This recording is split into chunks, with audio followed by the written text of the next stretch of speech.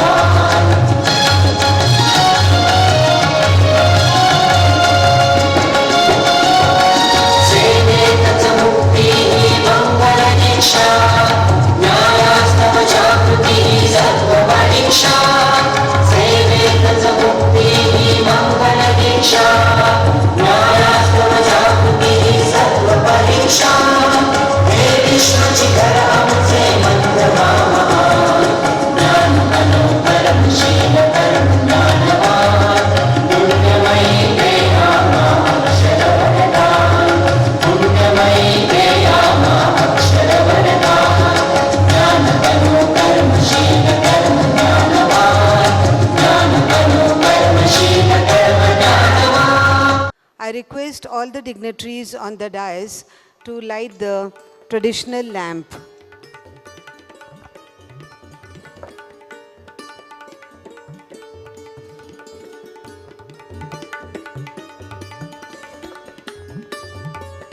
The dignitaries proceed to light the lamp. Lighting of the lamp has been a part of the various traditions and cultures around the world. Light symbolizes knowledge and energizes the world. It dispels darkness. The dignitaries lighting the traditional lamp.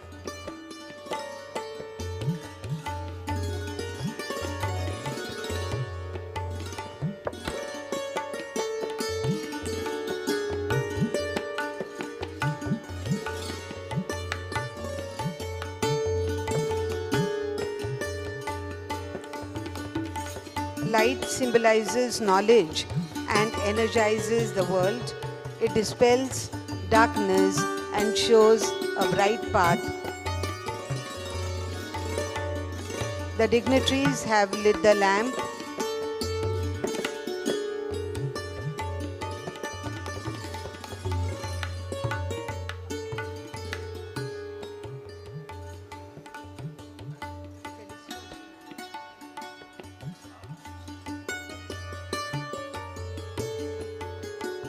The dignitaries are paying tribute to Savitribai Phule, Pune University's photo.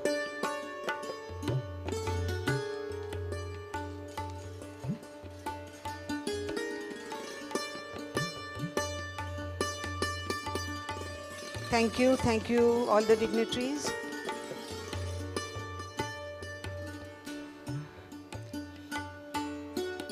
We proceed with the felicitation of all the guests. I request Professor Dr. Vijay Khare, who is the head of the Department of Defense and Strategic Studies, Savitribai Phule, Pune University, to felicitate our guests. Professor Dilip Mohite, former Dean, Faculty of Arts, MS University, Baroda, Vadodara, Gujarat. Professor Dilip Mohite being felicitated. He is a former Dean, Faculty of Arts, MS University, Baroda, Vadodara, Gujarat. Felicitated by Professor Dr. Vijay Khare with a traditional shawl and a memento. Professor Sheshadri Chari, Professor Dr. Sheshadri Chari, Indian politician, journalist, author and strategic and foreign policy analyst.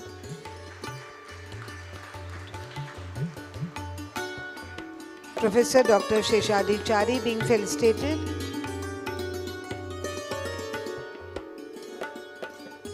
Next, Professor Mohanan Bhaskaran Pillai, Dean, School of Law, Pondicherry.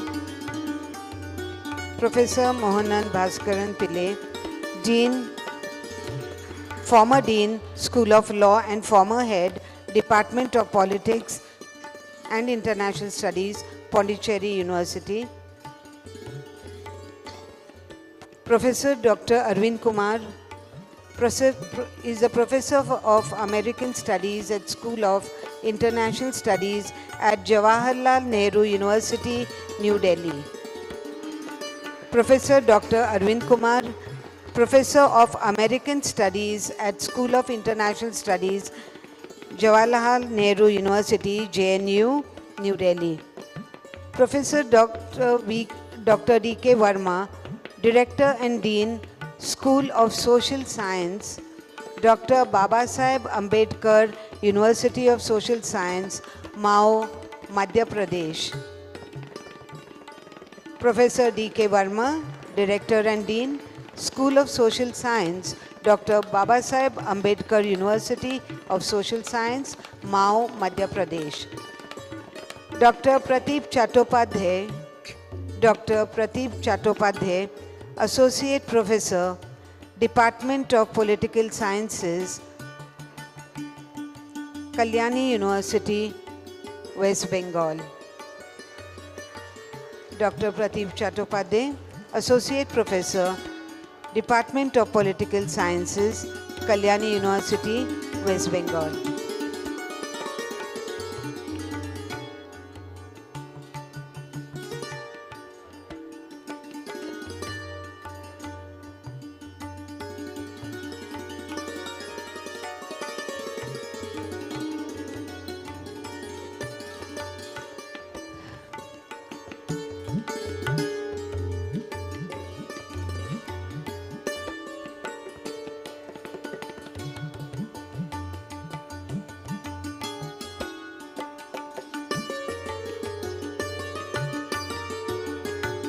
Thank you, sir. Thank you, sirs. I now request Professor Dr. Vijay Khare, Head, Department of Defense and Strategic Studies, Savitribai Phule, Pune University, to deliver the welcome address and introduce us to the guests as well as about the seminar.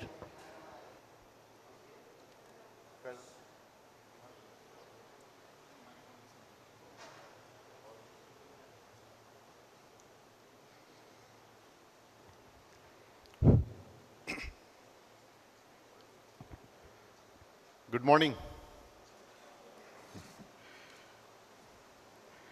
Professor Dilip Moite, former Dean, former Head, Department of Political Science, former Dean, Faculty of Arts, MS University Baroda. Professor Arvind Kumar, Professor of American Studies at School of International Studies at Jawaharlal Nehru University. Professor D.K. Verma, Director and Dean, School of Social Sciences, Dr. Baba Ambedkar University, Mahu, Madhya Pradesh. Professor Seshadri Chari, Indian politician, journalist, author, and very renowned strategic expert, and Chair Professor sponsored by Minister of Defense at the Department of Defense and Strategic Studies. Professor Dr. Pradeep Chattopadhyay, Department of Political Science, Kalyani University, West Bengal. Professor Mohanan Pillai, sir, a former Head, Dean, former Head, International Relations and Political Science, former Dean, School of Law, Pondicherry University. Professor M.L. Sali, former Head, Department of Defense and Strategic Studies, former Principal of Nashik District Vidya Prasarak Mandal. All my resident scholars, students, faculty, and staff of the International Center, and particularly Bharti Madam and Vijay Mohud, Ravi, Naneshwar, and my all dear students. I welcome you all on behalf of Savitribai Phule Pune University, on behalf of Department of Defense and Strategic Studies, on behalf of Strategic Culture and Security Foundation.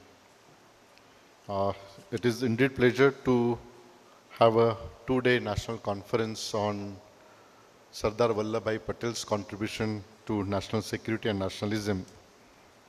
This was in my mind that we are celebrating 150th birth anniversary of the leader who played a very, very important role.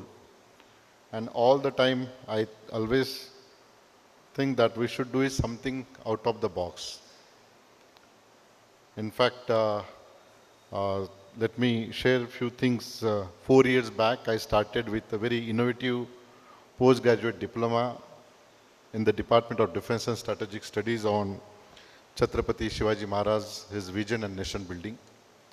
This was the first kind of postgraduate diploma which is focusing on Chhatrapati Shivaji Maharaj governance, his foreign policy, his administration. And after getting the good response, this year we are going to launch first kind of master's program, MA in Chhatrapati Shivaji Maharaj Vision and Nation Building. You will not find any private, deemed or central university or state-funded university where you will have such kind of program. So this has happened because we think that we should have it some kind of new innovative ideas.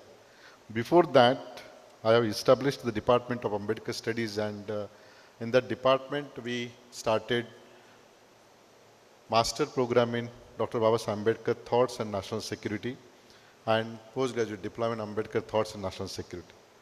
Now this is the right time to understand the person who played a very important role, particularly in national integration, nationalism, and unity and integrity and national security. across the country. 150th birth anniversary of Sardar Vallabhbhai Patel is celebrating in a different way, but I thought that we could have it in a different way. Let the different academic stakeholders share their ideas. And when I first gave a call to Professor Dilip Moite, I said, you belongs, although you are from Maharashtra, but whole life you spent in Gujarat, and better than any other academician, you are the right person to give a keynote address on Sardar Vallabhbhai Patel's vision, his contribution on national integration. And he said that you are changing my track. In fact, the last week we had a rise of China and the implication of the world as strategy dialogue. He was very keenly interested to come and share his thought on Russia, China, and contemporary security issues. But I thought that, sir, there are plenty of experts who could talk on that issue. But in this unexplored area, if you come and have an interaction with our student, the new generation can think in different way. And that was my request. He accepted within a short span of time, and in a very minimal time, we got it for preparation. And I'm very happy that we are organizing this seminar, and give a round of applause of all resource person. They are spending their valuable time with us. In fact, all our experts engaged in their day-to-day routine, but when we call it, or particularly I call it, they never said no. And this is our strategic as well as personal relationship. We had bonding from several years, and that is a beauty of our collaboration as well as a friendship. Let me welcome all dignitaries on behalf of Savitribai Phule Pune University, on behalf of Strategic Culture and Security Foundation. This was the seminar sponsored partly by Indian Council of Social Science Research. Very minimal grant we received to the Strategic Culture and Security Foundation. I was expecting that we could invite large number of participants from colleges and affiliated university colleges as well as the different stakeholders.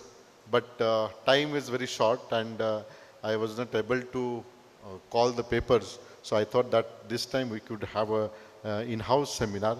Next time we can have a bigger seminar on the same topic. This seminar aims to revisit and critically examine Patel's strategies and policies that safeguard India's territorial integrity and solidified a sense of unity across diverse regions and communities. Through this seminar, scholars, particularly my research scholars, those who are with the Department of Defense and Strategic Studies, although they are working on other topic, but I said that let them have such kind of intercultural dialogue with intercultural academic cross-cultural thinking, and they are going to present their paper. All scholars, policymakers, after completing this seminar, we are sending a report to the government as well as the ICCR, and that report can be recorded for longer period. By understanding the context of depth of contribution, we aim to inspire a renewed perspective on the principle of unity and security in the contemporary diverse India. You all aware that the kind of heterogeneous population we have, if you go every 6 miles, our language is changing, our culture is changing. In fact, our celebrations are different. Tamil Nadu's Pongal or South side, they celebrated different festivals. Indian West Bengal to Maharashtra, Maharashtra to Kanyakumari, we have a diverse population, diverse culture. In spite of that, we are maintaining the peace and stability. In spite of that, last 75 years, we are maintaining our unity and integrity. And there are a number of reasons in that, and particularly next 2 days we are going to have it that why we are united, why having a 20+% population staying below the poverty line, still this country is united. And what is the beauty of that? What was the reason? Means 20% population staying below the poverty line means the person is not getting 600 calories per day meal or per day calories. That much population means 20%. Now its actual figure is more than that. 27% figure is below the poverty line. But still we are united. And country like your neighboring countries, Pakistan, where their country's constitution is in the name of religion, but it was divided in 71. And what is the situation? In Pakistan, we all aware. Take example of Nepal, who claims earlier she claimed that it is a Hindu Rashtra, but what is the political stability in Nepal? Look at the Sri Lanka, who's claimed for Buddhist country, but even there is issues. Look at the Myanmar, look at the African countries, where we have seeing different issues, whether it is name of religion, whether it is name of economic development, whether it is name of cultural or religion issues, and they're fighting to each other.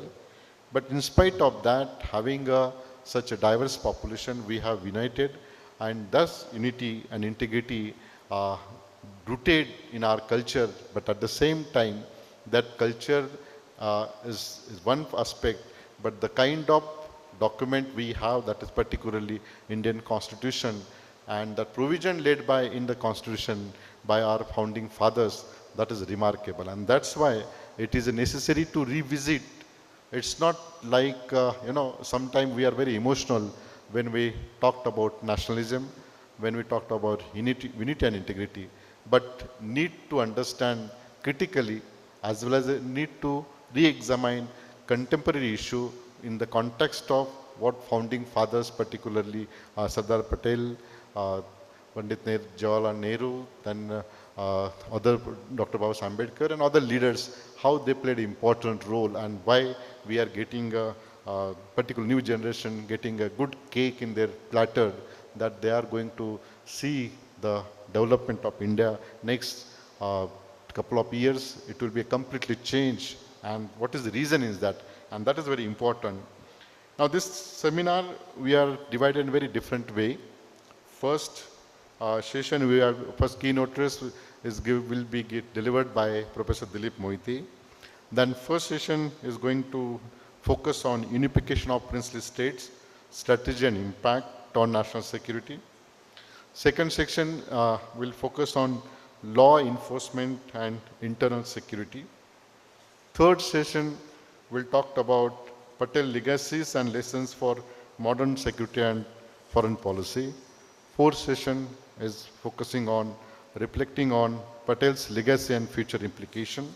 And there will be a discussion, there will be a interaction among all stakeholders, because this time we have invited very limited number, particular for the participants' sides, because you are the main stakeholders in the context of framing security or strategic policy, and your role would be very important. So in this context, on behalf of Savitribai Phule Pune University, on behalf of Defense and Strategic Studies, on behalf of Strategic Culture and Security Foundation, I welcome to each one for this 2 days national deliberation on Sardar Vallabhbhai's contribution on national security and nationalism. Dear friends, when we were thought that how we could set the tone for this seminar, yesterday we were discussing that it would be a very hot and debatable discussion, because everyone is getting the claims, the person who contributed for nation building, and it would be a very easy task to someone put in a one frame, because that is our very easy task for new generation. But in that context, I'm not going to take in detail, but let me set the tone. I said earlier, we had 3 wars with Pakistan, 1 war with China. We had a number of problems in Manipur, Northeast, all across the states. We had a number of problems in Kashmir from 80s. Now somehow peace is establishing. Other side, even today, in the name of NAB 2020, Hindi language is a issue, is becoming a hot spot to in the in the context of national integration. So, dear friends, when you talked about Indian Constitution and particularly the role of Sardar Vallabhbhai Patel and particularly Dr. Babasaheb Ambedkar. In fact, I spent whole life on studying Dr. Ambedkar and all this other founding father of modern India. People talked about constitution, people talked about one vote, one value, single judicial system, single administrative system, then one vote, one value, and that one value, one vote has converted and strengthened our democracy. And then single judicial system, single administrative system, and single citizenship. These are the key principles in our constitution. But looking back, when you talked about 75th year of, we are celebrating the constitution 75th year, but before that, if we to take a back history, how it came, the constitution concept in Indian population, who propagated and how slowly Sardar Vallabhbhai Patel and particularly Ambedkar took a key role to framing the constitution. So I'll just take a glance on that so then I can set the tone where we should go. 1857 revolt, we all aware. Later on, what happened, we all aware that. But the first time, in 1895, Lokmanya Tilak and Annie Besant, they started to think about that now day will come that Indian community or Indian population required democratic governance, and for that then we needed a complete Swaraj or complete independence. So that was a slogan called the Purna Swaraj that was given by Bal Gangadhar Lokmanya Tilak Pune itself and Annie Besant in 1885. This was the first attempt to have a document for Indian community to maintain unity and integrity, that is in the name of the constitution. Then in 1919, you all aware that the first time South Bureau Committee came to study.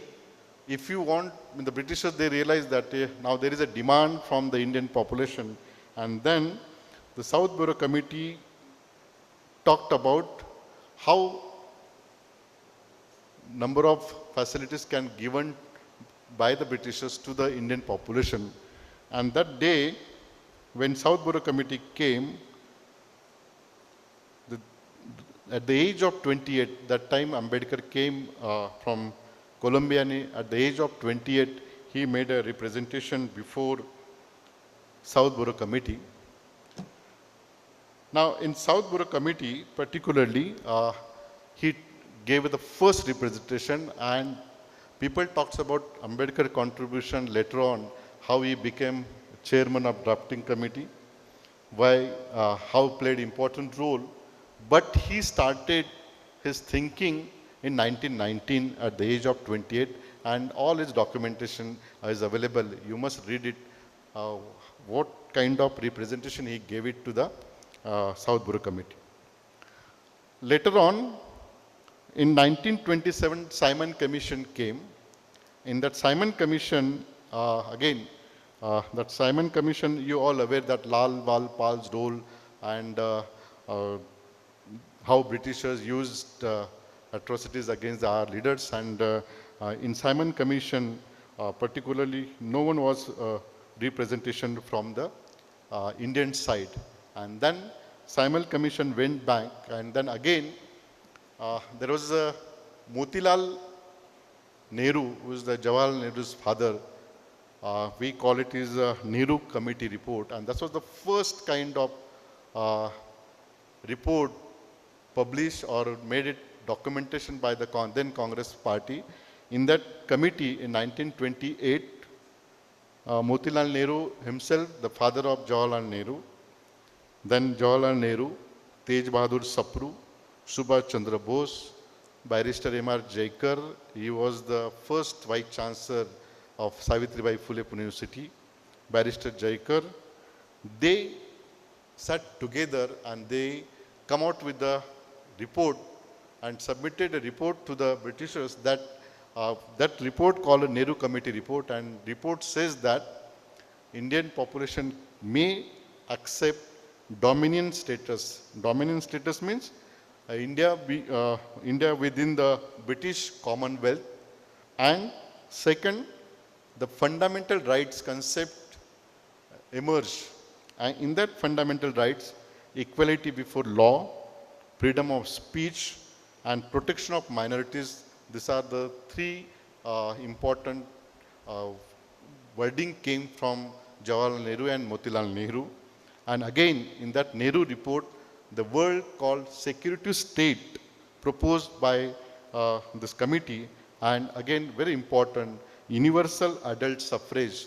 Dear friends, US claim the 400 years democracy, oldest democracy, but the adult suffrage started in 1920, whereas our founding fathers, when we got independence, there is no difference between Tata, Birla or Ambani's vote or any person who are staying in the slum. So one vote, one value. That has come from this adult suffrage concept in 1928. And when it came, this report, Dr. Ambedkar critically refused this report because he said that he was thought that this report is very good to see the report, but in practically there is no mechanism. Those who are behind, out of the development, out of the circle, for them there is no provisions that. Having a good provision, it doesn't mean that can be applicable to the all society. And again, this was the, this Motilal report is available, you can see that. But this is the second attempt for framing the constitution, which came from 1928. Then in third attempt, started by Britishers, that was the Round Table Conference, and Round Table Conference held in 1930, 31 and 32. And this Round Table Conference, again, the first Round Table Conference was not attended by any Congress leaders. In between, when Ambedkar made a representation in Simon Commission, South Bureau Committee, then Ambedkar criticized Motilal Nehru report, then Gandhi realized that we need to meet this person, and he called in Mani Bhavan, and Ambedkar went in that to meeting him. And then first half hour, Ambedkar was outside, he seated outside, he waited for half an hour. He was angry because the person who has that kind of intellectual mind, then somehow he met, when he started going back, then Gandhiji called Ambedkar, and then their conversation started. It's a very interesting conversation, you must read it that. And there was a conversation, and Ambedkar, Gandhi, there is a correspondence available. Whenever they are in a good terms, Gandhi wrote a letter to Ambedkar, dear Ambedkar. Whenever Ambedkar has a good relation, my dear Gandhiji. But when they had a problem, then Dr. Ambedkar said, Mr. Gandhi. And again, when Ambedkar wrote to the Gandhi, Mr. Gandhi. So this was the relation. But the Mani Bhavan, why I'm giving this background? Because this is the roots of the constitution, rules of the unity and integrity, and then later on the history. And that's why I'm giving this just in a nutshell. So in this, just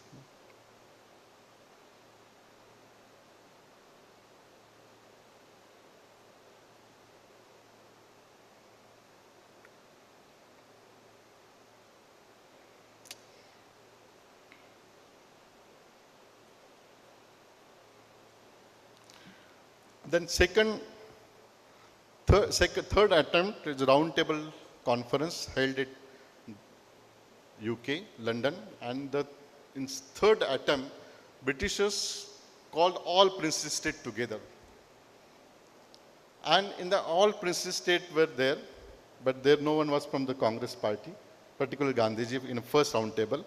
Then Ambedkar made a representation on behalf of Scheduled Caste Federation. And then in that Scheduled Caste Federation, when he made a representation on behalf of Scheduled Caste Federation roundtable conference, and all princely state president, or what do you call, all leaders, whose leaders they were there. And Ambedkar talked about framework of the constitution, that we needed the constitution, but that in a constitution, what kind of provision is required to emancipation of down-to-earth society. He tried to convince all British authorities, but that time Congress party says Ambedkar is not a accepted leader of all political parties. And then he conveyed the message, and on behalf of Scheduled Caste Federation, he represented himself. Then second roundtable conference held in 1931, and third roundtable conference started in 1932. So in that conference, in before that, other side, what happened? There was a joint, separate electoral demand come from the Ambedkar side, that he thought that the political, because Motilal report says that there should be a regional election, and in that regional election, political parties should have a representation. In that political party representation, Motilal Nehru report gave the representation, but not for an independent provision to the Scheduled Caste Scheduled Tribe. Then in third roundtable conference, there was a resolution. What resolution? Where Gandhiji was also there, and all princely states decided that whatever British government decides, that will be accepted to the all. Whatever British government decided, that will be accepted to the Congress party. This was accepted to the all party in India, and we will accept the resolution. That was the resolution. But the moment it came, Gandhi came after that second roundtable conference, when he got Britishers gave a separate electorate seats for the Scheduled Caste Scheduled Tribe, then Gandhiji went on fast in Pune, a very important, what is that, a strategic pact, we call it, is the Pune Pact. Most of the students must read that, what is the Pune Pact.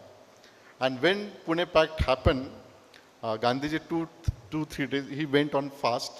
And Ambedkar heavily criticized to the Ambedkar, because you people accepted a separate electorate to the Scheduled Caste Scheduled Tribe, and now you are going on fast. It was a very tough discussion. Lastly, Barrister M.R. Jaikar and other people, they went, and that fast he took back, and there was a Pune Pact and joint electorate facility. So why I'm giving this background, this is a history. Then in 1935, again Britishers came with the Act, 1935 Act. Through that, fundamental rights, directive principles, and some kind of document, how to develop a center-state relation, list of the issues. Now there are 3 lists in our constitution. One is a central list where defense, foreign policy or other issues important are there. There is a state list and another one concurrent list. So on that line 1935 Act came, and then in 1935 Act, British also accepted that we need to have it one constitution assembly. Then in a constitution assembly there were 290 members. That time Congress was leading, like now BJP is everywhere. So that time it was a Congress charisma. And uh, Ambedkar tried to become a member of Constitution Assembly, but somehow he failed to get that much vote. He formed the party, independent level party, Scheduled Caste Federation, but he tried, but somehow he could not able to get in the Constitution Assembly. Lastly, what is important, there is a Jogendrath Mandal who is from West Bengal. That's why I invited my dear friend. Jogendrath Mandal, who represented a scheduled caste, and Dr. Ambedkar became a member of Constitution Assembly. But other hand, in between the partition after and Constitution Assembly, completely that part, West Bengal part, that person, Jogendrath Mandal, that part went in Pakistan, and then Ambedkar has to resign in that. And there is no scope for Ambedkar to enter in the Constitution Assembly. Look, why I'm giving this statement, why I'm focusing this topic, because we are all policy makers, so need to critically examine. Then there was a discussion before that when Rajendra Prasad, when Dr. Ambedkar was the member of Constitutional Assembly, there was a discussion on directive principle and fundamental rights. Then suddenly some member particularly was not able to make a presentation, and Rajendra Prasad called and requested to Ambedkar that look, Dr. Ambedkar is here, he is an intellect and he has a very good controversy with Gandhi, but at the same time he has very nationalist leader. Then Rajendra Prasad requested to make a presentation requested to Ambedkar, and he made a presentation. And he made it a presentation, very excellent presentation he made it. And that time Sardar Vallabhbhai Patel was there, then other members were there. And then he made a presentation about what is a national integration, how to define a national integration, and what would be a future challenges. What he said, although we are in a difference of opinion in this hall, but when it comes to the nation, we should come together and we should sit in a one boat and we could play important. That was excellent speech listened by then, that time, the President of Constitutional Assembly, Rajendra Prasad, including Pandit Jawaharlal Nehru and others, and Sardar Vallabhbhai Patel. Before that, I'm telling you, when Ambedkar was not elected in Mumbai, what was the statement made by Sardar Vallabhbhai Patel in the publicly, and that is available. He said that because that was a critically, Ambedkar and Gandhi crisis was very, very high speed time. And no one can dare to talk against the Gandhi, but Ambedkar critically against of the Gandhi in some views. That time, Sardar Vallabhbhai Patel made a statement that will not allow Ambedkar in a Constitutional Assembly, even in the windows or in the door, we cannot stand him in the Constitutional Assembly. Before that, so I'm just but see the beauty of the founding fathers. Even if today I say something, we take in a different way, but why they are the founding fathers or great leaders. That was a statement he made it against the Ambedkar, Sardar Vallabhbhai. We will not allow anyhow to the Ambedkar in a constitution because he is heavily criticizing the Mahatma. And Baba Ambedkar made it whom we should call it as a Mahatma. How we define a Mahatma? That I'll tell a story later on. But then this was the story. But when they listened Dr. Ambedkar, the spirit of nationalism, national integration, the kind of his intellect, then they realized that we need to have it as someone. In between, there were the demand by Indian leaders that in India there is no person who can write a constitution. And then they asked to the Britisher, kindly help us to prepare our document. But then later on, I said this was the conversation when he made it presentation, and then drafting committee came, drafting chairman became a Dr. Ambedkar, and then later on the history. Then these are the, before becoming a, he member, become a chairman of the drafting committee, there were 6-7 attempts. I will not go into that, but that attempt made, and then later on Constitutional Assembly came. 2 years, 18 months, 11 days. It was a historic time. All 7 members, out of that, 1 member went in US, 1 member passed away, 3 members not attended, and single-handedly, with the help of Sardar Vallabhbhai Patel, with the help of Gandhi, Nehruji, and others people, we come out, Dr. Ambedkar come out with the Constitution, and he made it a very important statement before going to submit the Constitution on 26 November. He said that whatever document you have in the name of Constitution, if the Constitution is good, but the implementer is not good, that there is no meaning of the Constitution. So, and for the unity and integrity, then later on, in fact, I'll tell you one story. Sardar Vallabhbhai Patel's PS, or personal secretary, is a very good friend of Baba Saheb Ambedkar. And when Ambedkar wanted to have something, he was from Kerala, sir. Monan, sir. The PS of Sardar Vallabhbhai Patel is from Kerala. And Ambedkar wanted to, any work, through him, he take a help. And that PS helped him lot. In fact, if you go to the Aurangabad, and established his People's Education Society in Milind College, that PS helped him to get all approval, even in a financial assistance. What I'm saying, giving this, setting this tone, when we are arranging or setting or discussing the founding fathers of modern India, we need to go through the historical all aspects, not in just only one aspect, that if you could make it Sardar Vallabhbhai Prime Minister, this could be a result. If you could make another person the Prime Minister, this could be a result. That now for us too easy to analyze it at this moment. But that time, that the situation, that circumstance was different, and that's why whenever you are going to have it discuss next 2 days, we will have it discussion, particularly the contribution of Sardar Vallabhbhai Patel in the context of national unity and integrity. All aspects we are taking. I said this when particular topic, each very important, you must read it, all Constitutional Assembly debates, all volumes available in our Jaikar library.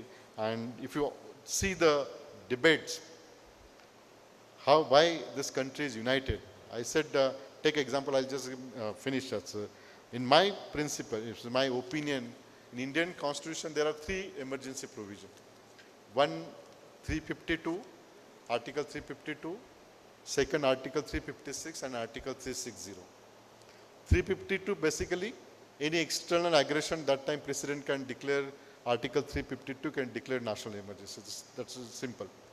Article 360 particularly talks about the financial emergency. But my opinion, Article 356 is very important. Why this country is united. And this article particularly, in a political end, it is you can heavily criticize how this article misused by the central government or political parties. But at the same time, because of that provision, we are united from last 75 years. No one can dare to make it a slogan against, independent slogan against the United India. Because the moment that do it, you can make you declare Article 356. What is Article 356?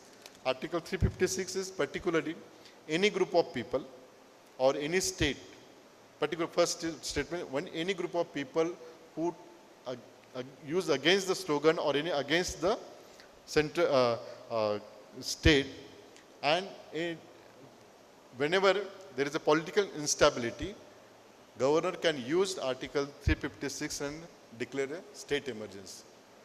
Although somehow you can criticize this article, but because of the Article 356, Manipur is with us, Kashmir is with us, southern part is with us, or any part, wherever there is a crisis in the name of caste, religion, or separatism, that time governor can declare state emergency, and that part controlled by the central government after 6 months. And if you want to continue, central government can extend that emergency. And that was the reason Kashmir from 1980 onwards, years there was a precedent rule controlled by the central government. That's why Kashmir is with us. So this is the provision made by the Constitution, and particularly all stakeholders, including Sardar Vallabhbhai Patel, but you name it, whether the single judicial system, single administrative system, laws, enforcement. In fact,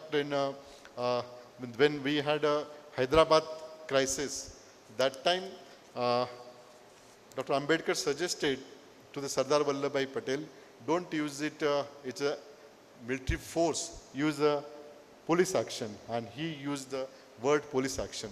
So this was the relation between Sardar Vallabhbhai Patel, Dr. Ambedkar, in fact Nehruji, and all founding fathers made it a very different provision in the Constitution, and through that Constitution provision we are united, and I am very happy that next 2 days we will have it a difference of opinions. We may not agree my opinion, you may not agree on another opinion, but history is history, and we need to revisit again that history in the context of Sardar Vallabhbhai's contribution.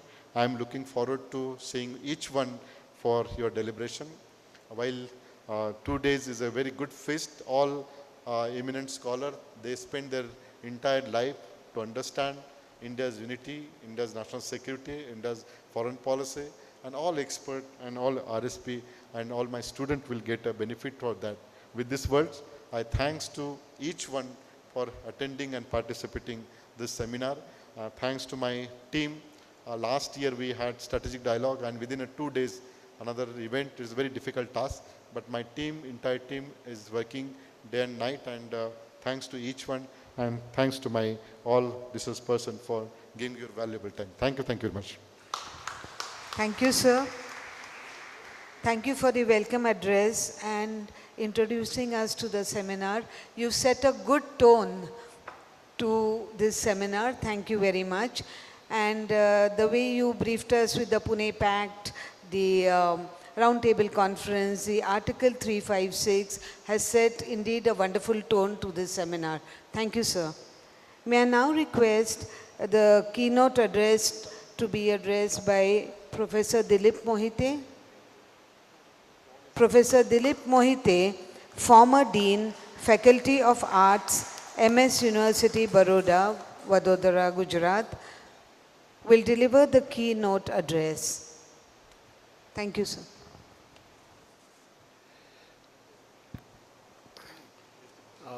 Thank you, ma'am, for your generous introduction. And thank you, Professor Vijay Khare, for inviting me and to give a keynote address on the subject which is alien to me. Anyway, I have tried my best to do the justice, but if I fall short of some, your expectations, then I tender my apology right from the beginning. My esteemed colleagues on the stage, they are not only colleagues, but they are also good friends over a period of more than 20, 15, 20 years, 25 years. And my association with this university, the Grand University of Pune, has been more than of 25 years. I've been coming here on different programs, lecturing at the DDSS regularly, almost twice in a year, and the satisfaction that I have derived from my narratives, sometimes 1.5 hours, 2 hours, and the response of the students has been overwhelming, and that has given me strength and confidence to go on even at the age of 85 plus. Sometimes people ask, are you able to travel? Are you able to deliver lectures? Then I said that, look, I have a spirit and confidence given by the students to whom I talk.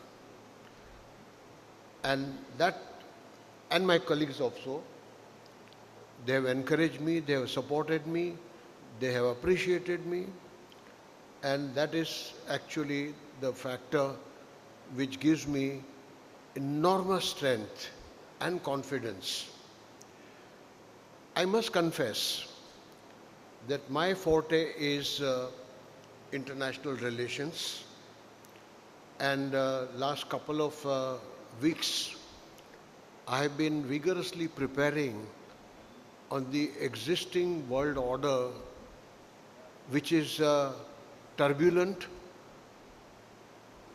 unpredictable, and so confusing that it is a challenge to the experts of international relations, to teachers of international relations, and also to the students to find out where we are heading.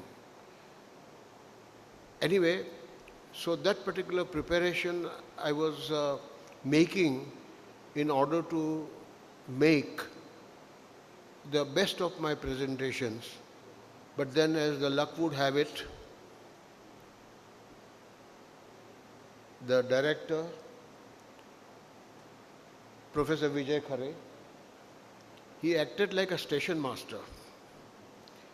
You know, the duty of the station master is to get the train on the right track and the right platform. He changed the track, and instead of, me talking on international relations or the present world order, he drove me back to about more than 100 years of Indian independence and the role of Sardar Vallabhbhai Patel,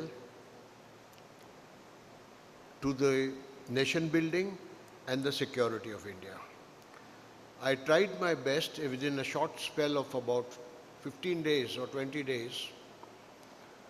I was able to grab about 10 to 12 books in my own collection, and whatever I could conclude or surmise about the role of Sardar Vallabhbhai Patel and his contribution to nationalism, creating a nationalism, supporting national spirit and the security of India. Let me confess one thing, that after whatever time I got, whatever rigorous reading that I could do, rapid reading, rapid thinking, and rapid conclusions, Sardar Patel undoubtedly played a very important role, but it was a trio. The trio of Sardar Patel, Nehru, and Lord Mountbatten. They acted in tandem.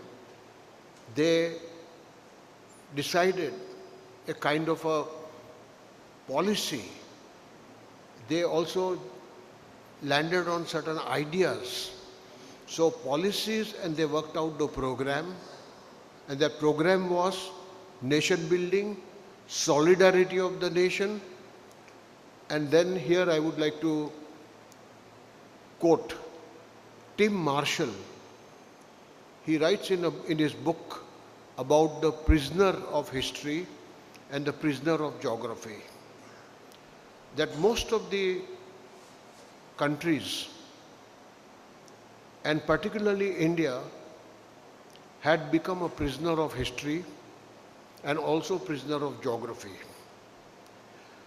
Now, it's a long kind of a concept, very deep concept, and one requires a detailed elaboration. But I will only say one thing, that in order to understand the kind of problems, the hurdles, the obstacles that was seen by the history of India of the last 1,000 years, one would conclude that we were the prisoners of history. Long back, when Alexander attacked India, Chandragupta Maurya, prior to that, there was only one man, Chanakya, who went around all the northern states and asked them to unite and provide a combined front to Alexander's forces. But to our misfortune, none of the other states came to the help of Chandragupta Maurya. With the result, Chandragupta lost. And this particular phenomena I am quoting because it is repeatedly happening in the history of India. The people, the invaders who could cross Khyber Pass became the masters of India. Those who could sail through Arabian Ocean, they became masters of, South India. I went to Madurai, the Pandyan Empire. I went to Hampi civilization, and it was something unbelievable. Unbelievable to my eyes and to my mind and to my heart. How could such a rich civilization could be created, and stones as big as probably 1/4 of this room were lifted, and they built certain, houses, palaces, swimming pools. But then a band of about 4,500 invaders came through the seas and destroyed that civilization. In the similar way, civilization in the north was destroyed. I come to the prisoner of history. India was sharply divided into south and north. What was happening in the north was not the concern of any southern states, southern princes. And what happened in the south was not the concern of the northern states. This was the situation. So the invaders came, they picked up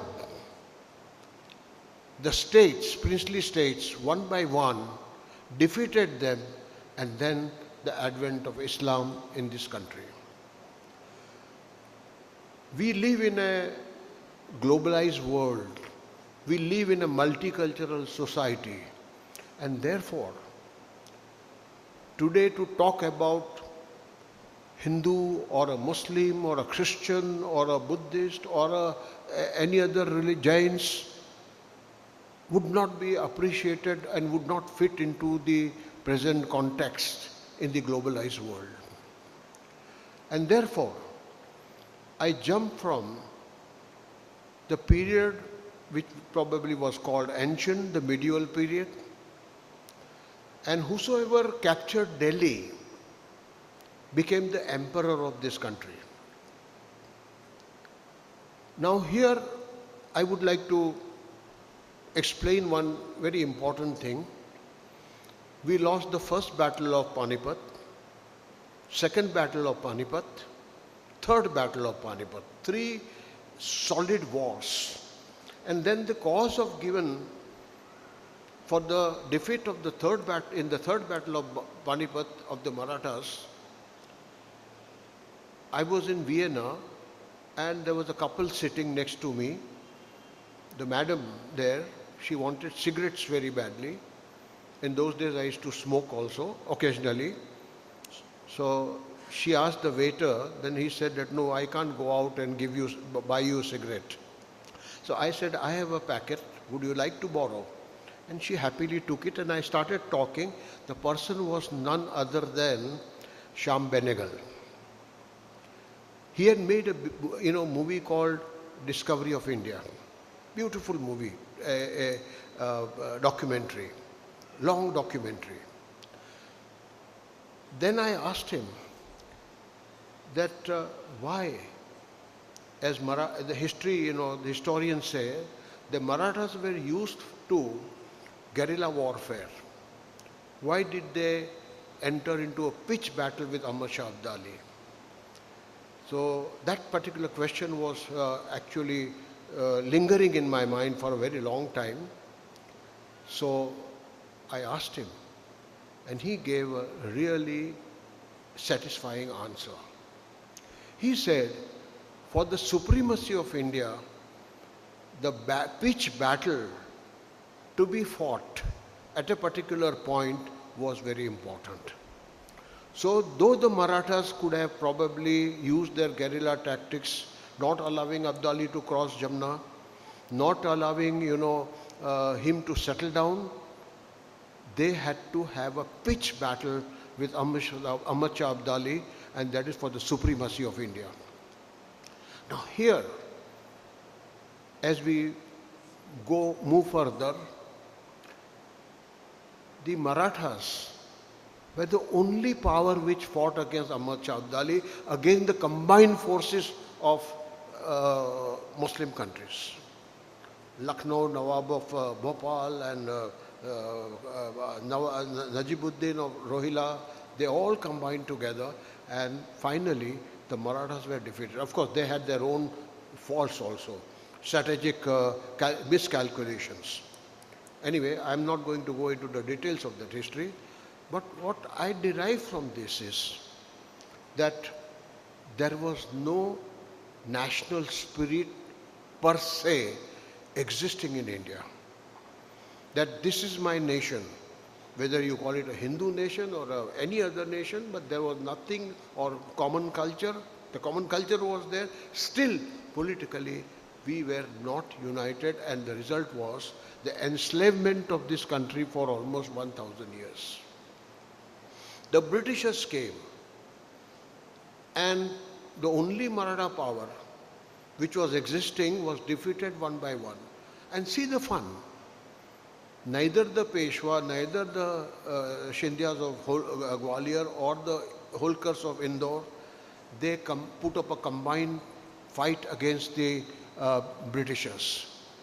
V.V. Joshi, a very nice book, simply, very straight, full language, The Clash of Three Empires. I read it and I found that there was no nationalism. Yesterday we were over the dinner, we were discussing, we jumped on the discussion while eating, and my esteemed colleague, Professor Sheshadri Chari, I made a statement that in 1947, when we became independent, it was Mao who had an eye on India to see that India turns communist, because the whole, stage was ideally suited for the communist revolution in India.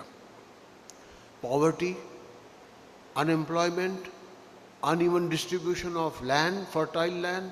80% fertile land was owned by the zamindars or the princely rajas, and 20% fertile land was actually with the farmers, the real farmers, the fertile land. Rest of the 80% unfertile land was with the farmers, and they could not do anything. Now this was the situation where at the time of independence, we had to salvage this particular country, this particular society, liberate it from the old values. And there was no nationalism whatsoever. Here where I again go back to 1885, when the first institution was created, Indian National Congress. And this particular organization, where we found the people from all quarters of life, Some came from poor families, some came from middle class families, some came from rich families. None of the princes, mind you. But it was a people's organization, and it continued to fight for the freedom gradually, bit by bit. And that this particular movement, prior to that, 1857, what we call it the First War of Independence, where some sort of a nationalism, a streak was observed. But then, I would like to make little out of the context a point that in post 1857, there was some sort of a Hindu nationalism that erupted. Hindu nationalism. And that particular nationalism, without equivocal announcement, but their target was that we have to fight British and throw them out of this country. And believe me, I call it a Pune school of thought. Pune school of thought. Take the leaders who took a prime role, who played the prime role in the 1857. All Maharashtrian Brahmins. Nanasaheb Peshwa, Tatya Tope, Rani Lakshmibai. And then thereafter came the people like Savarkar and few others who established Hindu Mahasabha, RSS, and they actually conveyed the message that this country is that of Hindus, and Hindu Raj will come, and they were actually a stream which actually joined, and it was called the moderates and the extremists. There was another group of Subhash Chandra Bose, but then after Tilak and Gokhale, the baton of independence movement was handed over to Mahatma Gandhi. Now, Mahatma Gandhi's philosophy was for a common man, for you or me, satyagraha, non-violence. Now, non-violence and satyagraha, after his successful agitation in South Africa, he came to India, and Tilak, Bal Gangadhar Tilak, handed over the baton to him and said, now you continue. And Mahatma Gandhi had very clear ideas of non-violent and satyagraha as a tool, as a strategy to achieve independence. Now this particular movement was indirectly supported by the British rule also. The Britishers were busy with the First and the Second World War. Their security forces were busy fighting the war, the big war, and therefore to control a non-violent movement with the police force, limited police force, was comparatively rather easy. But then the acceptance of non-violence and satyagraha, it suited the British, it suited Mahatma Gandhi, and it also suited the Indian National Congress. So a new kind of a strategy, new kind of movement to achieve independence, and also creating an all-India notion of nationalism was conveyed, and everybody followed it, the national spirit. Then number of agitations like Sardar Patel, impressed by Mahatma Gandhi's movement, his principles, his philosophy, he joined Mahatma Gandhi and the freedom movement. Now his joining, his background, one agitation in Kheda district, that is Nadia Anand region, and the second one was Bardoli Satyagraha.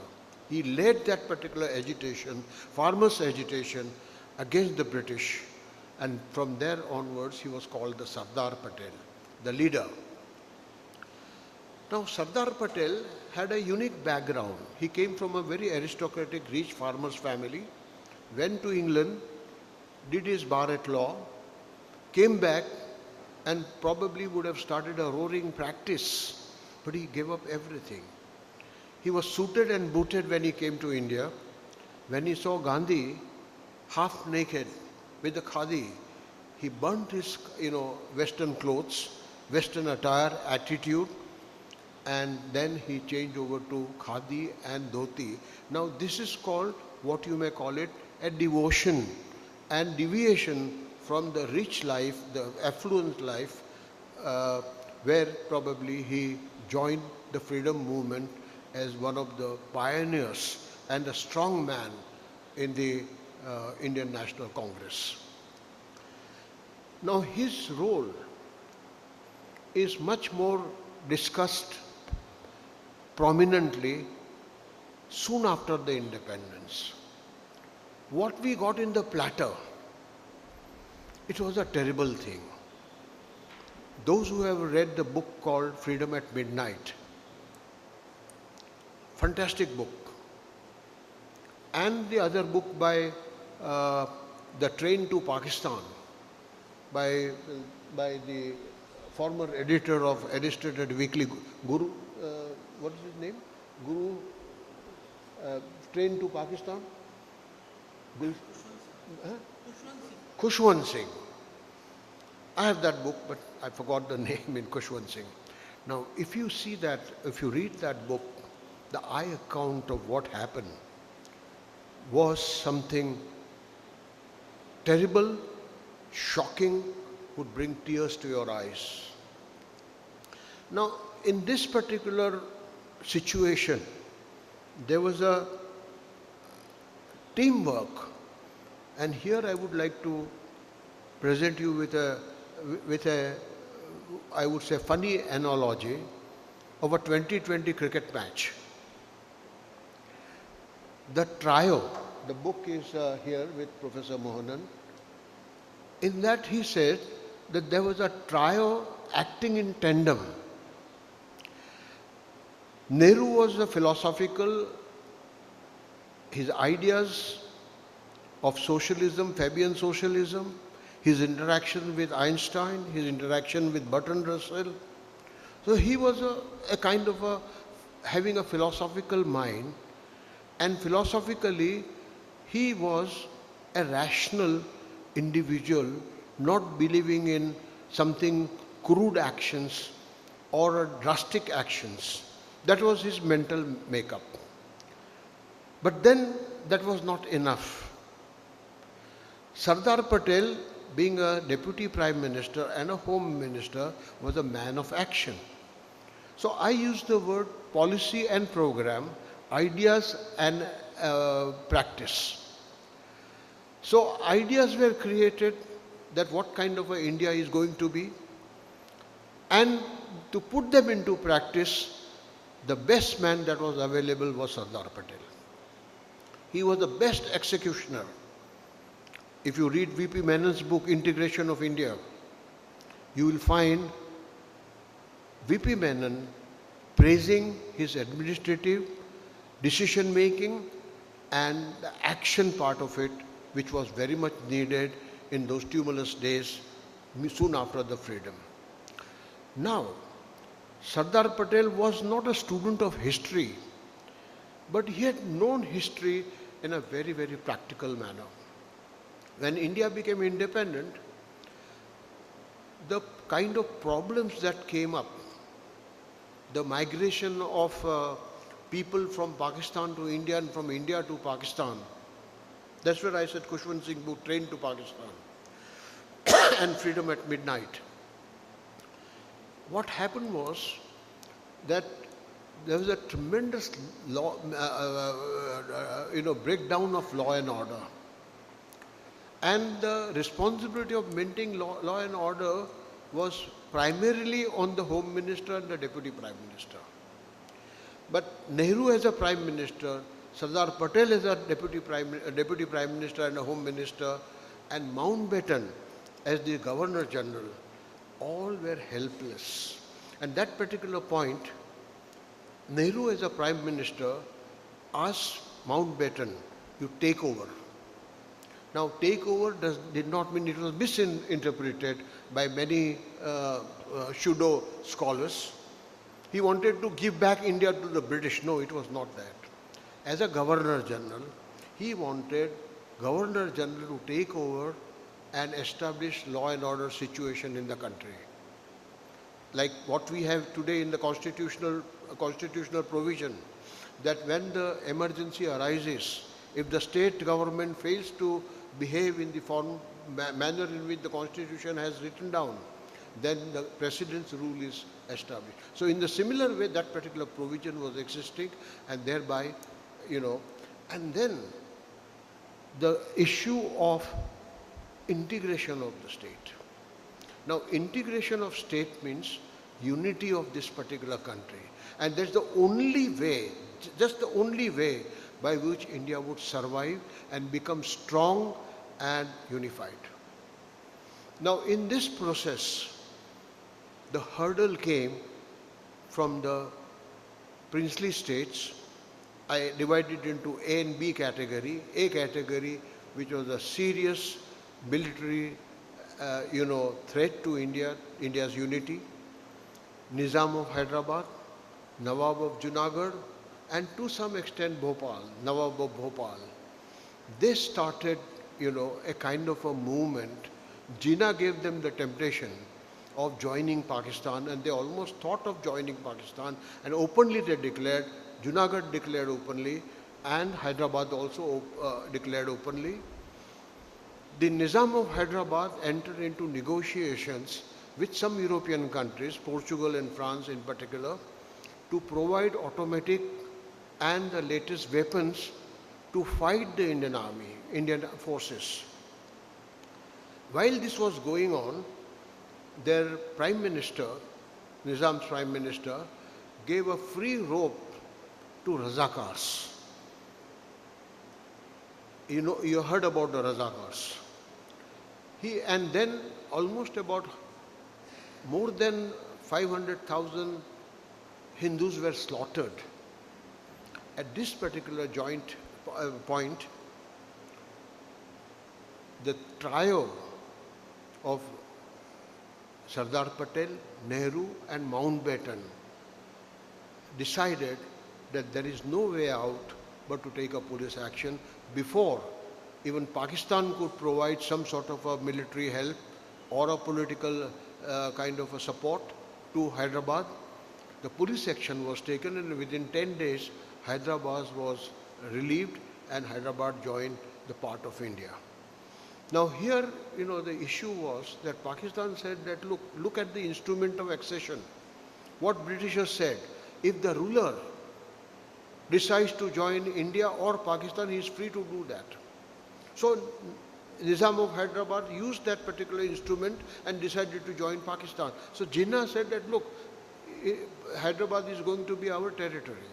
Junagadh is going to be our territory. Junagadh and few small states around Junagadh. And Bhopal also was toying with the idea of joining Pakistan. Some parleys were going on between Bhopal, Nawab of Bhopal and Jinnah. And Jinnah was very happy that he would create a kind of a cancerous growth within the Indian subcontinent. Now this particular decision, Junagadh decision, again the military action was taken. Nawab fled to Pakistan. Now I can't go into the details because it's a long history. And plus I have a limited reading on this because just last 15-20 days, whatever that I have read with some medical issues arising in the family. I put down this particular point that the idea of inviting Hyderabad, Junagadh, Bhopal, and to some extent Travancore also. Now this would have created a kind of a history which existed before. And then the three players, like I told you, that 2020, the two players go on the field. One is a hitter. He hits out sixes and the fours. That was Sardar Patel. Nehru was the other batsman holding the wicket. and Mountbatten was the kind of a ideologue who said that this particular country can survive as independent India only if it is completely united, otherwise it will be a repetition of history. That's what I said, the prisoner of history. We were prisoners of history earlier. So this three trio, the major leaders, they wanted to liberate India from the prison of history. That is what happened. Then the issue of Kashmir, which is very much discussed for the last, I would say, 70 years. Maharaja Hari Singh of Kashmir was wavering, and he wanted to remain independent Kashmir. Now, the story was reverse. Junagadh Nawab was Muslim leader and the majority of them were Hindus. Hyderabad was a Muslim leader and the majority were Hindus. Bhopal was, not very that strong, enough to say that we want to join Pakistan. But there were some secret parleys going on between Jinnah and the Nawab of Bhopal. But I will touch only Kashmir at the moment. You probably know the story about Kashmir. When he decided to remain independent, Sardar Patel and Nehru were very clear, and also legally they were looking at the issue that how Kashmir could become legally a part of India. The raiders were supported by the Pakistan army, the Pathan raiders.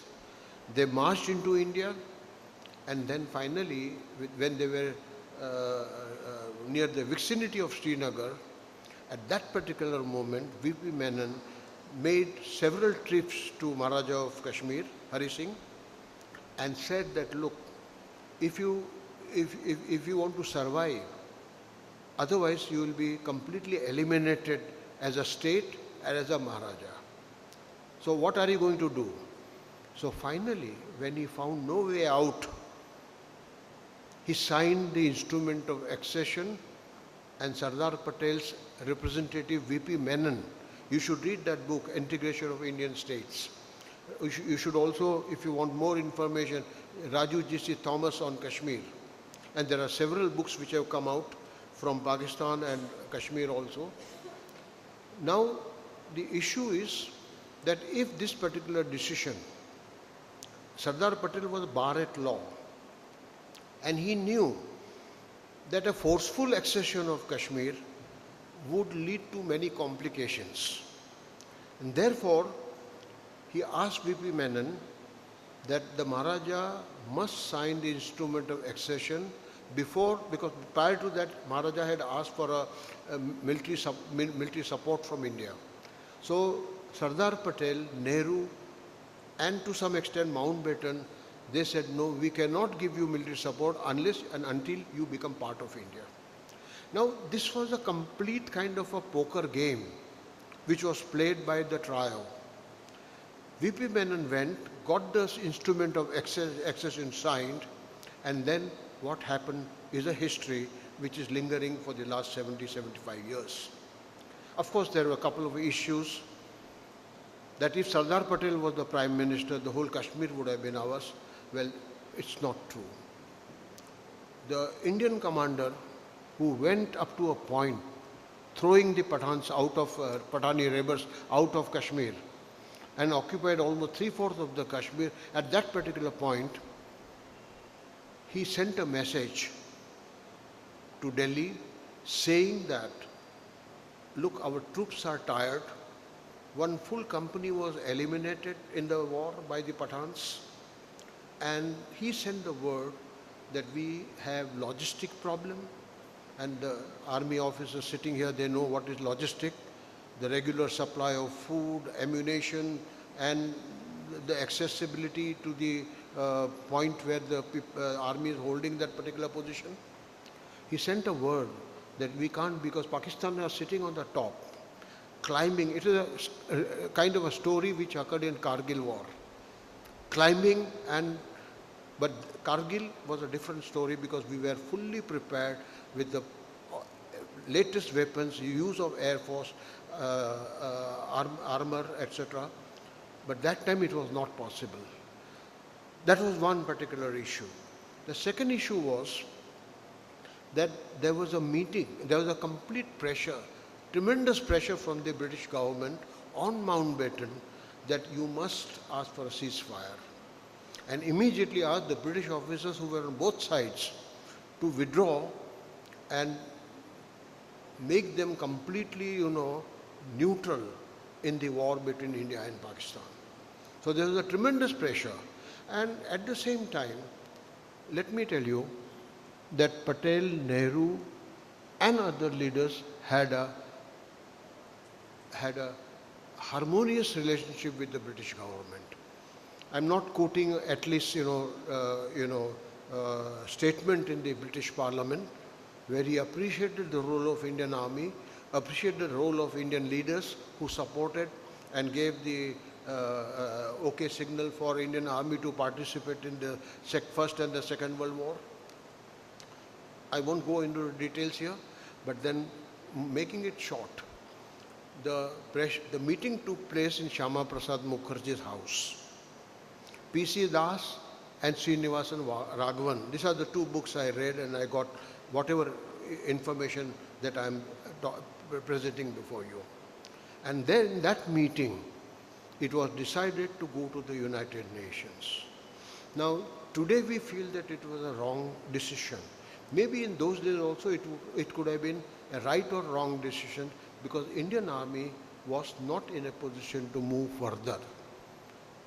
Now here, Sardar Patel also agreed to go to the United Nations, and I have got his recorded tape which he gave in Kolkata after 3 days, that we have agreed to go to the United Nations unanimously in a meeting which was also attended by Shyama Prasad Mukherjee.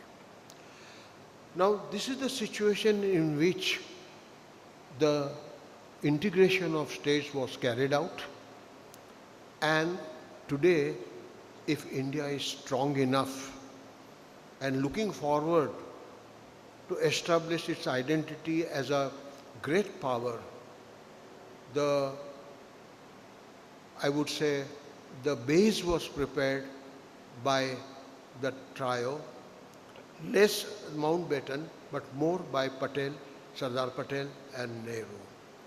Ultimately, today India ranks among one of the top great powers. It has become an important power in Asia and could be also financially and militarily, politically in the world. So United India has now different geopolitical, geoeconomic and strategic identity. So when you go to the armed forces and we talk to them, and they said no. I met General Oberoi a couple of times, and he said he's a Punjabi but speaks fluent Marathi, and he says that I belong to this particular regiment in such a way that it's my life and death. So that particular secular outlook which probably the armed forces possess today, thanks to the kind of a provision and the unity that was provided, the strength that was provided in 1947-48 by the Indian Army. If Indian Army was not there, there could have been a rebellion. If Indian Army was weak, then there could have been a rebellion, because each state, Nizam had a very good force of almost about 30,000 troops. Baroda had a force of about 20,000 force with some reserves. Gwalior had a very good powerful force. Indore had a very powerful force.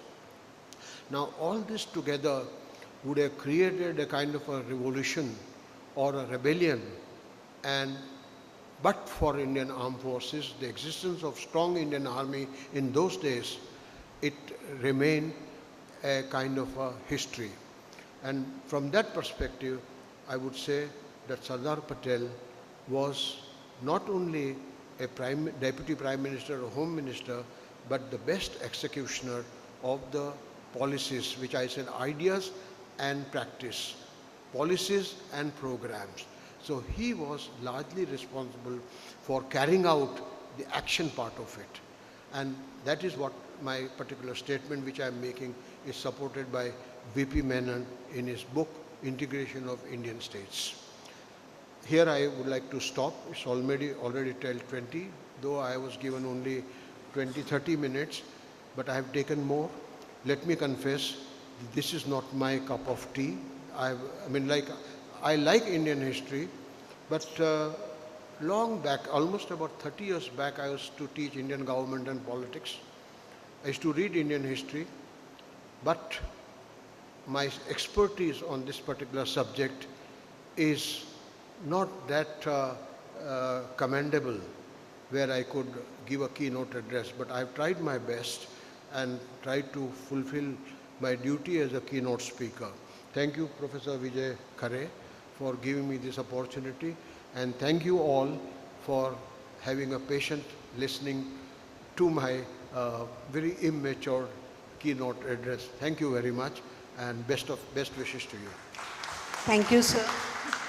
Thank you for your keynote address and taking us down the memory lane of India's freedom struggle and the role played by Sardar Vallabhbhai Patel in unifying the princely states, especially Junagadh, Hyderabad, Jammu and Kashmir, and besides the other important work.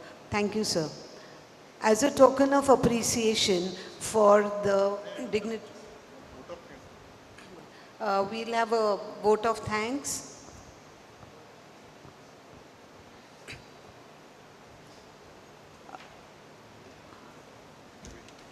Dr. Ravi Thorat, who is the Assistant Professor at the Department of Defense and Strategic Studies, will now propose a vote of thanks. Hello everyone.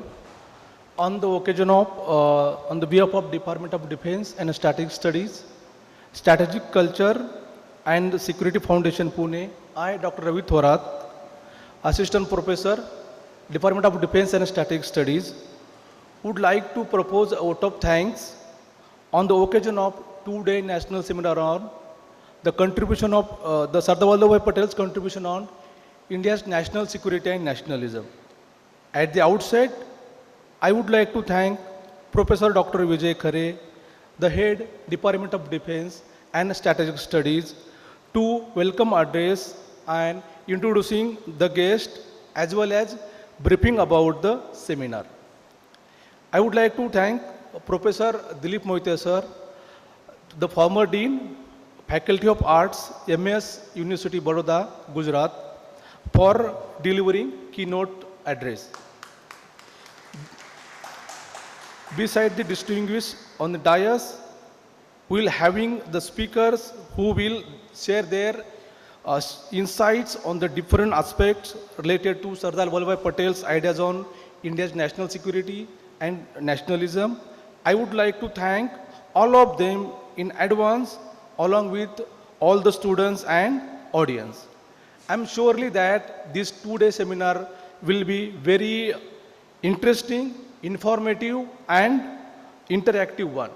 So especially I thanks Professor Dr. Vijay Khare for organizing such a seminar which will be the broaden a vision and give a wider perspective to all of us present here for Sardar Vallabhbhai Patel's ideas on India's national security and nationalism. Thank you once again. Thank you. Thank you, Ravi sir. In order to appreciate the presence of the dignitaries on the dais, I would like to request Professor Dr. Vijay Khare to give them the kit, the seminar kit. This will be followed by a group photograph on the stage. So I would like all the students and the speakers to join us for the group photograph. And then we will have a tea break for about 15 minutes and start the next session. Professor Vijay Khare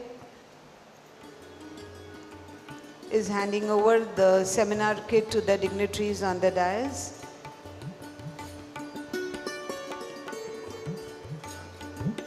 Group photo. Sali sir, Professor Sali. Sir. So please come on the dais. After this, I request everyone for a group photograph. Please come on the stage, students, speakers.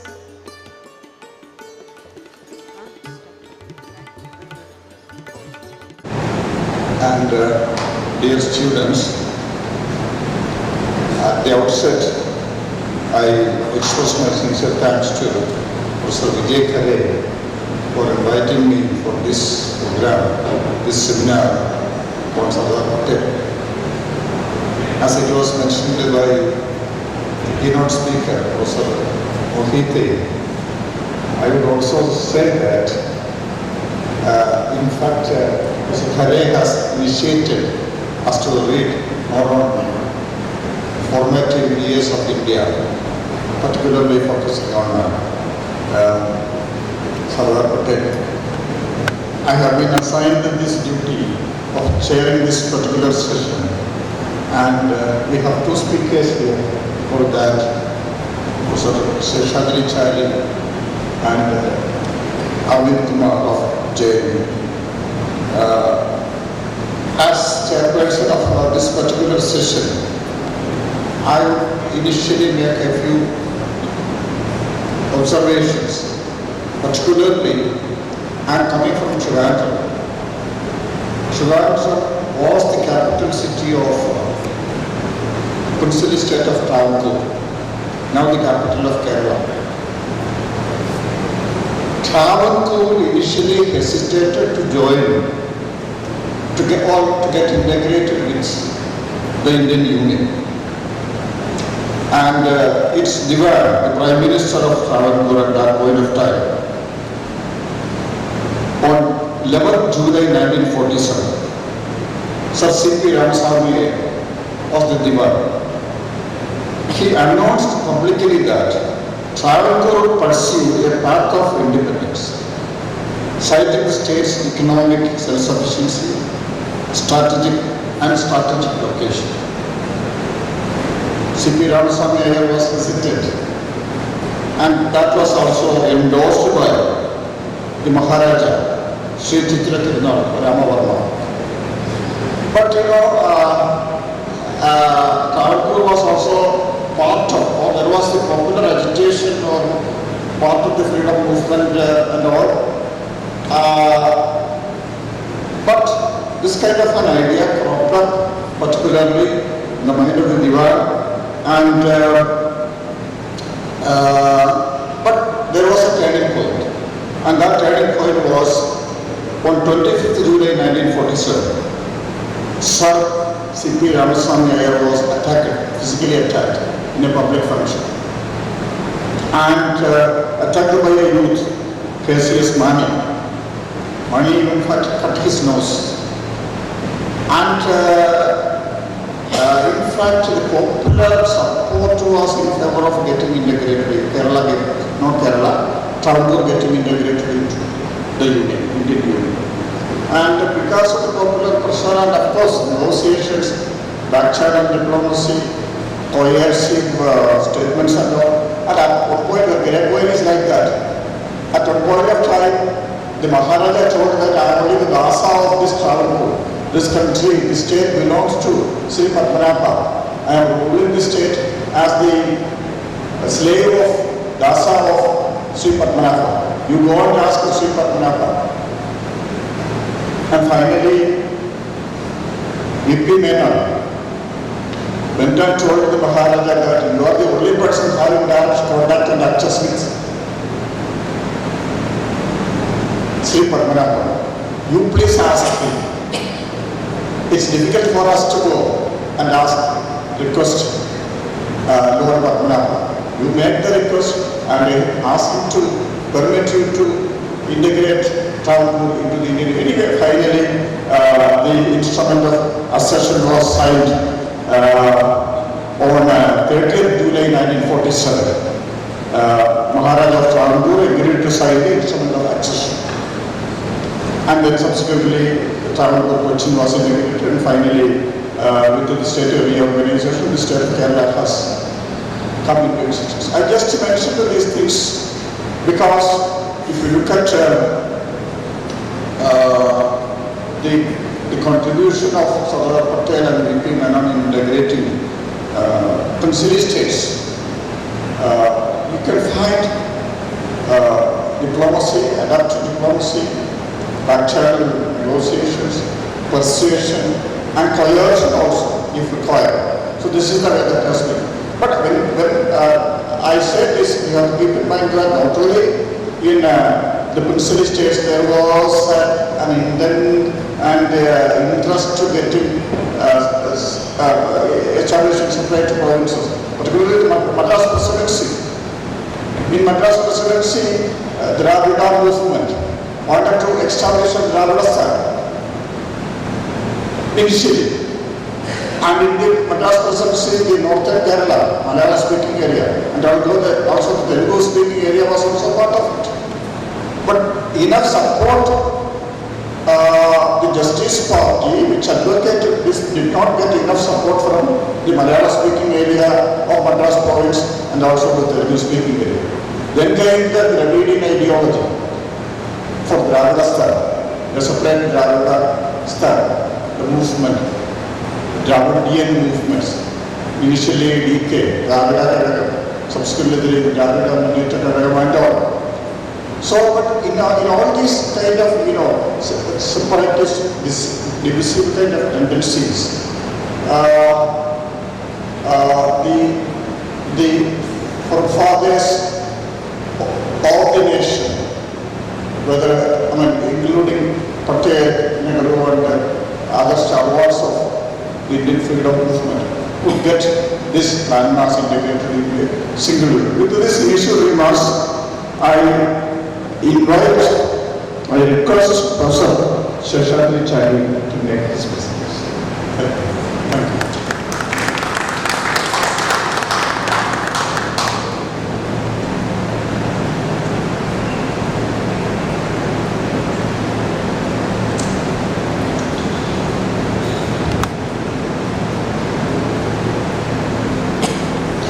Thank you, Professor Pillai, for those very kind words. Professor Khare and Professor Arvind Kumar. In a way, all three of them put together are very senior to me in academics, and they are very great scholars in their own subjects. So, and especially in the background of the keynote address delivered by Professor Mohike, and also a partial keynote address given by Professor Khare, it is very difficult to go back to the subject of Sardar Patel's contribution to national security and nationalism. So it's very difficult to go back into that kind of a background which was mentioned by both the earlier speakers. But there are certain issues that comes to one's mind when you take the historic background to the freedom struggle and the contribution of that historical background to what happened in 1947, and then the contribution of Sardar Vallabhbhai Patel in the following 2.5 years. So the action part of Sardar Vallabhbhai Patel actually starts in 1947 and it goes up to 1950. So 47 August onwards to 1950, he passed away in 1950. So it is actually just 2.5 years.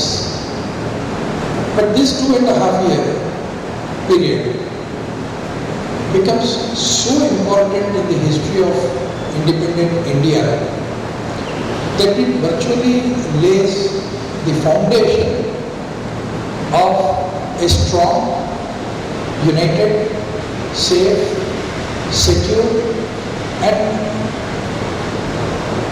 independent India. So we all know about the unity statue. The unity statue is not only the statue of Sardar Vallabhbhai Patel, but the unity statue is a monument of united India. And why the unity statue is represented in the form of Sardar Vallabhbhai Patel is because he is one person who single-handedly laid the foundation of a unified India. During the keynote address, Professor Dilip Mohite referred to the three very important people who together work for the unity of India. Sardar Vallabhbhai Patel, Pandit Jawaharlal Nehru and Lord Mountbatten. So who kept India together? If these three people kept India together, obviously these three people started working in 1947. But is that the case?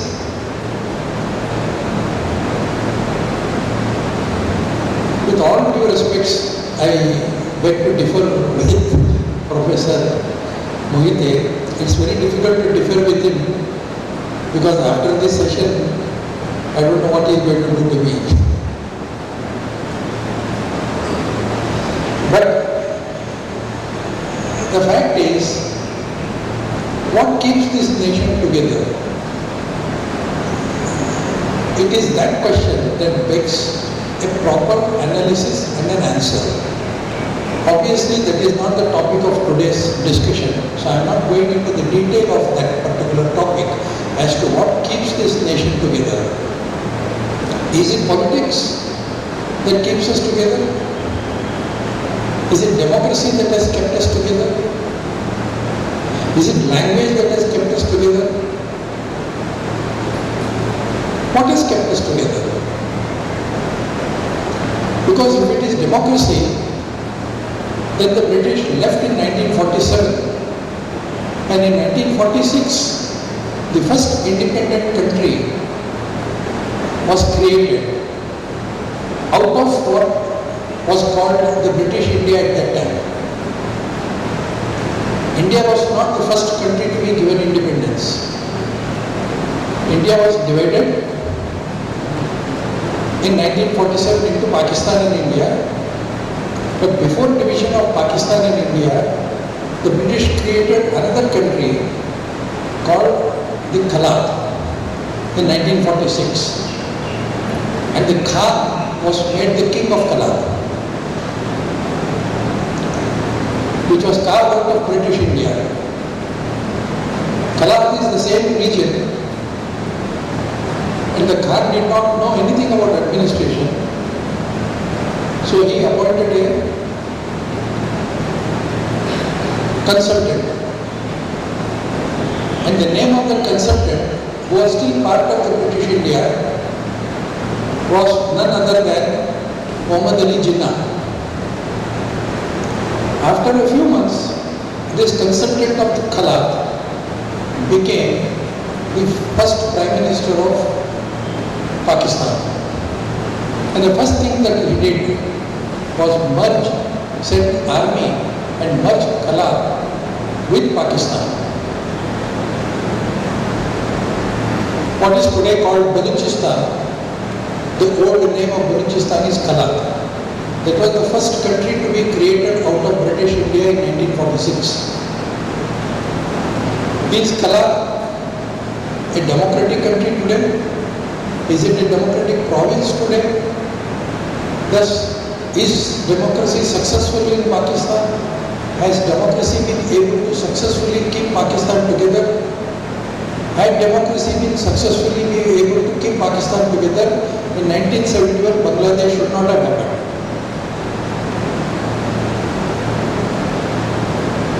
In many of the British colonies, there is no democracy. So democracy alone does not keep the country together. One language alone does not keep the country together. The Irish, the Scottish and the British all speak English. There are more than 26 countries that speak English, but they are not together and they are not part of the Great Britain. In spite of more than 29 to 30 official languages, India is together, India is united, not because of several languages, but in spite of it. One religion also does not keep it together. The first state reorganization, the first state to be created on the basis of linguistic reorganization of states was Andhra Pradesh, which was created because of the sacrifice of Potti Sri Ramalu on the basis of Telugu speaking land. But even that one single language, Telugu, could not keep that state together. It was again partitioned and made two states, Telangana and Andhra Pradesh. Why? Why one single language, Telugu, could not keep the state together? So language alone does not keep it together. It was not Lord Mountbatten who contributed to the security, strategy and unity of India. Sir, I beg to differ on that point. There are instances where Mountbatten actually played the role of a villain when it comes to unification of India. The greatness of Sardar Vallabhbhai Patel is there, that in spite of being part of this team, he could successfully unite and approach all these princely states and bring them on one platform.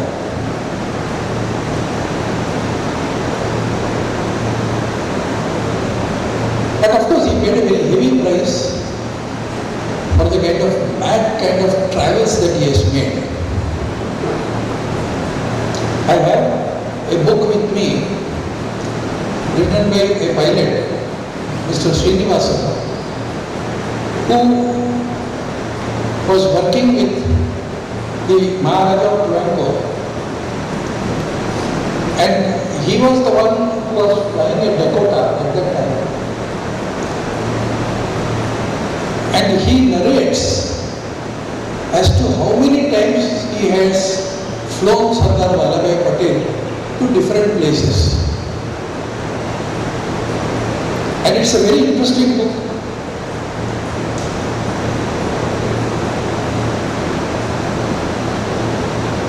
An Airman's Saga by Captain V. Sundaram.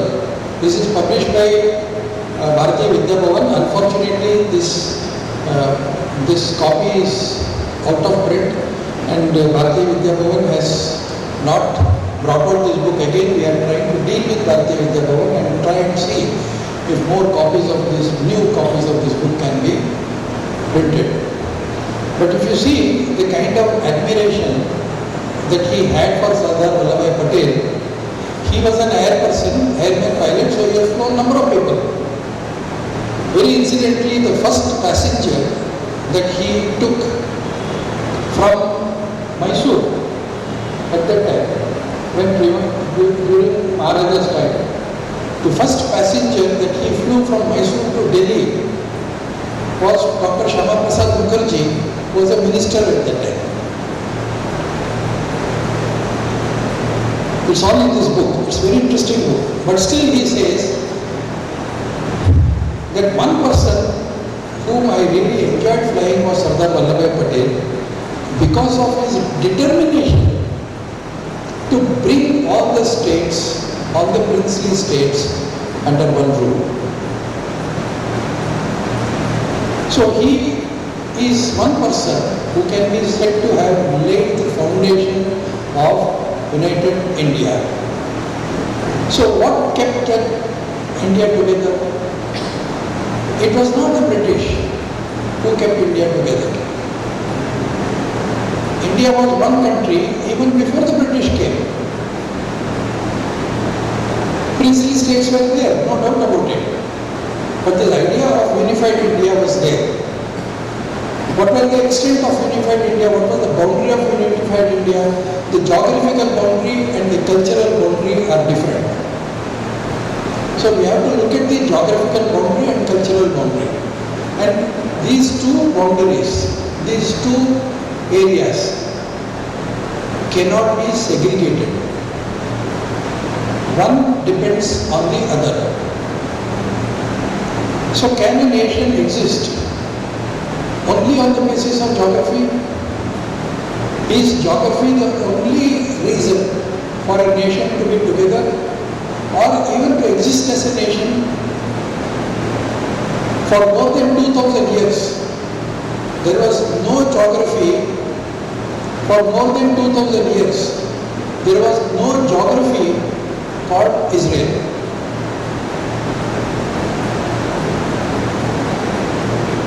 But still, in 1947 it became a country. So, the first Prime Minister said that we are today laying the foundation of a 2000-year-old country. The nation has 4 characteristics: geography, government, sovereignty, suzerainty. People, population. What we call Israelis today were distributed all over the world. There was no geography called Israel, but it became a nation after 2000 years. So India was not founded in 1947 as a country. Yes, there were many principalities, princely states, which needed to be part of an administrative system called India, which became in 1947. They were part of a British system. They had to become part of the Indian system.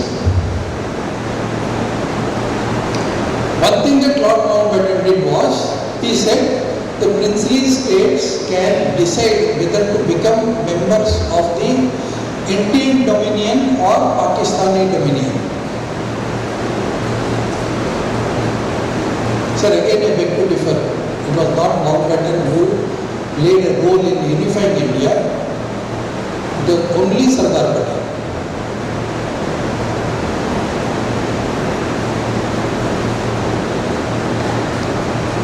But then what was the idea behind the unity of India? So to understand what happened in 1947, we will have to go back to 1920. 1920 happens to be a very, very watershed moment in the history of India's independence. On 1st August 1920, Lokmanya Balgangadhar Tilak passed away. He died on 1st August 1920. Mahatma Gandhi had come to India in 1915 and he became active only in 1917. The Lucknow Congress passed an important resolution of Purna Swaraj. And that is where it was even touted as Lucknow, L-U-C-K, Lucknow. Now is the luckiest time for us to fight together. But unfortunately, Lokmanya Tilak fell ill. He was advised to take a rest. And then it was very difficult for him to come back to active politics. And he came back to Pune and died in 1920. There was an issue of leadership question as far as the Congress movement was concerned. There were big stalwarts at that time. So they all came together and they tried to impress upon and look for a leader. That is how they came close to choosing Gopal Krishna Gokhale as their leader. He was considered to be quite a moderate person. He had differences of opinion with Agarkar, he had differences of opinion with Tilak also, but yet He was a very refined nationalist and he knew the background of India. But he refused. We have to go into further research as to what happened next. But two very important leaders at that time who were both very active in Congress. One was Dr. Munje and one was Dr. Keshav Bedkewar. They both knew that Congress requires a good leader. So they both travelled to Pondicherry and met Yogi Sri Aurobindo to request him to come back to politics, because Yogi Aurobindo had decided not to come to politics and he had become a recluse in Pondicherry. Very unfortunately, Sri Aurobindo refused. But he said, you will have to work on your own. Don't depend on the Congress to get you independence in a manner in which you want it. That is how they both came back and started working for independence in their own way. Hindu Mahasabha was started and in 1925 Rashtriya Swayamsevak Sangh was started. But in the meantime, there were several questions on what constitutes India, what constitutes Bharat, what constitutes unified country, what constitutes India. How should independent India look like? After the British leave, what should be the future of this country? All these questions were raised at that time. There was one set of people who said that as a nation we have a very great hoary past, so we have to renew that past. We have to fashion a country on the basis of that past. There are other set of people who said this is not one country at all. These are different countries put together. These are different republics put together. There is nothing common in this country.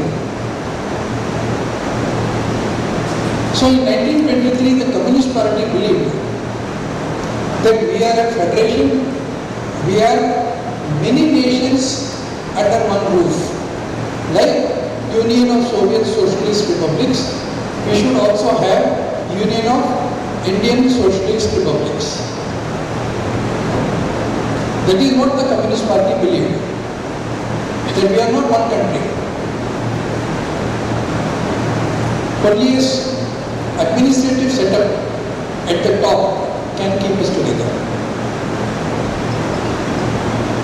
This is where the disagreement between the Gandhi thoughts. In 1924, Gopal Krishna Gokhale proposed the name of Mahatma Gandhi as the leader of the Congress. By that time he had established himself as a great leader. He had already the Champaran Satyagraha had taken place. He had his own ideas about fighting the British.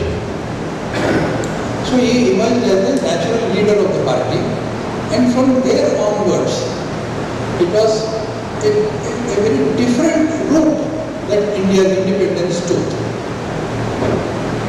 I am not going into those details because that is not the subject of today's discussion.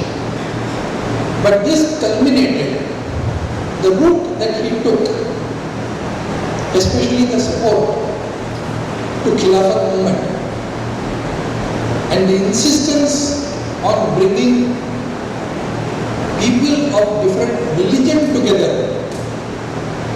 As I said, religion does not constitute one of the most important factors of unity of the country at all. But still, he insisted that people of these two religions should work together, otherwise no independence. Very unfortunate. That is why those who were not in favor of Khilafat used to call it Akhil Afat movement. Go back to history and read what people said about Khilafat movement.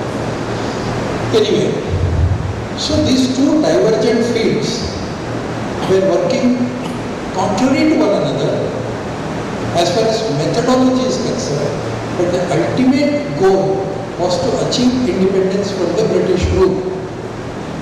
So when that happened, there was a need to bring these two streams together, and that is what Sardar Vallabhbhai Patel did. He laid the foundation saying that it is not the principalities, it is not politics, it is not religion, it is not language, but the idea that India is one country, that idea of India will have to be established in a systematic manner, and that is what he did. So he said the principalities will have to be brought together, and there has to be a very strong administrative mechanism. That is why he instituted what is called the Indian Public Service Institution, which later on became IA, the civil service. He is the father of Indian civil service. So he knew that politicians alone cannot administer this country. A strong language cannot administer this country. One prime minister cannot administer this country. One president cannot administer this country. If the constitution has to succeed, and if the law has to prevail, it can prevail only through systems. One is the Indian civil service, and two, the Indian legislative service, that is the executive service, that is the police force, what we call the police today. And he initiated what we call the IPS. So the IAS and IPS are still the backbone of India's administration. Just 2 days back, Prime Minister Narendra Modi spoke to all the IAS officers, and they said, we have to realize the dream of the founders of the Constitution, of the founders of independence. He quoted Pandit Jawaharlal Nehru, he quoted Babasaheb Ambedkar, he quoted Sardar Vallabhbhai Patel, and said, these three people wanted a united India, and this united India, we are all the stakeholders of united India, and we have to perform and realize the dream of the people.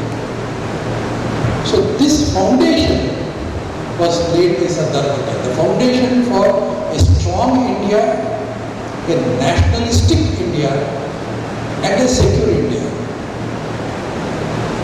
And this does not mean only the mainstream India, but also includes Northeast.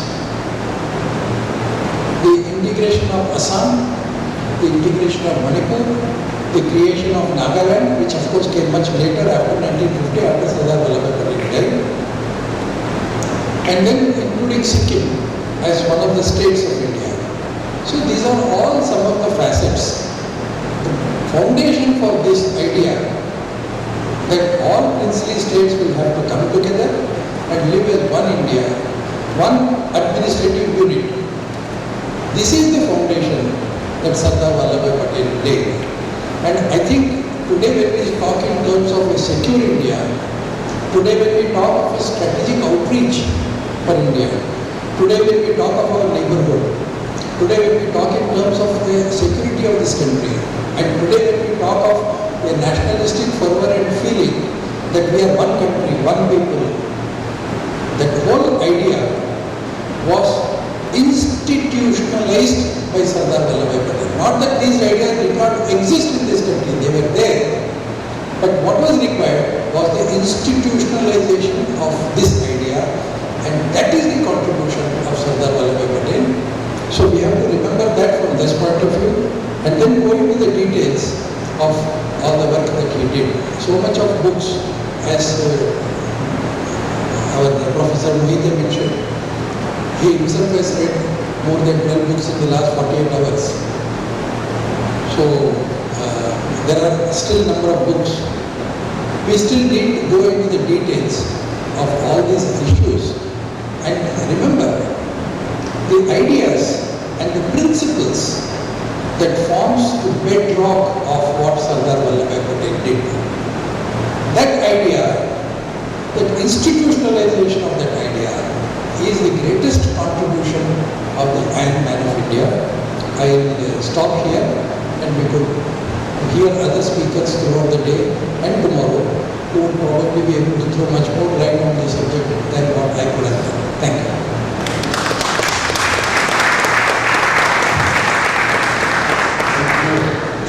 Now, Professor Arvind Kumar's turn.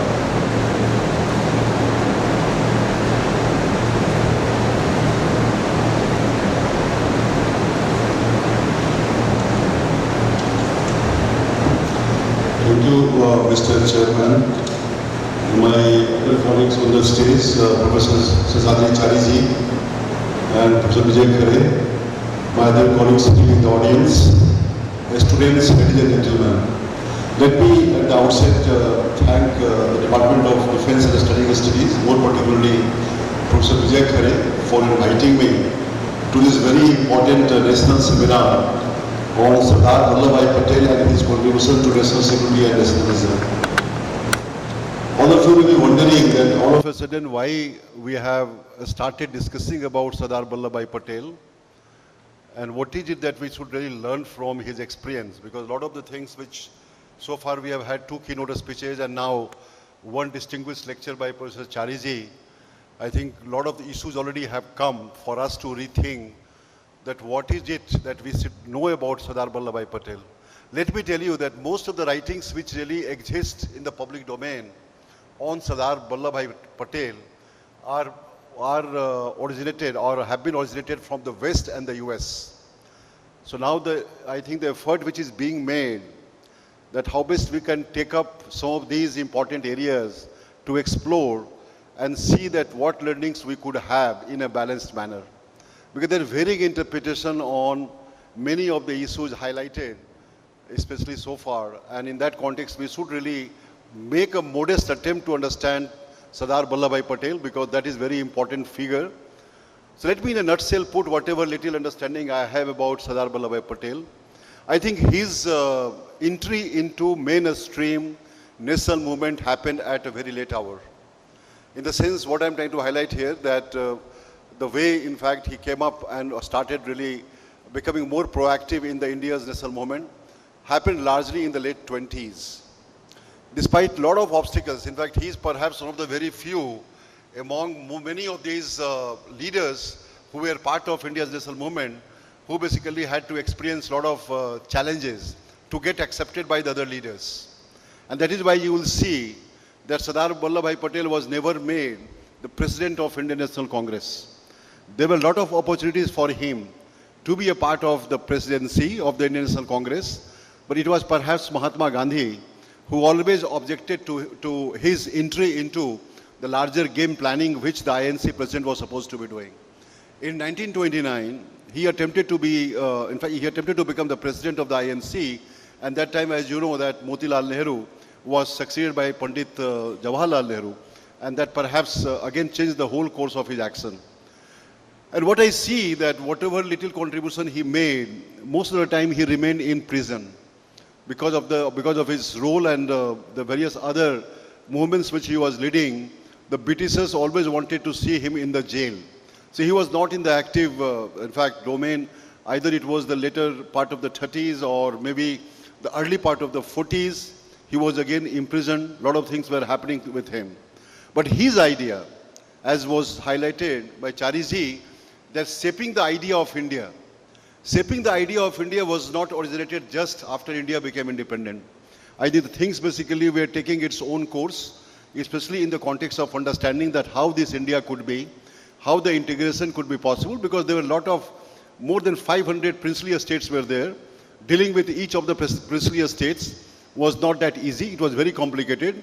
And in that context, obviously, Lord Mountbatten was not able to really give a proper briefing either to Pandit Nehru or Sardar Vallabhbhai Patel. And he basically was leading two front discussion, one with Patel and other with Nehru, which certainly was not bringing together in terms of their thinking. In fact, sometimes if you see the way Mountbatten basically used to make a statement, whenever he used to talk with Patelji, he used to basically appreciate him and say that, look, I think you are really a person who can really do a lot of, you can find solution to many of these problems which India will be confronting. And Pandit Nehru, basically, he always used to see that how confused mind he is. I think it is all, if you go to the archival research, you will find many of the statements which Lord Mountbatten used to make in a different context about these two leaders, which were supposedly very important because of the fact that when the interim government was formed in 1946, Pandit Nehru and Patel again was the Home Minister for that interim government, and obviously was leading a very active role in terms of us streamlining those ideas which were needed after India became independent in 1947. Let me basically feature or focus mainly on the questions which are very pertinent for India at that point in time, and how in fact his outlook, his vision, I'm talking about Patel's vision, that obviously brought India into a different mainstream altogether. While the Second World War was still continuing, and the US basically was of the opinion that how they could have a proper control over the world system, how they could really be able to, in fact, control the international governance structure, international financial structure. In fact, it was perhaps Sardar Vallabhbhai Patel who basically understood the game plan of the US, and he basically was of the idea that when this is going to happen, when this international governance structure is going to be created, how India could really be an active part of that. And if you recollect the proceedings which happened in San Francisco just before the United Nations system came into existence, it was in fact led by, India basically had two delegations sitting in that San Francisco. One delegation was sent by British India, other delegation was sent by the Dominion, not Dominion, the India basically, which was going to be represented by these leaders and was led by Vijay Khare. What I'm trying to say here, that it was the vision of Sardar Vallabhbhai Patel who understood the game plan that if India is not actively participating in many of these debates and discussion, especially to understand the world, the pulse of the world system, I think the challenges would be far too many for India. With regard to the international financial institution, when the US was trying to see that how they could control over the existing framework of the post-war system, especially on the financial institution, in fact, they came up with the idea of the Bretton Woods, which created two institutions, International Monetary Fund and the World Bank. Both the institutions came in the year 1946. And if you go back and see what role India had played, despite India had not become independent, I think India was actively participating in many of the deliberations on these issues, knowing it very well that these institutions, again, when they come and formalized, obviously India should have certain role to play in many of these. So I think what I'm trying to say that he was really a visionary. There is no denying the fact that he was not a visionary, but most of his contributions still are not well explored by many of these Indian academia, and that is perhaps is creating problem because we go back and see the writings of the Western and the American scholars, and then we try to quote them, and that perhaps creates confusion in our mind. If you see post-1947, I think there is no denying the fact that a lot of these literature which exists, that clearly highlights the role which was played by Mountbatten in terms of creating confusion and obviously telling to the princely estates rulers that it is going to be their wish, whom which they want to get accede with. And that perhaps was the beginning of the larger challenge. This is why, when, in fact, Professor Chari made this statement that unified India, the idea of India, the shaping of idea of India was not that easy in those circumstances when the Britishers gave ample, in fact, a space for the rulers of the princely estate, that how best they could really decide about their fate. That perhaps was the beginning of the larger challenge for India and India becoming integrated. And again, there are a lot of archival sources which will tell you that this Arthur Henderson, that time was the Under Secretary of State, and it seems that, in fact, Sardar Vallabhbhai Patel, in fact, had told him categorically that whatever crisis India and Pakistan had confronted because of Raja Hari Singh, the matter would not have reached to the United Nations. Even the matter going to the UN, that was objected by Sardar Vallabhbhai Patel. What I'm trying to say, that there was a lot of divergences, especially on the questions of India's national security, the questions of the various accession of the princely estates. And in that context, in fact, he had tough time in terms of not only mobilizing the opinion of the rulers of the princely estates, because that could really have given India, in fact, a leeway in terms of seeing that how India gets completely unifying. And that perhaps was the beginning of the contribution. And again, you see it because he was very short-lived, despite the fact that short-lived in the context of India became independent in 47, and he passed away in December 1950. And that perhaps only 3.5 years of time, or maybe 2.5 years of time, that perhaps was so short-lived for Sardar Vallabhbhai Patel that many of the issues which he wanted to really change and bring could not really find place in terms of the larger idea of India coming into existence at that given point in time. Even India-Pakistan situation, as far as the national security questions were concerned, I think here different opinion altogether, because if you see that 1947-48 war with Pakistan, I think India basically played a very important role. At the same time, Raja Hari Singh delayed in terms of acceding Kashmir with India, and that was again seen to be a part of the challenge for India and India's national security.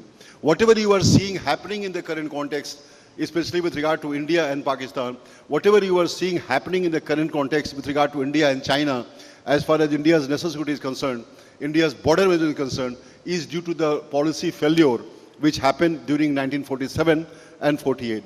If you take, for example, the PRC existence, the People's Republic of China, which came into existence in 1949, and obviously the type of bonhomie which was created by Pandit Nehru at that point in time, was never liked by Sardar Vallabhbhai Patel, because in fact he understood it very well that this time is to see that how best India should be away from communism and the communist ideology, and coming and having a bonhomie with Mao, and he was proven right.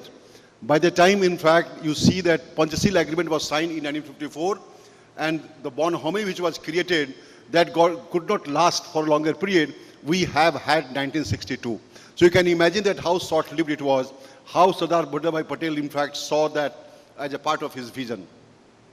3 decisions India had undertaken after India had become independent. And these 3 decisions were the following.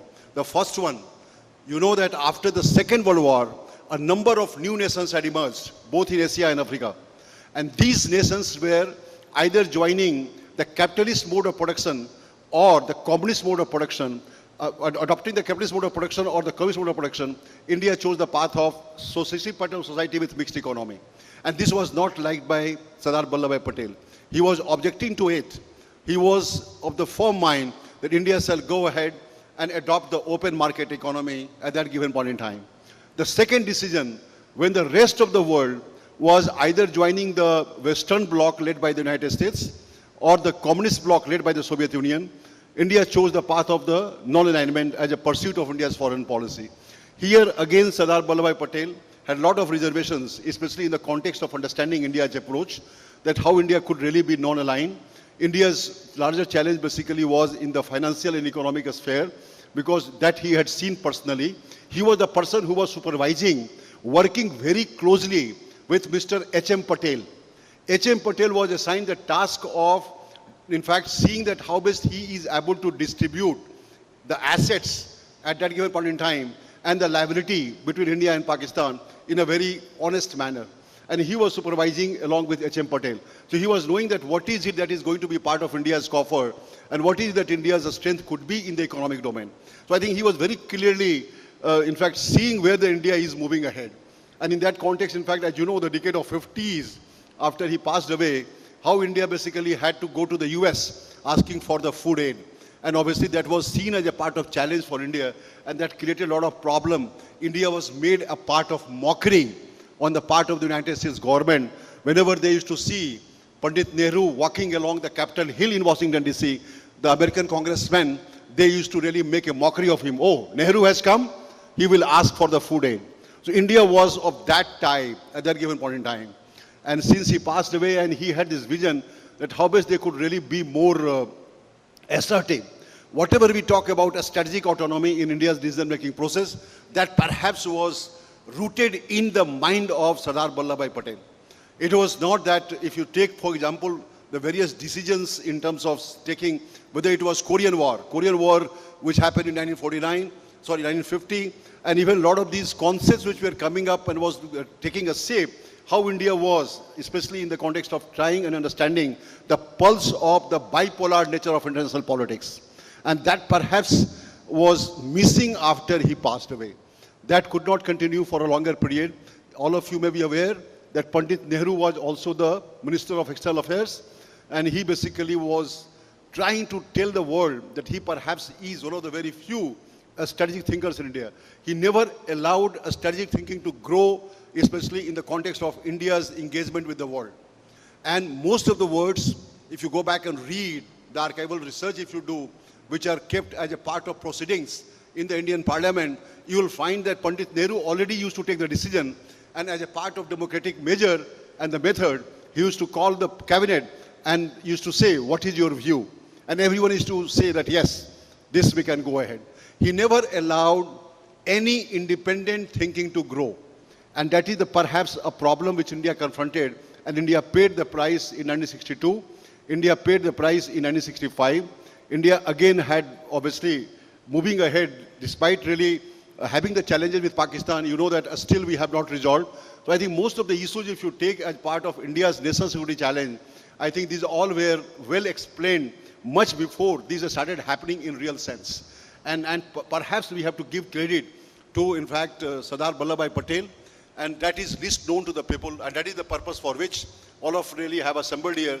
And thankfully, Indian Council of Social Science Research really has been supporting many of these initiatives across the country to see that how people learn about many of the contributions which this Iron Man of India had really been able to make, especially in the context of not only the pre-movement type, but also in the post-independent India, and that perhaps had shaped India's vision, especially that how India could be in maybe 100 years from then.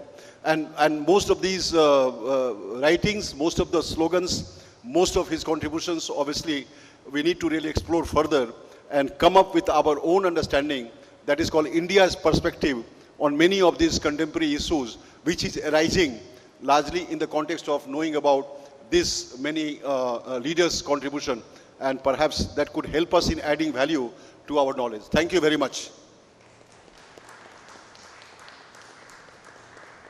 Thank you, Professor Arvind Kumar. Now we have listened to two very important presentations, and in fact, Professor Chairi has raised a fundamental question here, that is, what keeps the nation together, whether it is politics or democracy? And then he elaborated his ideas about that, a cultural nationalist framework, and we have listened to an international relations expert's view of looking at Sardar Patel. And in fact, in the morning, of course, the tone was set by Professor Vijay Khare, and it was taken forward in what should I say, a socialist liberal framework by a staunch Nehruvian, Professor Mohite, and we have seen a kind of differing note by Professor Chari, and we have listened to all these four important presentations and insightful presentations. Now it's time for the audience to raise some questions, and some 10 minutes. Okay, 10-15 minutes we will have a question and answer. And now again starting with Professor Chari, Professor Amir Mohiteji.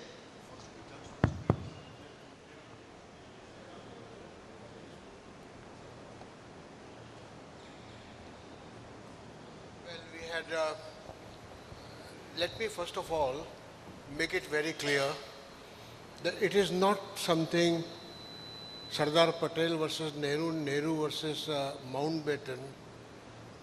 I have emphatically said, and I believe it very firmly, that it was a teamwork. It was a teamwork where each of them agreed. And as Professor Chari said, that Mountbatten was the biggest villain, let me say it was Mountbatten who invited all the princes of India in Delhi and persuaded them and convinced them that your identity and your independence would harm the greater India, it will be a repetition of the history. Documents are available there. And therefore, He has played his own role, but at the same time, Mountbatten being a British, he also had to look to the interest of his own officers who were fighting on behalf of Pakistan and India. And therefore, there was a tremendous pressure on Mountbatten from the government of Great Britain to cease for the ceasefire and said that let this Pakistani, British Pakistan officers who are serving in Pakistan Army and the Indian Army, pull them out and then give them a ceasefire. One particular point, that he was also insistent on India taking the issue to United Nations. Now at that particular point of time, there is no diplomacy, there is no kind of a clever game that was played by Mountbatten. He meant it well, Nehru meant it well, Sardar meant it well, and they all agreed unanimously to go to the United Nations. It was not only one particular decision of Nehru or a Mountbatten. Another point Professor Chari raised about the Indian Police Service and Indian Civil IS Service. Now let me tell you, there existed Indian Civil Service, ICS, during the British rule. There was something called Indian Police Service, IP, Imperial Police. And that particular organization was focused on serving the interest of the British ruler and at the same time also serving the Indian people. Let me tell you, I have known ICS officers. My very close friend's father was an ICS officer, and he said that we were required to balance out the British interest in India as well as the people's interest, because otherwise people would rebel against them. So this particular nomenclature was changed and the focus was changed. Earlier it was a focus to serve the British government, then the focus of IIS and the IPS, the focus was to serve the Indian people. But let me tell you, sir, what is the state of IAS and IPS? With the kind of a feeling that I have for the armed forces, they are not treated well by a collector of the district, in many cases. I have seen hundreds of, officers talking to me where they are not treated on par. A police officer of a rank of a DGP gets more actually facility and honor vis-a-vis either Major General or Lieutenant General. Anyway, that's the situation that we have created, IAS and IPS. So I would say that, this particular organization, only the nomenclature was changed, focus was changed. Another thing, a point which probably he has not mentioned, but yesterday he was telling me, India was an ideal ground for a communist revolution. 80% people were unemployed, more than 85% people were poor, ideal ground for communist revolution. Now this particular revolution was averted by, he says, religion. Now let me tell you the role of religion. Tell me one war where one religion, the religion has played a crucial role in defeating the foreign invaders. Take the first battle of Panipat. Rana Sangh fought. No Rajput king or no other king whatsoever came to his rescue. So where was the religion? Second battle of Panipat, the same story. It was between the Babur and the Islamic countries. But the third battle of Panipat, the Marathas fought alone. Where were the Rajputs? Where were the other kings, in the south? Nobody supported them. So the question of religion in India is a very, very, very kind of a puzzling event. It has not united India. And that's why Nehru said unity in diversity. We had a cultural diversity and a religious diversity. For example, people would go and pray, and then today, for example, religion is being used as a political tool. Let me tell you, and it is the most dangerous thing, because religion is for your personal satisfaction, for your personal, what you may call it, confidence. but religion cannot be used as a tool, and that is being used, and therefore India is being pushed backward by 100 years or so. That's what I object to your problem and the imperial. Then I come to Professor Arvind Kumar. There are sweeping generalizations. Here we are not here to say Nehru versus Patel or Patel versus Nehru. They were a team, and as I told you, one was with the ideas, the other one accepted that idea, shared that idea with each other, and execution where Sardar Patel played a very important role. And what we see, the unity today, the dissolution of the princely state, he carried out, but it was a teamwork, let me tell you. It was not only individual work. Thank you, sir. Thank you, sir. We would like to listen to the students first, some pointed questions to both the speakers. Of course, yeah. So Make good a afternoon. pointed questions instead of lengthy interpretation. Sir, my question is to Dr. Arvind. Sir, you had mentioned that Sardar Patel was not, very keen on the idea of non-alignment. Can you please tell us what were his reservations towards that? If you could kindly tell us, sir.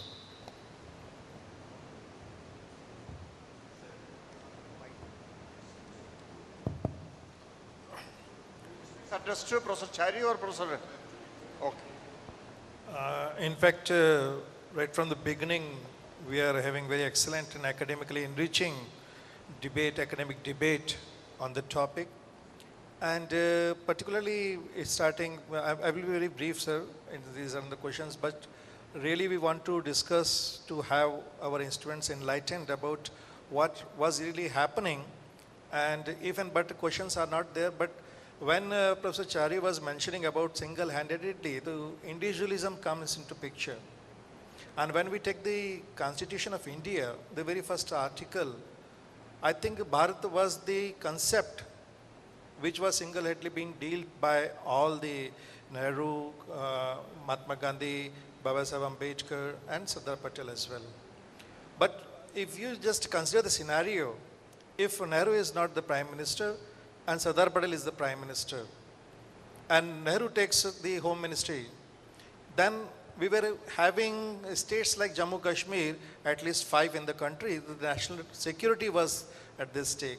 So how you consider this part of understanding these stalwarts constitution maker? Secondly, when we talk about individualism and collectivism, I totally agree with Professor Mohite, because when the nation is coming up, nation building is there, it's not the single-handedly the one can deliver this kind of thing. Because the constitution making was also very important to keep this nationalism and national security intact together. And it was the social justice model, which was, I think, not given much importance by Sardar Patel. So how you respond to these questions when we unite towards the unity and, as rightly pointed out, diversity? Because the uniting feature was the culture of India. And that culture of India with regard to social justice was more concerning, most important to have that kind of nationalism. Thank you, sir.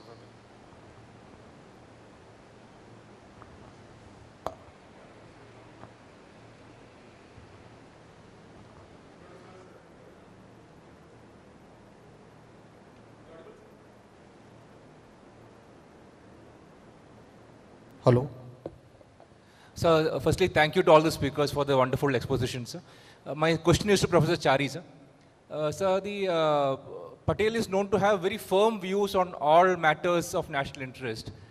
Can you just explain his views about or support for the Khilafat movement and his views and relationship with the RSS, sir?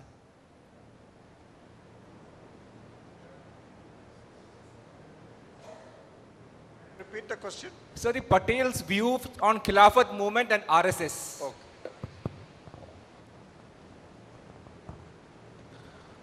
My question to Professor Chari. Sir, you mentioned that the idea of India is what kept India together, and Patel was a very important proponent of the idea of India. But at that point of time, was there any unity of opinion about what is India? About the idea of India that you are talking about, at that point of time, was there any united opinion among the leadership or among the masses about what is the idea of India? And my second question is, what is the approach of Patel towards the northeastern states? You mentioned northeastern states, but what was his approach about the development of northeastern states at that point of time? And Professor Arvind Kumar, one small question is that what was the view of Sardar Vallabhbhai Patel about the defense structure of India? How to bolster that structure at that point of time? What was his view? Rather than internal security, I was trying to think about external also threats coming, how India should respond. What was his position, sir? I think that we don't have more questions. Now it is Chariji's turn to answer the questions. Okay. Very, very quick. I won't call it answers because I am not competent enough to answer questions raised by Professor Mohite at all. He is not only elder to me by age, but by experience and knowledge, he is far superior. But there are some issues that we discussed yesterday, and on the basis of that, some questions have come. So I'll try and address them and clarify a little bit. The question was, in 1947, many countries around India and even outside India, like the British, had their own view of India, how India could be used for their purpose. That is why they established Commonwealth and made India part of the Commonwealth. So the Americans wanted India to be on their side for a different reason. Even the partition of India was an international conspiracy. It was the game plan played mainly by the British, and at that time the Western world, for both the British and the Americans, during this First World War, America was nowhere. During the Second World War, till the Pearl Harbor happened, America was not part of the war as much as the Great Britain was. So we should always remember that the global strategy was being worked out not by America as much as it was by the Britain at that time, and both considered Russia as their enemy number one. So after the Cold War, during the Cold War, we see this position, and even today the Western world together considers Russia, and now because of the turn of events, China, as adversary. I won't say enemy number one, but adversary. So in order to keep Russia away from Indian Ocean, the whole idea of creating a buffer between Russia and preventing Russia, Turkey, Iran access, they required a buffer, and they thought a religious buffer would be better because of the communist Russia. So partition, I am not going into the history of partition, it's a very different subject and a very vast subject. But in this case, the questions raised by Professor Mohite is very correct. We have poverty, we have all the characteristics for a successful revolution as far as Great Britain is, as far as communism is concerned. Now, communist revolution is a misnomer. Karl Marx said that revolution will take place in a country which is highly industrialized. He, in his whole life, did not visit Russia or China at all. He had never visited Russia and China, and he never predicted a revolution in Russia or China. So the revolution, 1970 revolution, was characteristically an opportunist revolution, which succeeded because of certain reasons. But then the communists thought that any country which is poor, which is disunited, which doesn't have a strong administrative setup, is an easy prey for us. Why they did not succeed here? The main reason was, I did not say religion. There is a very basic difference between religion and the idea, the spiritual idea of oneness. What I use the word, particularly I use the word dharma. Dharma is not religion. Religion is method of worship, certain faith. Religion is only method of worship. It is not dharma. Dharma cannot be translated in any other language, and it should not be translated in any other language. I would really request all of you to read Nani Palkiwala's book, We the People, published by Bharatiya Vidya Bhavan and translated into so many languages. In that book, We the People, Nani Palkiwala uses the word dharma, and he says, I have asked the publishers not to edit this word dharma and convert it into religion in English, because dharma is not religion. This is what Nani Palkiwala has written. Anyway, I am not going into those details. So what has kept us together is this feeling, this spiritual feeling of oneness. Call it spiritual, call it anything. That is what has kept together. It's not religion. Religion cannot keep any people together. That is what my point is also. And I'll tell you one small example. I won't take much time. After the Mahabharata war, there is an incident where Yudhishthir is now the king of Indraprastha. So he says, how can I keep my people together? How can I keep my state together? How can I prevent another war? What is the guarantee? What are the duties of a king to keep his state together? Now Bhishmacharya is still alive. He is on the deathbed, Sharashayya, but he has not died. So they approach Bhishmacharya for it. And Bhishmacharya says, Na rajyam na rajasit na dando na cha dandikaha. What keeps the state together? What keeps the nation together? Na rajyam, not the state. That is what the communist also said. Marx said state will wither away. Jesus said the same thing. To you, your kingdom, to me, the kingdom of God. So he says, a king cannot keep the state together. Na rajyam, na rajasit, na dando, na cha dandikaha. Merely writing a constitution will not keep the country together. A police force will not keep the country together. Punishment will not keep the country together. It's only people who have to protect each other. And on what basis? On the basis of dharma. Na rajyam na rajasit na dando na cha dandikaha dharmaineva praja sarva rakshanti sma parasparam. This is the idea that Mahabharata says. I will not go into those details, but this is the idea of Rashtra. Bhadramichantu rishes swarvidah tapo diksham upase duragre tato rashtram balamojascha jatam tadasme deva upasannamantu. This is the origin of Rashtra.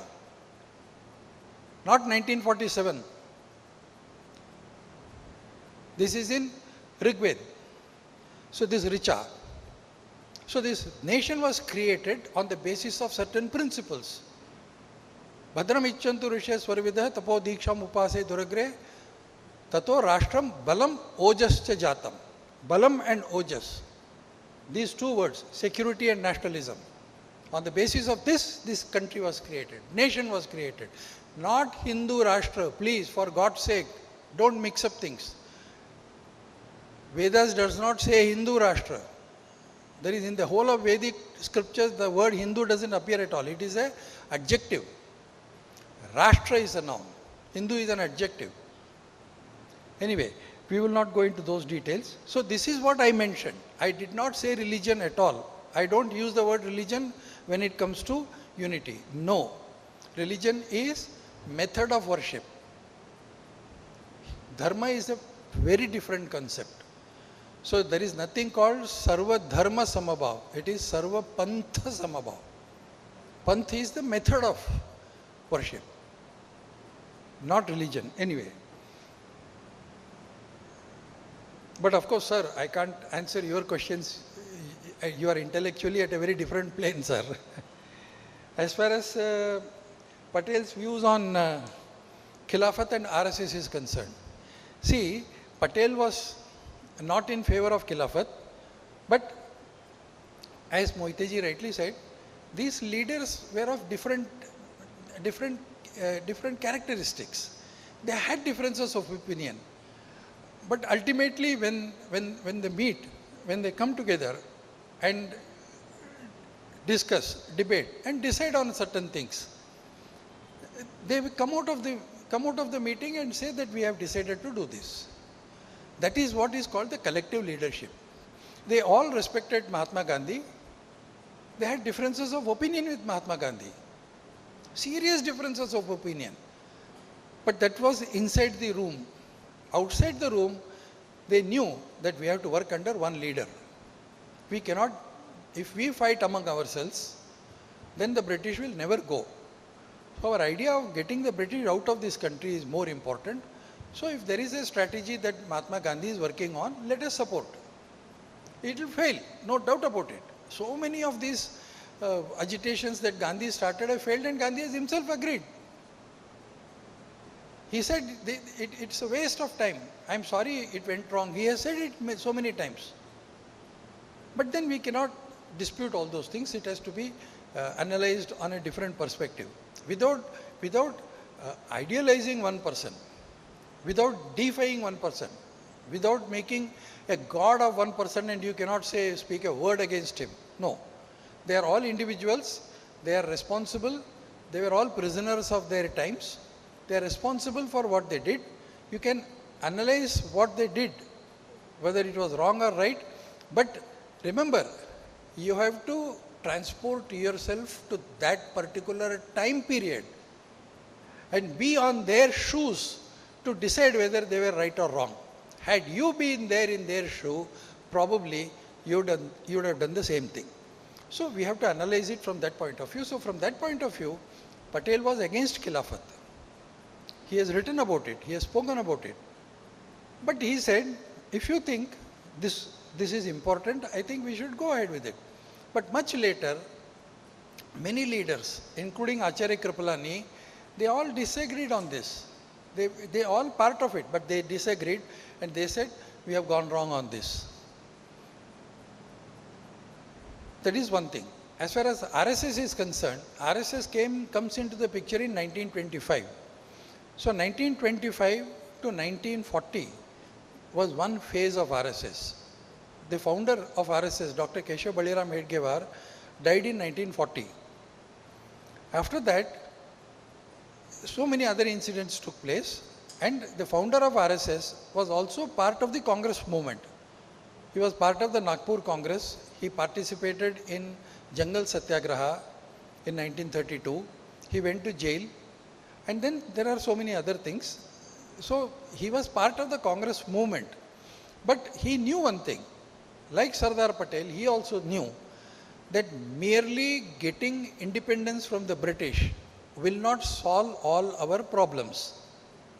So we have to first think, in the first place, such a strong country, ancient country, so many philosophical streams, such great warriors like Rana Pratap and Shivaji. But in spite of that, why did we become subservient to the British? After all, British did not come here with a huge army. They came here to do trade and control the whole country and ruled over us for 250 years. Why did it happen? So we have to go into the basic systems, think about that. In the first place, why did we become subservient to the British is what we have to think about. And what is the narrative that we have to create? Why did we forget our nationhood, nationalism, the idea of India? Why did we forget that in the first place is what is important. So he started working on these two facets. He was a revolutionary, he fought underground, but then he realized that merely throwing a bomb at the British will not serve the purpose. We have to go deep into this issue. So that issue which we went into was very important. So by 1947, during the partition, RSS played a very important role as far as looking after the refugees who came from Pakistan. They did a very important role, and this was applauded by all people concerned, including Pandit Jawaharlal Nehru and Gandhi also. Mahatma Gandhi visited RSS camp and he realized that the way you are looking at this whole issue is very correct. He agreed on that. But after Gandhi assassination, Sardar Patel thought that if a strong organization like RSS merges with Congress, Congress will become very strong as far as its worker force is concerned. He has written about it, but then he realized, but this is not right to happen. And if I may add here, one person who disabused his mind on this issue, that an organization like the RSS will have to be separate and independent, was none other than K.M. Munshi, Kanhayalal Makhanlal Munshi, Kulpati Munshi, who had great disagreements on the issue of Hindutva with Pandit Jawaharlal Nehru. He was the treasurer of Congress and he had all the money of the Congress party, and he said, I don't want to give this money, although it doesn't belong to me, it belongs to Congress. I don't want to give all these things in the hands of Pandit Jawaharlal Nehru. These are the words he has used. I can go back and give you all the references.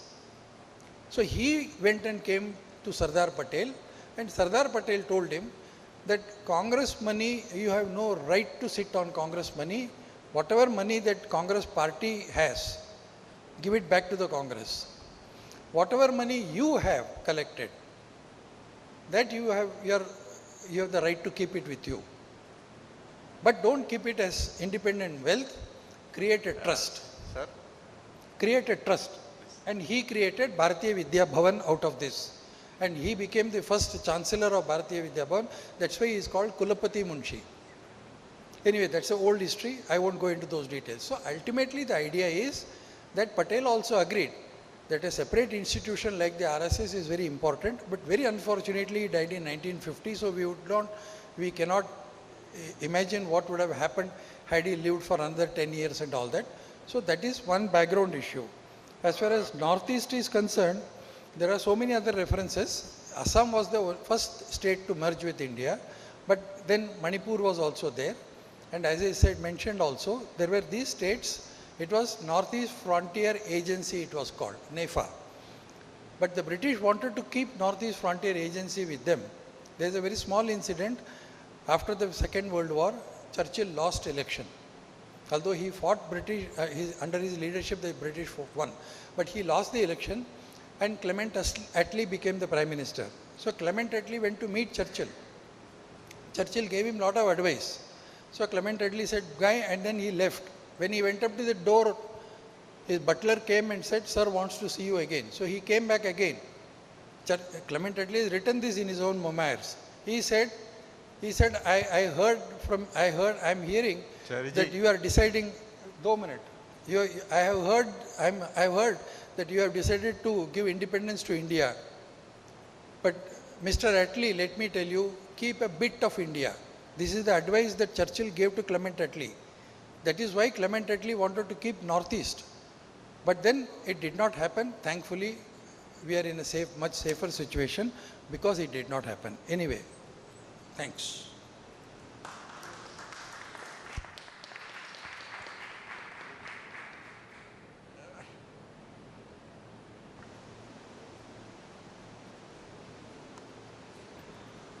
So I have a few questions. Sir, let me tell you that there was no sweeping statement made. Mount Batten prevailed upon in fact, other leaders, including Nehru, and Kashmir issue was sent to the UN. It's all well documented and we have a lot of evidence to say that. Sardar Patel perhaps was the only one in that group who was objecting to that this Kashmir issue should not be sent to the United Nations. And as you see what really happened, after Kashmir issue sent to the UN, you see the challenges which really India has been confronting. So everything which I was talking about, we really have evidence to prove.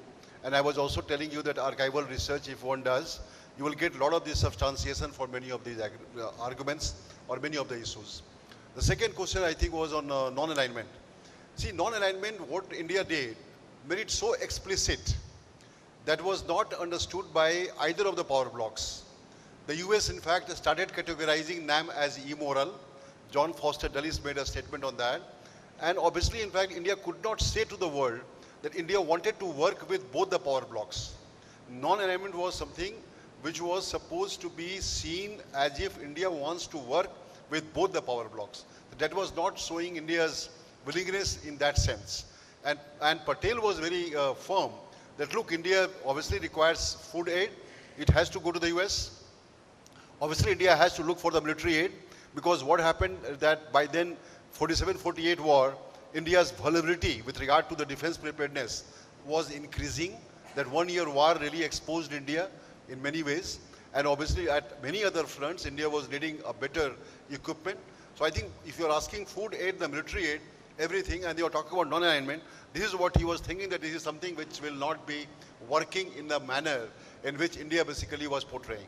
The other thing on that India should have taken the leadership role for the countries which were emerging, the newly emerged nations. That also was not really portrayed by India in a very efficient manner. Many nations really became part of India's leadership. They became a part of that. If you remember, read about 1955 Bandung Conference, where number of Asian African nations had come. And they basically obviously saw that India is going to provide a platform where they could come up with their issues and discuss and also find solution to their problem. So these were all envisaged by Sardar Patel during his lifetime, after 1947. See, the defense preparedness is a big question. And that point in time, as you know, that because of these challenges which India was confronting in the economic sphere, India basically was led by completely idealism. India was not seen to be moving towards having many of these strategic core competency. But then also, I think it was Prime Minister Nehru at that point in time and Sardar Vallabhbhai Patel together saw that India really moves ahead towards creating Atomic Energy Commission. Atomic Energy Commission was created in 1948. That really happened, and that saw the development of many other strategic core competency at a later part of it. India basically realized at a later date that India should now move ahead and acquire many of these competencies because they had to tackle to the larger problem which they were confronting in the national security arena. So I think this is something which we have to understand, that a strategic core competency became a part of the debate in that given point in time. And Prime Minister Nehru and Sardar Vallabhbhai Patel, these two basically started working together on that. But the overall understanding of the world, the way the world was moving ahead, the way the world was witnessing the pace at which the developments were happening because of the competition between these two power blocks, that was not coming on India's horizon. India was basically, again, very late, especially in the context of realizing India's requirement in terms of its defense preparedness and strategic capabilities. Thank you, Professor Arvind Kumar. Now, this session have been successfully completed. Thank you, Professor Khare. I think over to you for if any announcements. Thank you, Chair. It's indeed pleasure to thanks on behalf of all institutions. I'm very thankful to Professor Chari and Professor Arvind Kumar. In fact, there is no need to agree all points. It is a difference of opinion. His opinion varies, and what Professor Mohites has said, that this is, that's why in academic journey, you cannot come to the final conclusion. There's always is a difference of opinion. Having said that, but from this session, we really get, a different kind of version to how to look at India's national unity and integrity, the perspective of Sardar Vallabhbhai Patel. Many more is coming next 1.5 days. I'm looking forward. Now it is time for lunch. We'll break up to 2:30 and we reassemble at 2:30. Once again, thanks to Chair and each one. Thank you. Give a round of applause to them. Thank you. It's not only individual. Thank you, sir. Thank you, sir. We would like to listen to the students first, some pointed questions to both the speakers. Of course, yeah.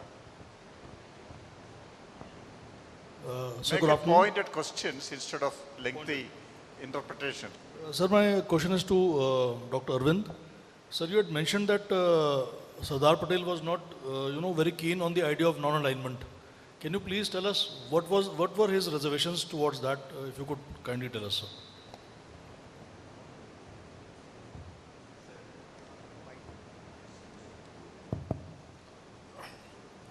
Addressed to Professor Chari or Professor?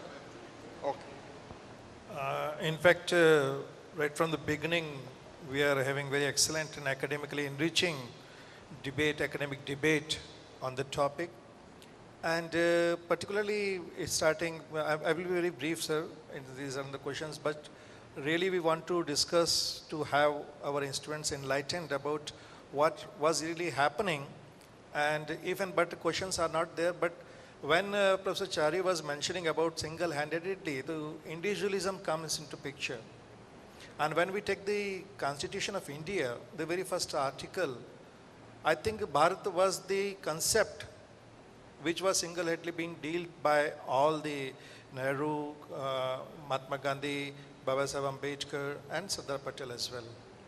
But if you just consider the scenario, if Nehru is not the Prime Minister and Sardar Patel is the Prime Minister and Nehru takes the Home Ministry, then we were having states like Jammu Kashmir, at least 5 in the country, the national security was at this stake.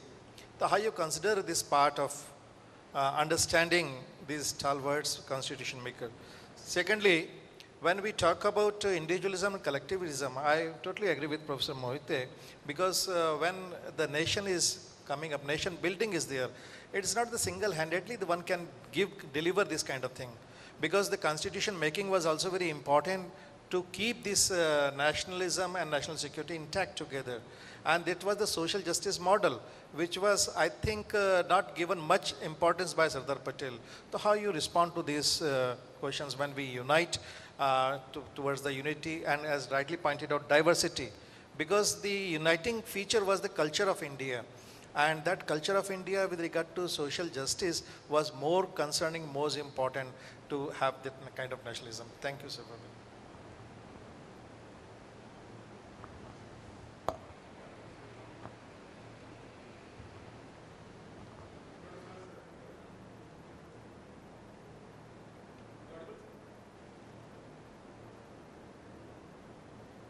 Hello.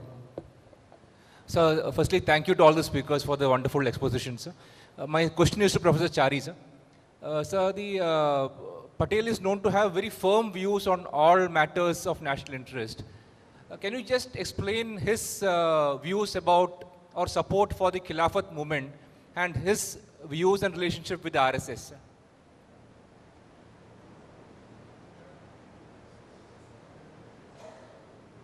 Repeat the question. Sir, the Patel's view on Khilafat movement and RSS. Okay.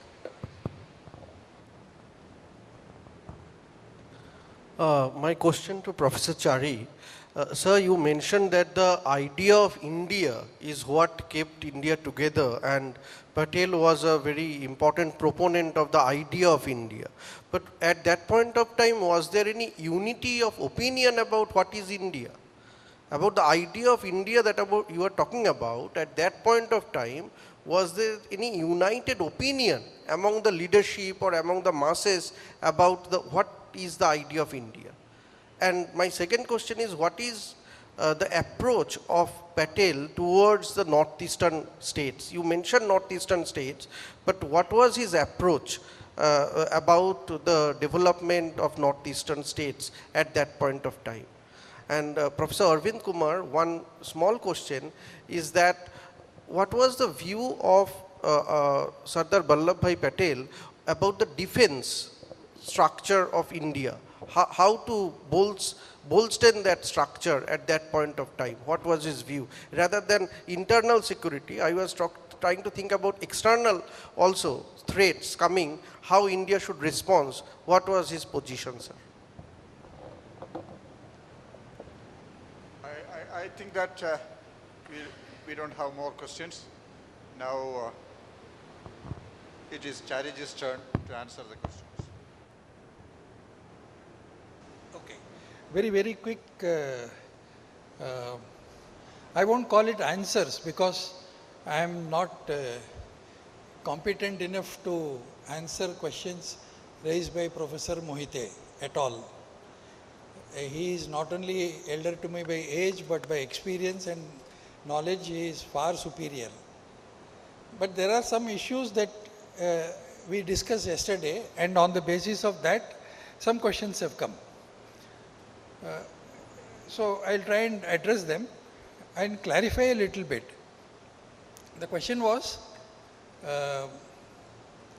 in 1947, many countries around India and even outside India, like the British, had their own view of India, how India could be used for their purpose. That is why they established Commonwealth and made India part of the Commonwealth. So the Americans wanted India to be on their side for a different reason. Even the partition of India was an international conspiracy. It was the game plan played mainly by the British, and at that time the Western world, for both the British and the Americans, during this First World War, America was nowhere. During the Second World War, till the Pearl Harbor happened, America was not part of the war as much as the Great Britain was. So we should always remember that the global strategy was being worked out not by America as much as it was by the Britain at that time, and both considered Russia as their enemy number one.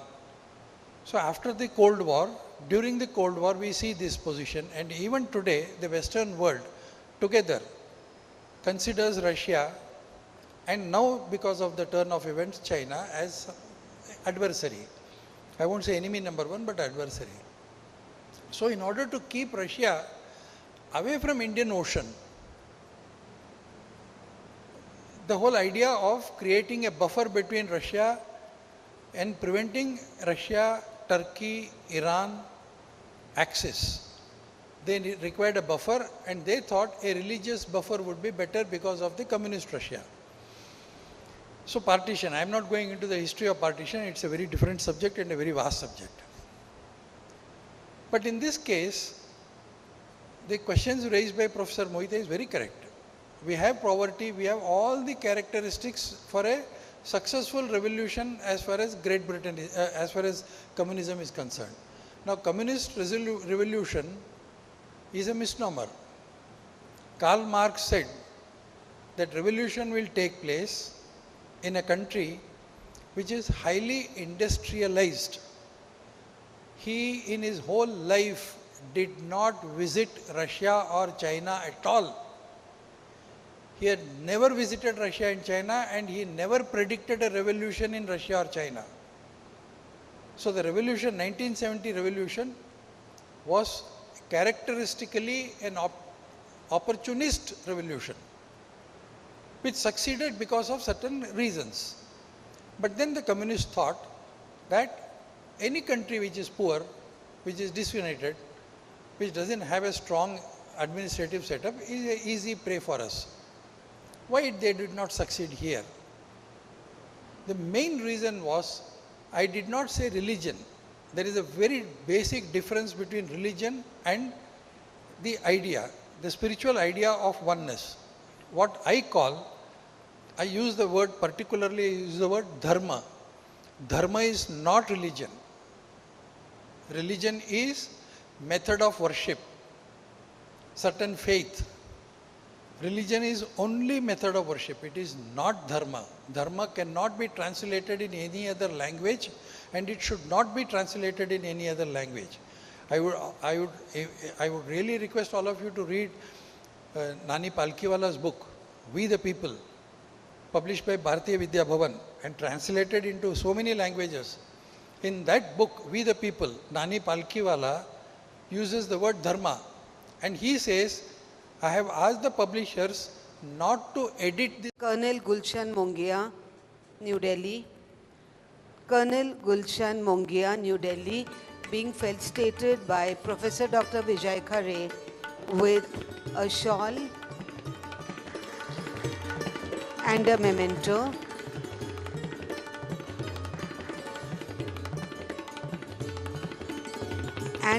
And Lieutenant Colonel Sudhir Khan ka Sena Medal, Dehradun, Uttarakhand.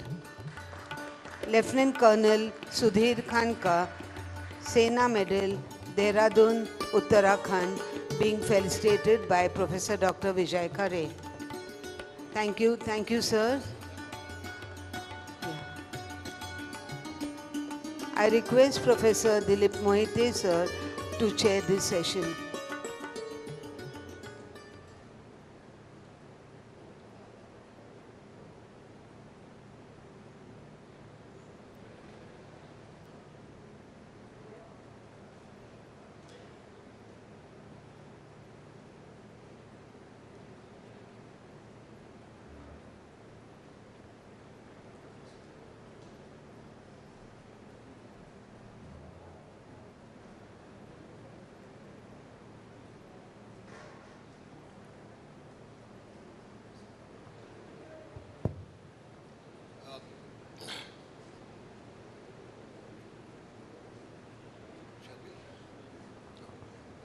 Good afternoon, everyone.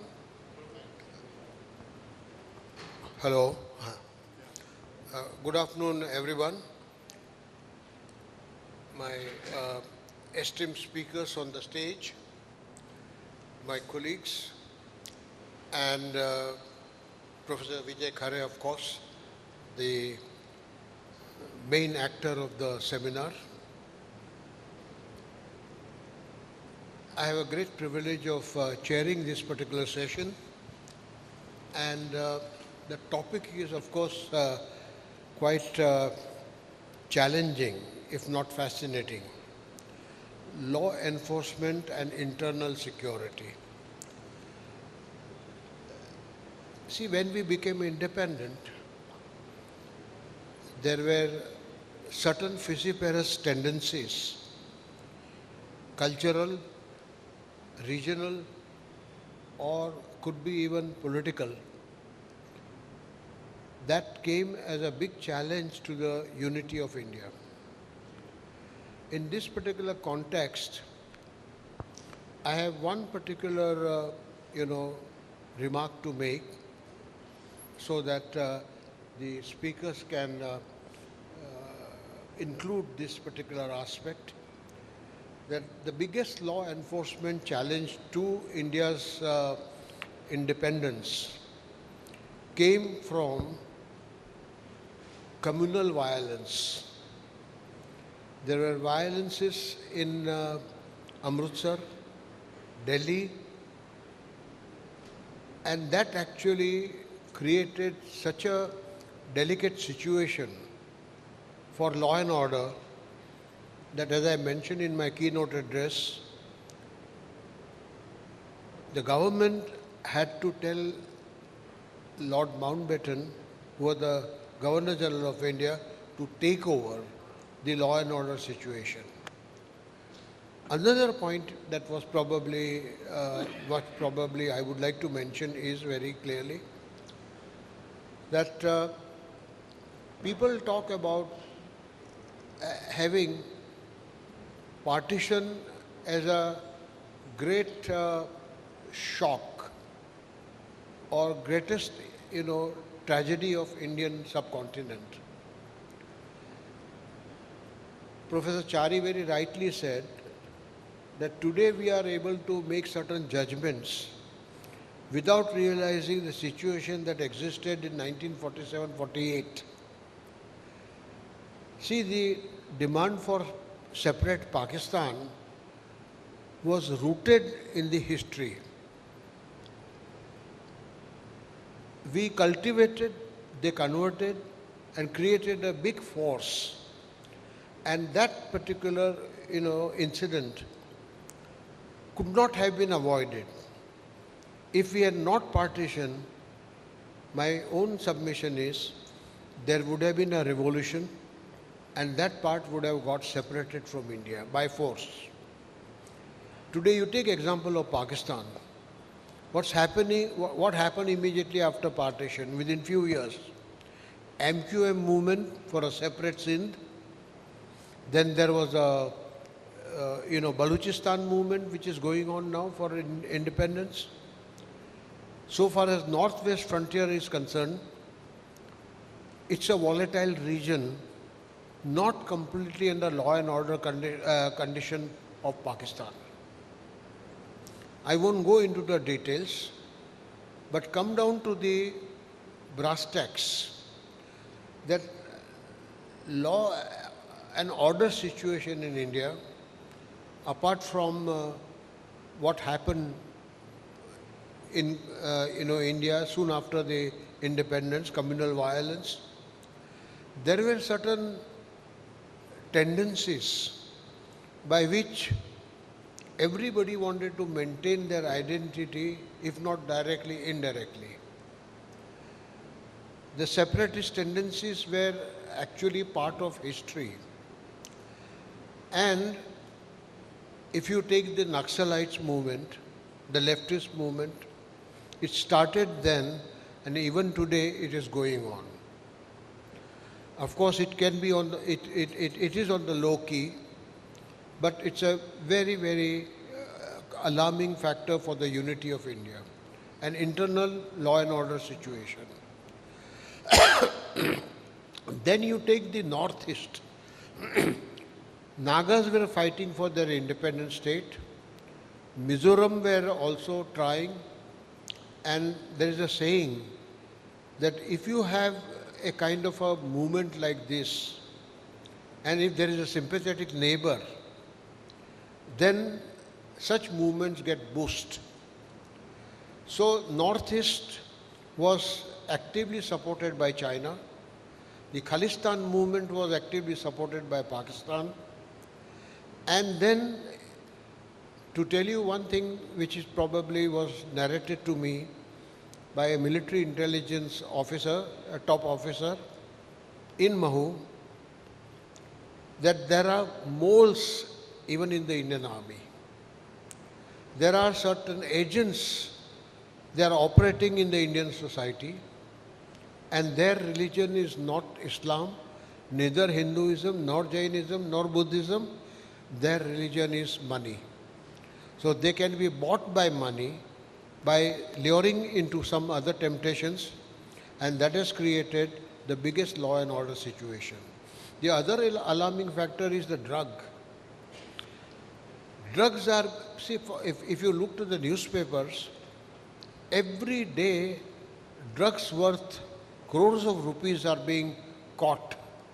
But then it could be only 10% of what exactly is being caught by the security forces. But then about 70 to 80% of drugs, they go undetected, and that reaches the grassroots level. Now that is going to also create a kind of a tremendous, security problem, not only from the point of view of external or internal security, but health security, if you take. So it is all over a security problem. The police force or the security forces related to the police force are corrupt. They are not actually honestly performing their duty.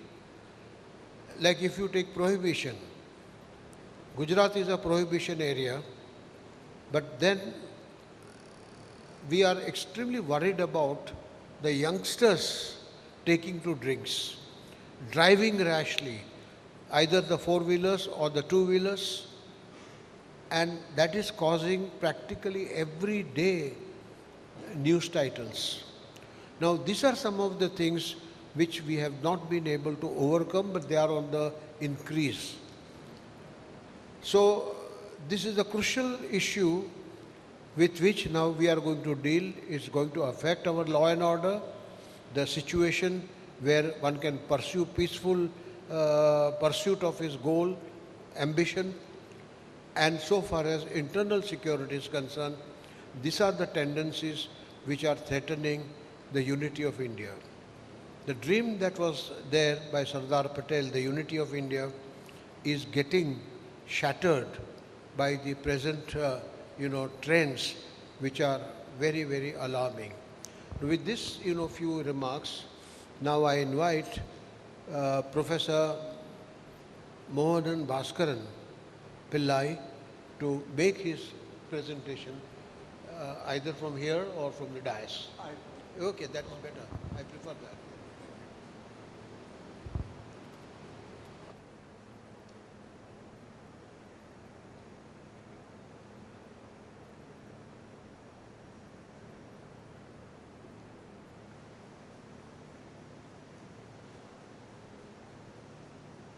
Esteemed friends on the dais, of the dais, again I will have to repeat offering my gratitude to Professor Khare for giving me this opportunity again to meet you with a presentation. In fact, in a short notice, a very short notice, I have assembled some ideas in the form of some stray thoughts. That's what I'm going to present before you. I think we have to, when we talk about law enforcement and internal security, what are the lessons that we can draw from Sardar Patel's actual practice of managing the internal security issues. So then, what are the important security issues confronting India of today? There are so many. Professor Mohide has mentioned a few of them. Left extremism is there, as he has rightly pointed out. We have problems of divisiveness in the Northeast. We have problems of human security. Security, internal security and its management is not just a law and order problem. Human security, livelihood issues. I see there are some 500 districts of India where this left extremist groups have some foothold. That is really connected with the issues of social development. So that issues are there. Then water security, or conflicts related to water. Above all, the internal security problems emanating from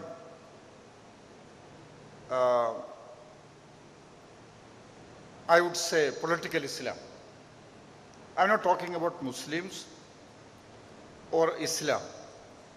Political Islam is a different category. And the threats, security threats of political Islam is something very huge, particularly the kind of inputs that are coming from the certain trusts from Saudi Arabia and that region through Pakistan. Pakistan is a breeding ground for these kinds of activities.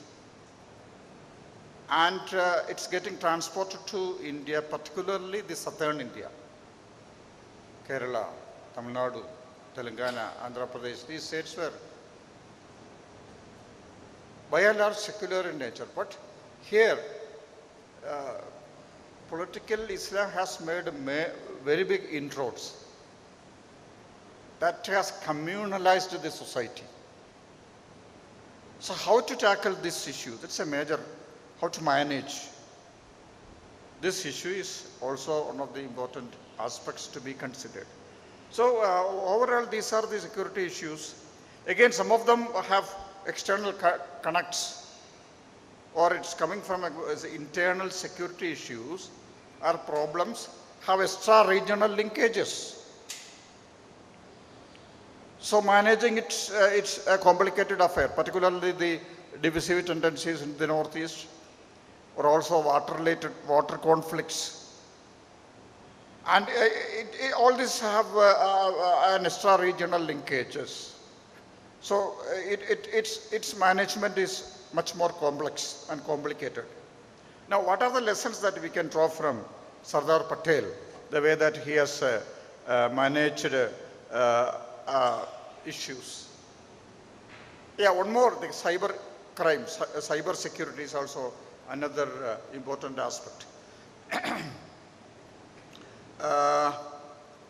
We have already discussed that Patel was the unifier of a fragmented subcontinent. With his strategic thinking and with his diplomacy, sometimes coercion, then back channel diplomacy, all these things he have applied, particularly in integrating more than 560 princely states. He didn't apply, we cannot say that brute force. Of course, Hyderabad is a different case, Junagadh is a different case, but even then, he was a man aware of the fact that identity or secessionist tendencies, sentiments can't be solved by force alone. It requires an intelligent combination of diplomacy, community engagement, and state presence. So this community engagement is very particular lesson that we can draw from the contributions of, or actual managing of internal security by Sardar Patel.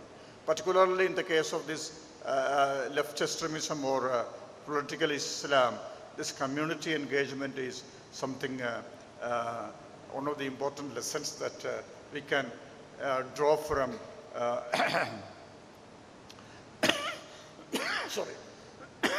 draw from Patel. So another thing, again, lengthy discussions have happened here in the morning, the steel frame of India's administration and his contributions in creating that, both IAS and IPS. Indian Civil Service was there.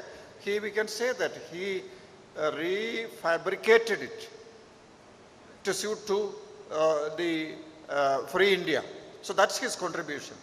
And that even now continues as the important agency of law enforcement in India, particularly the IPS steel frame. Another important lesson, what I think that has that we can notice, observe in Patel's management of internal security is what we can call central coordination instead of centralization. He was not in favor of centralization, but central coordination. And that in a way we can say that it includes, particularly in the present context, it includes intelligence sharing, operational synergy between various agencies of law enforcement like IB, NIA and state police. So intelligence sharing and that kind of coordination, central coordination, but actually it's not centralization. So these are all some of the important aspects. Again, it has to be non-partisan. Now, in the present context, partisan politics has inflicted the security agencies also, particularly police. There are certain states the police, within the police force, you can find infiltrament of the extremist groups or their agencies like that. So that is a major challenge to be addressed. So these are all some of the important points that I would raise as part of a straight thoughts in the management of the law enforcement what I would call Patel's legacy. Thank you.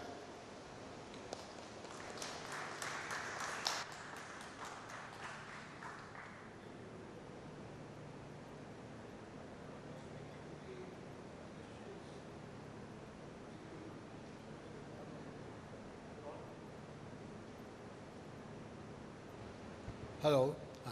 Kindly keep the questions ready so that we can have this question answer session after all the speakers have made their presentations. The next speaker is Professor Verma. I think Professor D.K. Verma. I request him to kindly make his presentation. Yeah, please.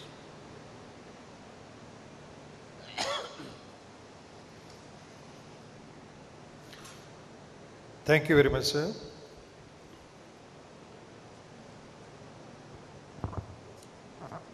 With the permission of the chair, I would present my paper on social political changes in law enforcement and internal security within a shrinking welfare state.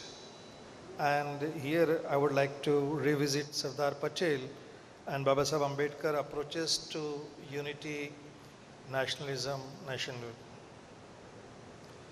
In fact, the detailed paper which I have drafted concerns about the vision and approaches of Sardar Patel and Babasaheb Ambedkar. But when I discussed with Professor Vijay Khare ji about this seminar and what we expect from as outcome from this seminar, and also after listening to the debates during inaugural session and 2 sessions, I really appreciate and I'm very thankful to Professor Khare for giving me this platform to present my views. And the most important thing to consider, because all our forefathers, those who have made contributions, their sacrifices, they are the great leaders, and we have to understand their approaches in present context so that future India continues to be safe, secured, and sustainable. Friends, much about Sardar Patel with regard to his approach as Iron Man to unite the India that we are living in. And when we talk about diversity in the country, because a student of Dr. Ambedkar thought and philosophy, and also I come from the environmental sciences, I understand the biodiversity, more the diversity, more the sustainability. And in terms of diversity, if we see, there are so many threats to our internal security. As Honorable Chairperson rightly pointed out in initial remarks, that communal violence was there, but more concerning to me is the caste-based violence. Just with the empirical study, I would take to the perspectives, prospects, comparing, rather revisiting Sardar Patel and Babasaheb Ambedkar in making this nation. In fact, I got the opportunity to have a data analysis of more than 6 lakh cases of atrocities in 10 years, in a decade. And the conclusion from that study is similar to what we are going to discuss: internal security and law enforcement. When you analyze the law enforcement, the number of cases they are pending in our courts, then the civil cases, more than 50% they are related to land. And when it comes to diversity, 80% cases are related to caste. So if these two are very important to our internal security and law enforcement, then how we are going to deal with perspective from these two stalwarts, Sardar Patel and Babasaheb Ambedkar. Sir, in Mau, the birthplace of Babasaheb Ambedkar, and also the establishment of important premier defense institutions like Army War College is also there. Once the commandant there, Lieutenant General Dushyant Singh, he was interested in doing PhD, though we were having initial discussions on these aspects with regard to national security, nationalism and all these aspects. And he was in favor of having the research area related to charismatic leadership. And certainly when we discuss about the charismatic leadership, Sardar Patel is very much evident for uniting the country. And when it comes to Babasaheb Ambedkar, making the constitution, drafting the constitution, he is there. But when you want to select one, either of the two, then it becomes difficult. Because from the Western perspective, I have been teaching research methodology for last 3 decades, so I understand how we approach towards these concepts subtly, and we have to understand the nuances there. The individualism is a concept emerging from the Western society. And for centuries, we are living in collectivity. And that collectivity is the outcome of contributions from one and all. You cannot compare. It really pains when we compare. That's why rather I have taken this revisiting these two perspectives. So with my best regards and taking apologies, not to misunderstand me in that perspective, but when Professor Chari was mentioning about single-handedly this leadership of Sardar Patel, it presents a lot of question before us. Because unification of India definitely was led by Sardar Patel. But what we are witnessing today in present context become very important. And for that I take Babasaheb Ambedkar two perspectives rather. First, language, because in the pre-lunch session it was discussed, language is not the unifying force, but many of our states, you see in Maharashtra, you see in Gujarat, the language is the very strong unifying force. So Babasaheb Ambedkar was in favor of having language as the basis for our state for reorganization. Why so? Because language gives us the we feeling. Language gives us the security and internal security, because most of the differences that we see Hindi and non-Hindi, it's because of the states, they are not appreciating the concept or respect towards each and every language that we have. So if the unification is by force of law by Sardar Patel, then its sustainability could have been thought in the language that Dr. Babasaheb Ambedkar was promoting. So why I want to mean, it was very necessary to unite the princely states at that time. But there must be a thought of sustainability of the efforts. And today, when we witness the language problem, the language issues, it really concerns us. Could there have been an integrated approach of these two stalwarts, Babasaheb Ambedkar and Sardar Patel?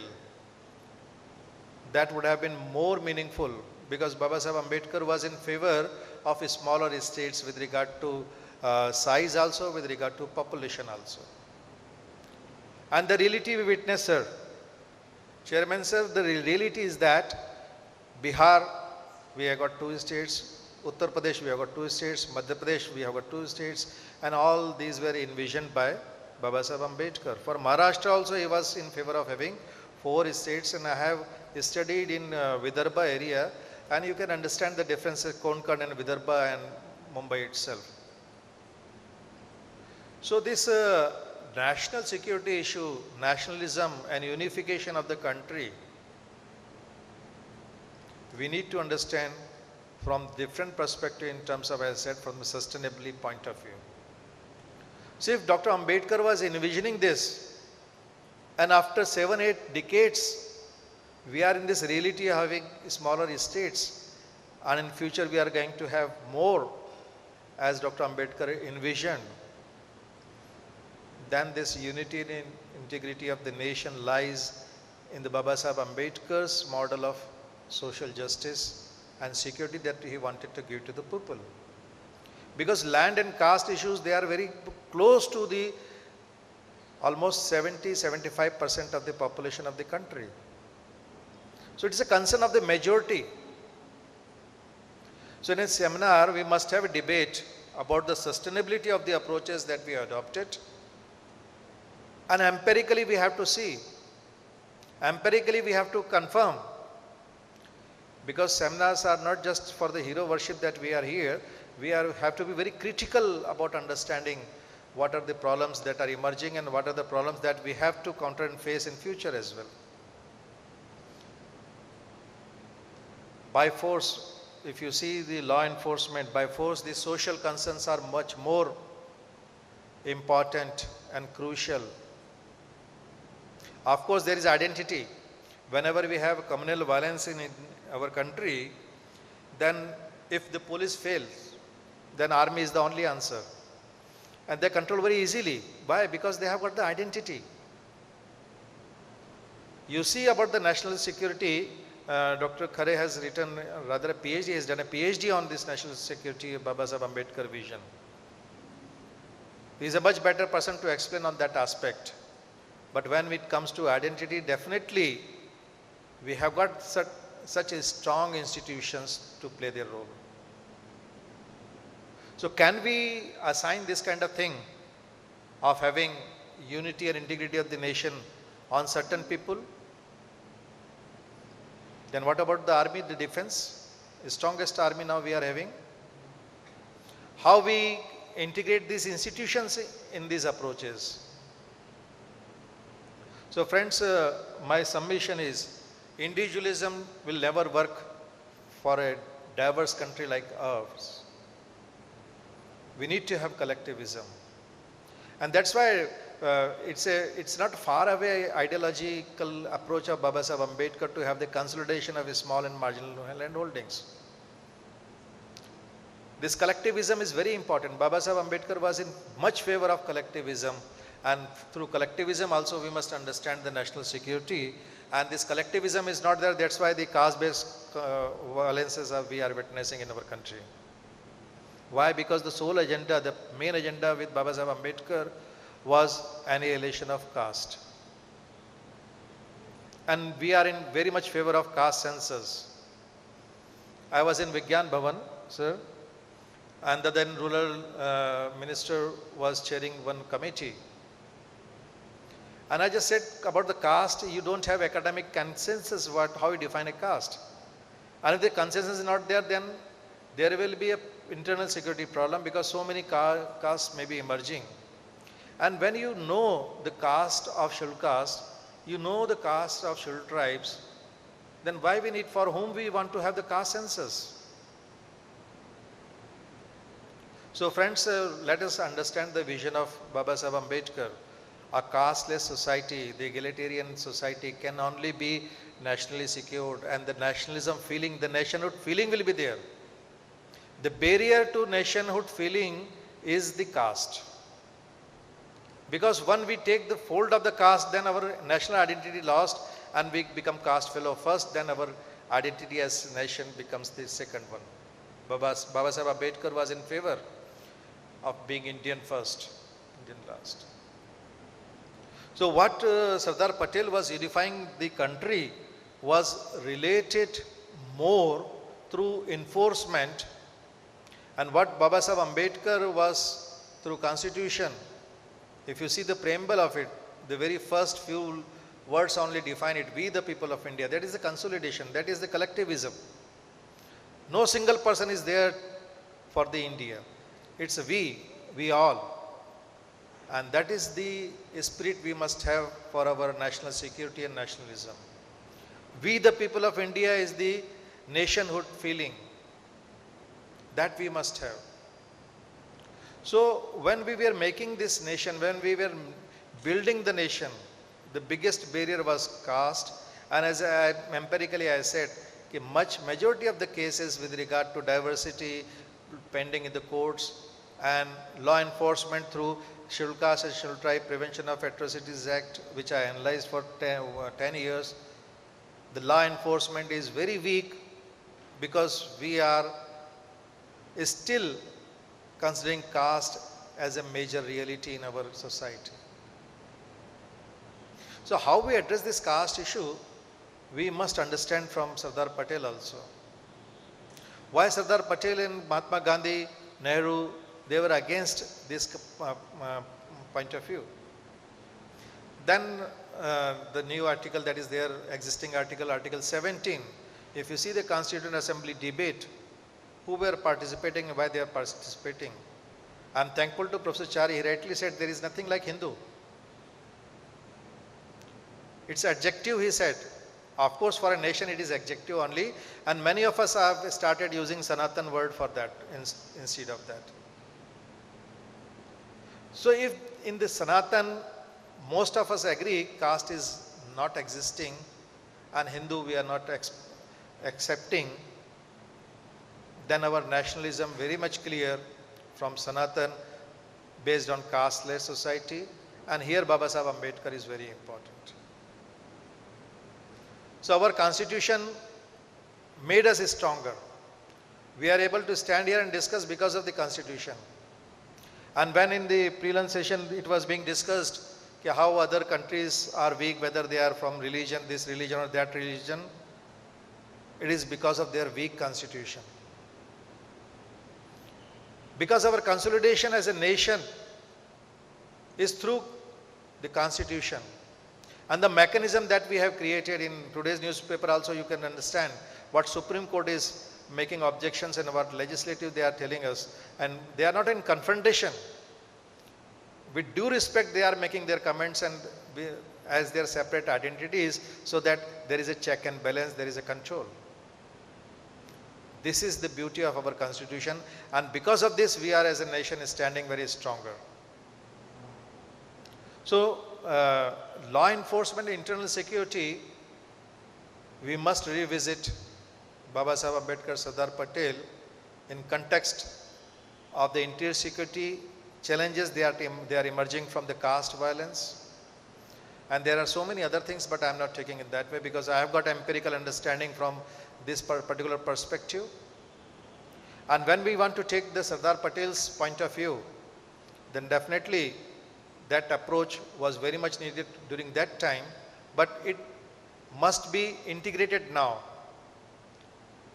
The law enforcement approach of Sardar Patel, calling Iron Man, and Baba Sahib Ambedkar, crusader of social justice, when they are too integrated, then law enforcement becomes effective, impactful, and internal security becomes very safe for us. Thank you very much, sir.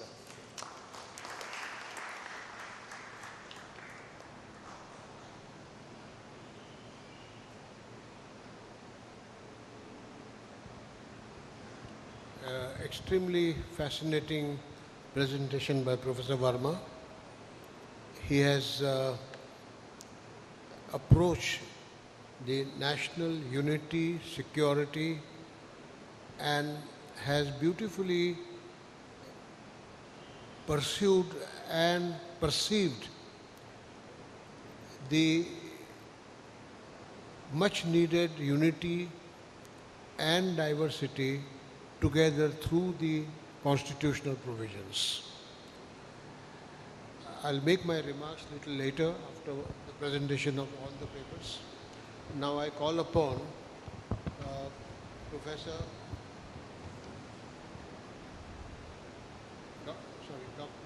Dr. Pradeep Chattopadhyay to make his presentation.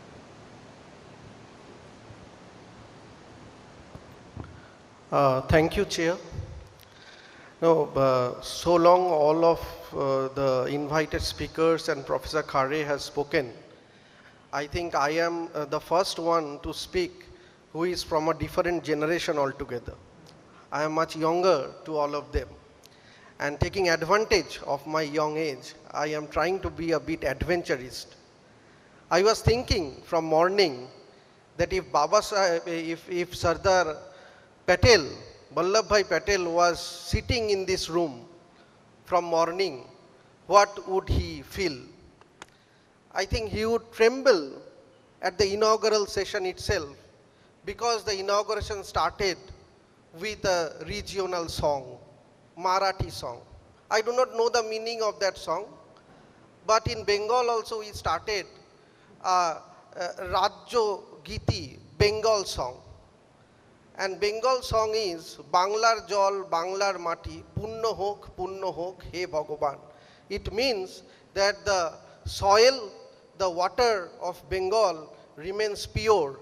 Almighty, please help to make it pure. So the very first idea of nationalism that we are discussing in this seminar, and what probably Sardar Vallabhbhai Patel envisioned in the last 2.5 years of his life. After his death, it vanished, and regionalism is there in place of nationalism. So let us understand the basic problem of internal security is all the various points that chairman discussed in the beginning. Apart from that, the basic problem is that hardly our country is united. Because in the Karachi presidential address of Congress in 1931, Vallabhbhai Patel told that our unity should be unity in heart. There should be fellow feeling. But today we see Asmita, identity. We have Gujarati Asmita, we have Marathi Asmita, we have Assami Asmita, we have Bengali Asmita. So if this regionalism is regional identity, and then in our constitutional structure there is a federal structure, but we always think that it is a bargaining federalism.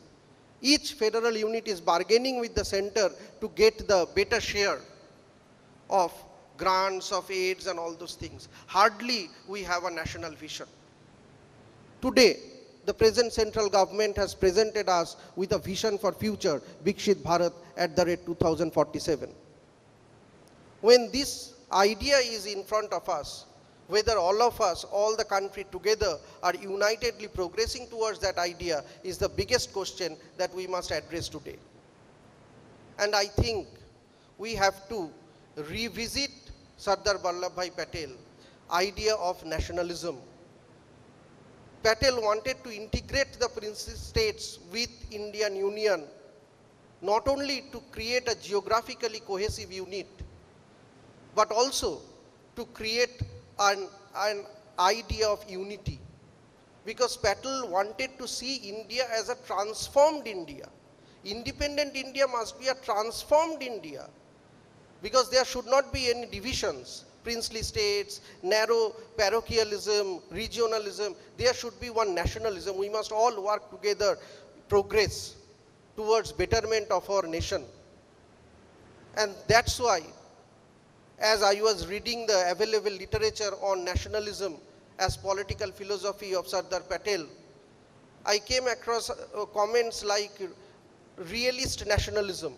Patel's nationalism as realist nationalism, intense nationalism. But I would like to redefine it as transformative nationalism. Because Patel's idea was to transform a divisive, pre-independent Indian geographical structure to a cohesive geographical unit, to a one geographical unit that is India. And that's why he negotiated so vividly with all the princely states at that point of time. When we talk about nationalism today, we always think of nationalism in terms of external threats. When there is external threat, we think we must be one, we must be together. I come from a state, West Bengal, where today we are fighting the communal tension, and we are seeing that internal security and external security is mixed. One particular opinion is coming that it is an internal law and order problem. Other opinion is that it is an external law and order problem because some, some Bangladeshis have probably entered our country. So the internal security problem and external security problem has been mixed for political reason. This Sardar Patel won't have allowed if he would have alive today. So therefore we must redefine nationalism as transformative nationalism. We must think not of region but of nation. And there is a very good chance before us because today we have a goal before us as Viksit Bharat. There are many templates of development, of resurgence, starting from science and technology to social justice. The whole lot of issues are there and we should be one in that direction. There is also another issue of tensions. There is tension is there because we have difference of approach about how to make social justice. And we always think of creating a system. It is my idea, it is the idea propagated by one, maybe from morning we are discussing about personalities.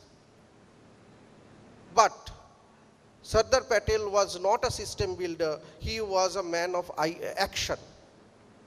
And therefore, in one constituent assembly, he was the chairman of the advisory committee on fundamental rights and minority issues in the constituent assembly.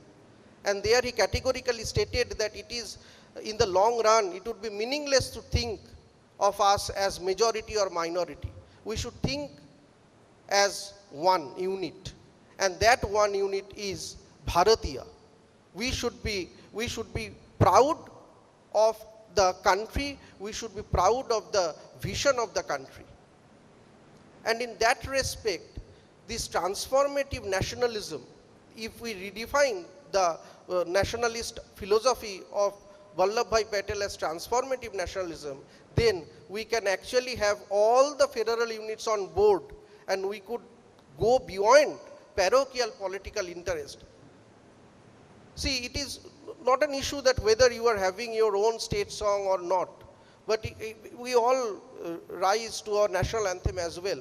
But having a state song, having a Asmita kind of approach creates some kind of a distance from the overall goal of nationalism, overall idea of nationalism. So nationalism is not about a very abstract philosophical idea. It is a concrete idea where we must all come together to work together to make the image of our country better. Because whatever happens internally, even if communal tensions happen, even if some social justice issue, injustice issue happens, caste violence happen, in this era of science and technology, this image, within seconds it will be proliferated across the world. So it is not good for India to remain divisive in our federal units, across federal units. There may be problems, there may be issues, but it should be sorted out through dialogue. V.V. Giri, I would just say that V.V. Giri once told that the handling of national affairs of Vallabhbhai Patel reflects his understanding of men and matters. Vallabhbhai Patel was always in favor of unity, communal unity, that there should be unity between Hindu and Muslim.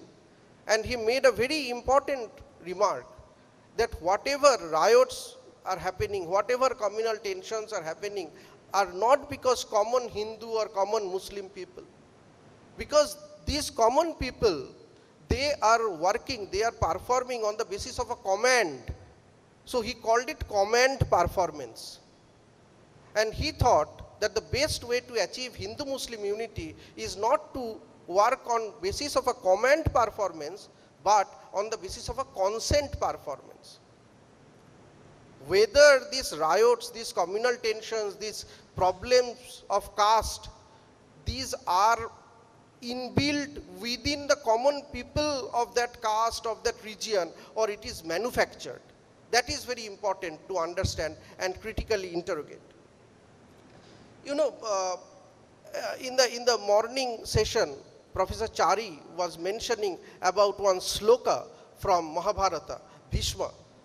Bhishmacharya's sloka. And here he mentioned that the duty of the ruler is Rakshan, that is protecting the people, welfare of the people.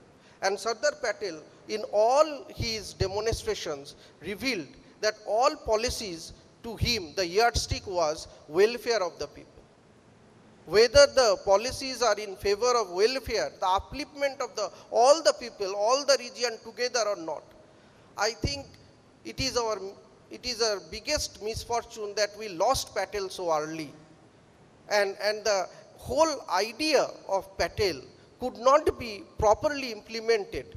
The one good example was that Patel was in favor of privy pars. When these princely states were integrated, Patel was in favor of giving them a solace, some amount as privy pars, but it was abolished later on. So by this instance, we can understand that many of the ideas and visions of Patel was bypassed after the death of Patel. And therefore, it is high time, it is the right opportunity and right time for us to debate and deliberate and analyze Patel's contribution. I would just end by reminding you all about one book written by Bankim Chandra Chattopadhyay. Bankim wrote about Krishna Charit, and Bankim Chandra Chattopadhyay was propagating that who should be a good national leader, whom we should emulate, follow. And according to Bankim Chandra Chattopadhyay, that character should be the character of Lord Krishna in the battlefield of Mahabharata. That we must follow. But given the scientific temperament that we have today, we don't know whether Lord Krishna existed or not, but we know definitely that Vallabhbhai Patel existed. And I request the convener of this seminar, Professor Khare, to bring out an edited volume where we should talk about Patel Charit. We should bring out, as Professor Arvind Kumar was mentioning, the archival sources, where these are unexplored archival sources, and that should be the guideline. And we are still a nation in building, and today we still require the guidelines of Patel as the guideline for building our nation. I end by giving my deepest regards to Professor Khare for inviting me and Professor Arvind Kumar to making the liaison. Thank you. Namaskar.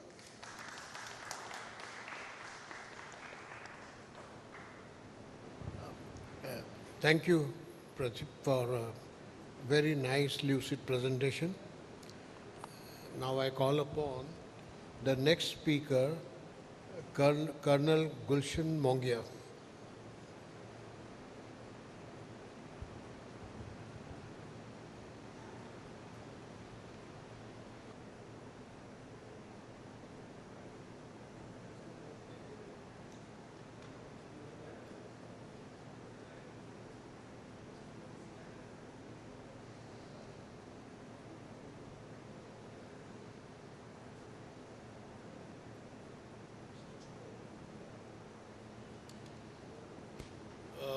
Good afternoon, ladies and gentlemen. Thank you, Mr. Chairperson, sir. I would like to convey my sincerest of gratitude to our HOD, Professor Khare, for giving me this opportunity, and all our fellow RSP co-student officers who will be speaking in this August gathering on Sardar Patel's contribution to nationalism and nation building, and with the specific reference to this particular session, his legacy towards law enforcement and internal security.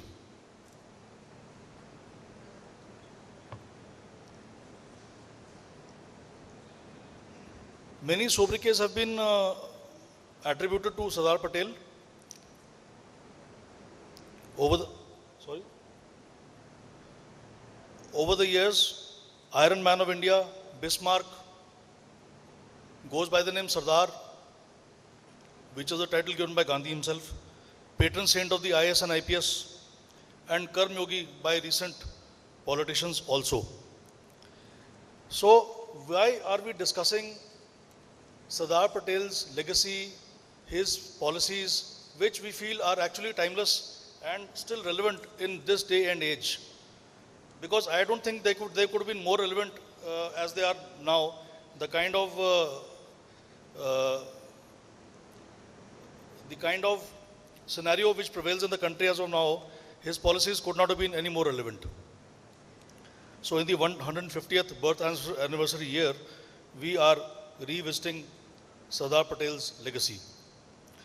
Coming to a brief background I would like to give. You know, a great person does not suddenly appear. He's evolved over a period of time. There are certain quality traits which I would like to touch upon in early life.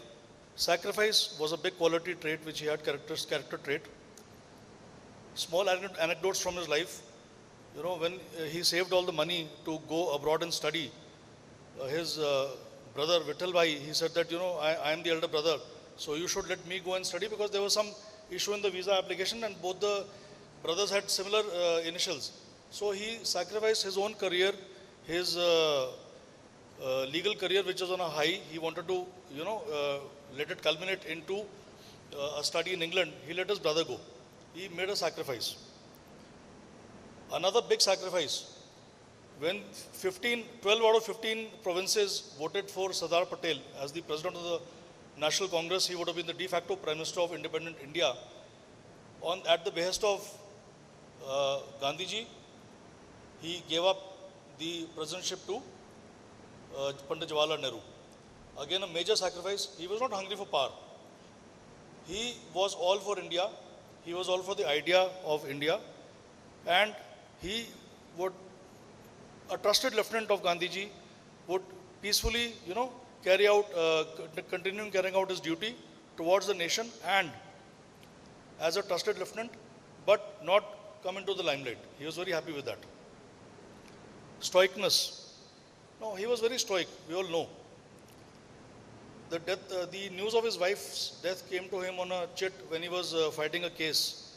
He quietly folded the chit, put it in his pocket, and continued fighting that case. He won that case. Showed no emotion. Later on he went. Again, when his brother passed away, he was in prison. He was offered to be granted bail and attend the last rites. He refused. It would have been seen as a sign of weakness. Later, when he was released after a year, then he went and carried out the last rites.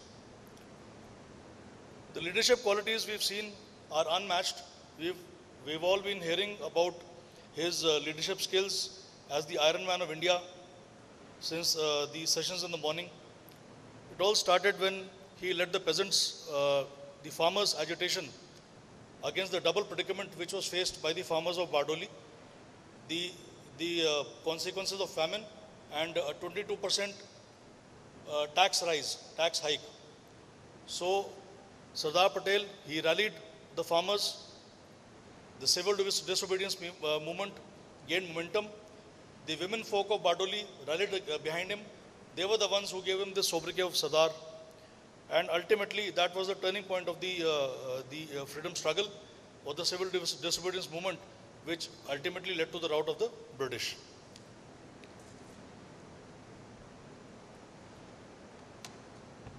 The integration of princely states has been spoken about by many speakers since morning. I think the crux of the integration of princely states, once the British paramountcy ended, and again coming back to Lord Mountbatten, how eager was he to see India succeed as a nation, or was he serving the interests of the British crown? That all of us have discussed at length in the morning.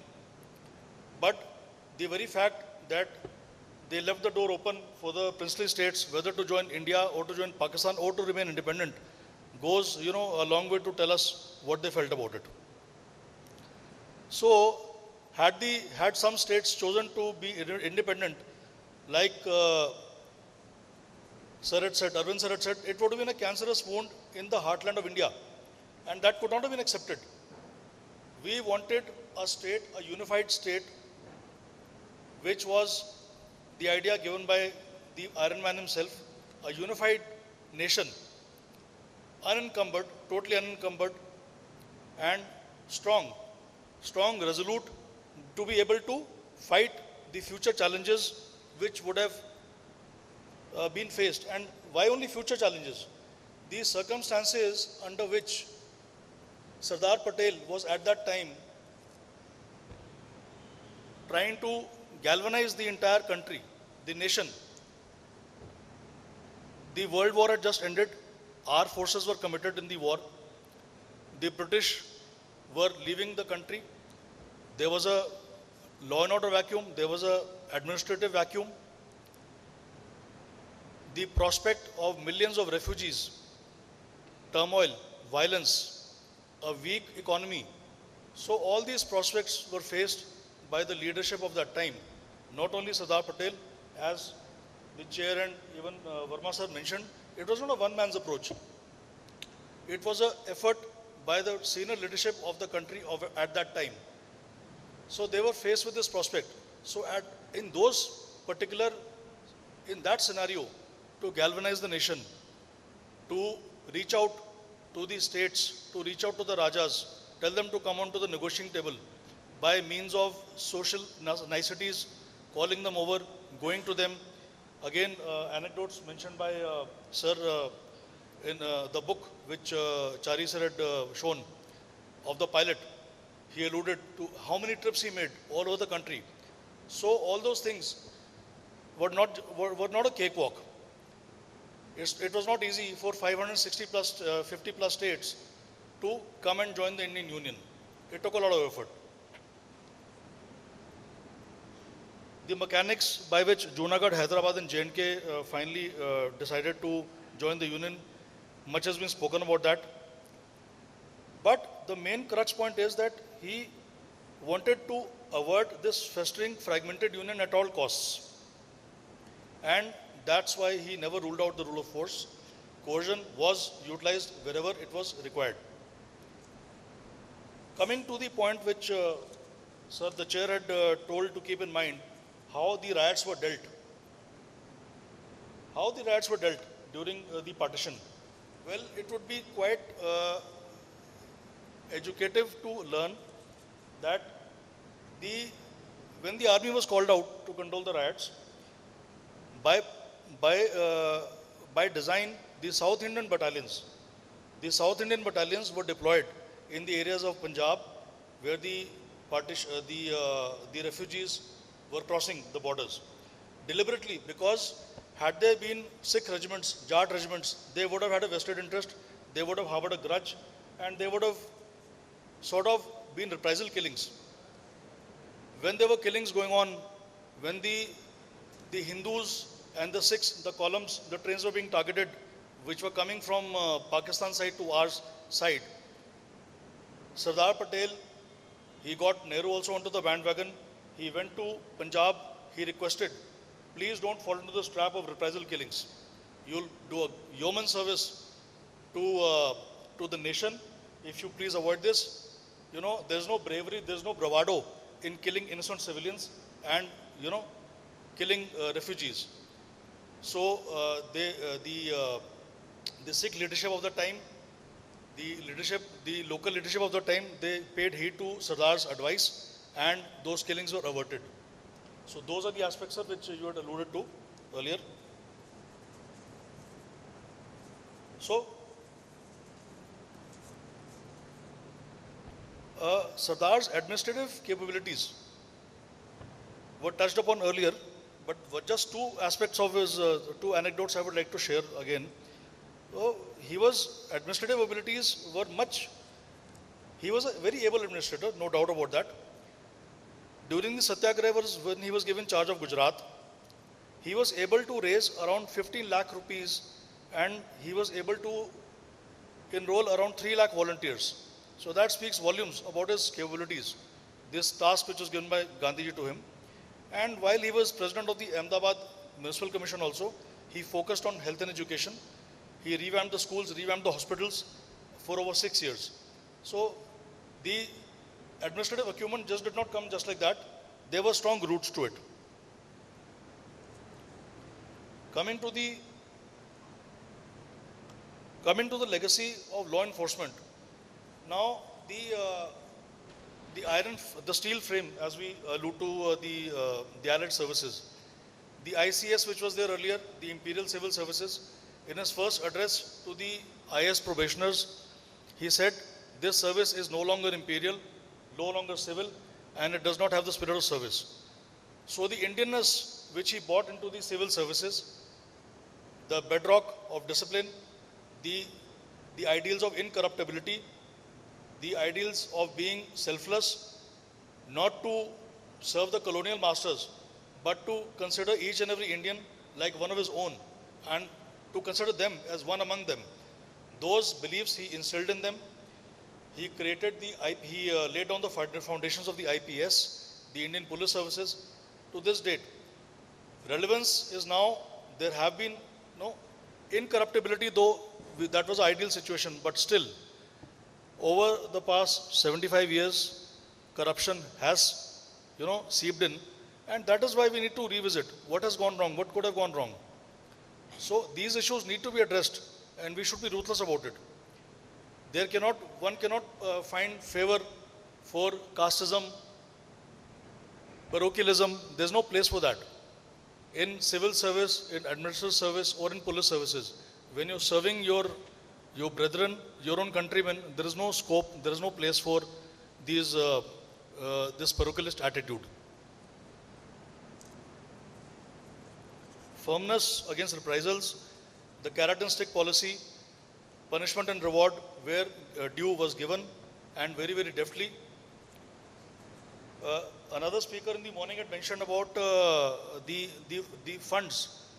Sardar Patel was very, very vocal about telling Mr. Nehru that 5.5 crore which was being given to the Pakistan governor should not be given. He was opposed to that because ultimately that money did get routed to the Pakistan army which was fighting us in J&K. So he was very pragmatic. He had a pragmatic approach. He did not have a very benevolent approach as to, okay, they're partitioning, let's give them help. Because, playing the devil's advocate, he was very, very pragmatic. He called a spade a spade. He favored direct action in Goa, much against what the other Congress leaders wished. But then we saw what happened in Goa. Ultimately, the army had to be sent into Goa in 1961. The modernization of the police forces, again, the legacy forces which are handed down to the nation. It was a motley crew of imperial forces, the imperial police, and the forces of the various princely states. So getting them on all to one single platform, modernizing them, their training, the unification, the integration into the police force and making it a formidable and a modern force. That was a task which he achieved very, very deftly. Again, intelligence networks. So he was very much aware that intelligence is of prime importance, not only to handle our internal security threats, but the threats to our borders, external aggression, rightly brought out by Professor Bhattacharya, that these cannot be seen in isolation. There is a mix. Like today we see in Bengal, external aggression is influencing internal strife. And we've seen it many times before. It is seen more pronounced in our border states because it will have a bearing. Our not so friendly neighbors will always try to destabilize us through fifth columnists which are always operating against us. And that being the case, the intelligence was given its due share of importance. The intelligence sharing between the various instruments of national importance, the central institutions, was given due, and Sardar Patel was a visionary. He knew and he gave much importance to this particular aspect. Modernization of the intelligencies, the foundations of the IB, though were laid down in 1933 pre-independence, but then he gave it time to mature. One particular director, forgetting his name, was given a long tenure so that it could be strengthened, and the changeover from serving the colonial masters The British, when they made the IB, it was to keep a track of all our political, our senior leadership, senior Congress leadership. But then the transition had to be made, getting them out of that particular mindset to serve the national interests, to keep a tab on our neighborhood, to keep a tab on the internal security situation.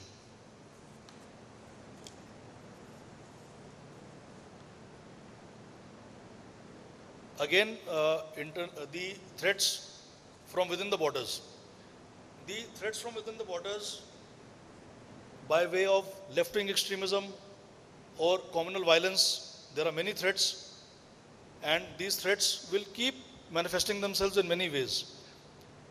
Sometimes these threats may be internal due to lack of opportunities to youth, which is characterized by left-wing extremism, but then it gets a color or gets a flavor of external support from across, mainly the red countries. Sometimes it is more communal in nature. And again, Verma sir has alluded to the caste-based violence as again also a threat to internal security. I fully agree with him. This is not the country or the nation which Sardar Patel would have envisioned, although it may not classically appear to be a threat to internal security. But yes, each man an Indian, every man for, each Indian for each other. I mean, that was what was envisioned. But then seeing sub-national ideologies or sub-nationalism emerge now, it could be a threat. It could be a threat once it manifests itself in an ugly form or in a more violent form. So how to tackle these threats? Dissenting groups have to come onto the table, onto the negotiating table. That is what we've seen, the vision which he saw for the nation, which has been followed. The policy towards the Northeast, getting Nagaland to the negotiating table, bartering a truce with NSCM, IM, and furthering the Look East, Act East policy, developing the Northeast, more proactive approach in J&K, abrogation of 370, getting them into the mainstream. The fringes are what matter the most. So rather than calling the last village of somewhere in Lekhapani or in Arunachal, it should be called the first village. So the boost which the person in that village gets is tremendous. And he feels included, he feels that I am now a part of the mainstream.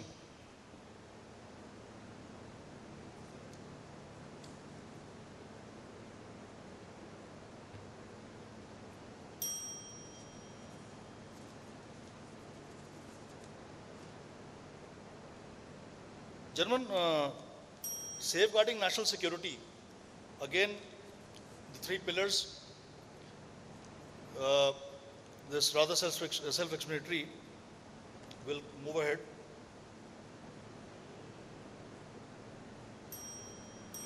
Now to wind up, I'll just conclude by saying that, Sardar Patel made a remark, I'll just quote, every Indian should forget that he is a Sikh, Rajput or a Jat. He must remember that he is an Indian and he has every right in his country, but with certain duties. So I think that there is the burial of casteism, I should say, which he supported, and I would like to allude to that. Thank you so much for listening to me patiently.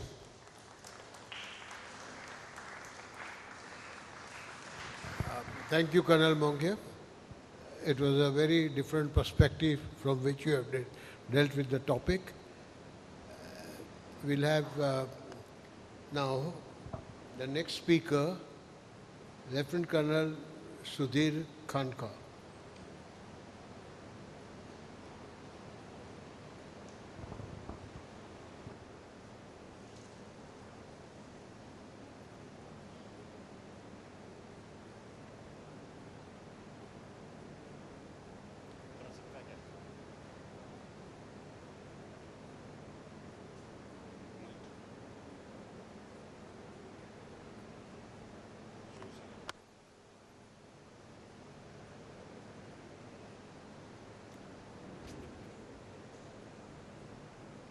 Hello, am I audible? Jai Hind. Thank you, sir, for calling me on stage. I would like to pay my gratitude to my HOD, who had allowed us to sit with such a eminent speakers. Being the last speaker, it's always a Herculean task because most of the points are covered, and I'll say my colleague or my professor Ravi told me to make presentation. I was delighted, and suddenly my paper changed to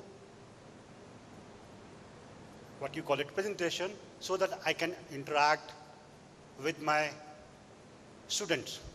So I'll not do that, and I'll pose two questions, one to my fellow students and one at the end of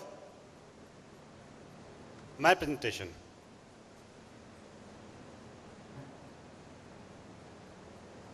Like everyone has covered, Nehru, Sardar, Dr.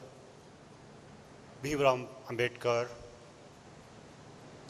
Lord Mountbatten. We spoke about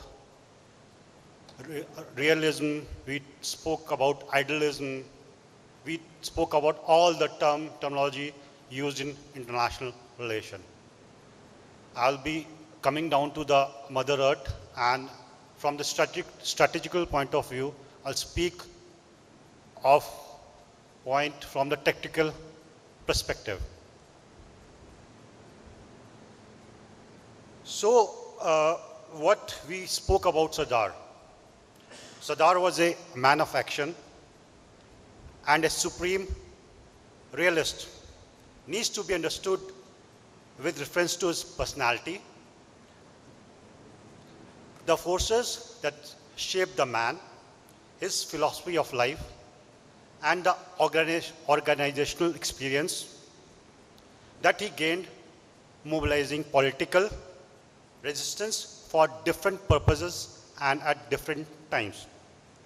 So I pose a question to the young generation. Do they knew, or do the new generation know the Sardar Vallabhbhai Patel? Of course they do, after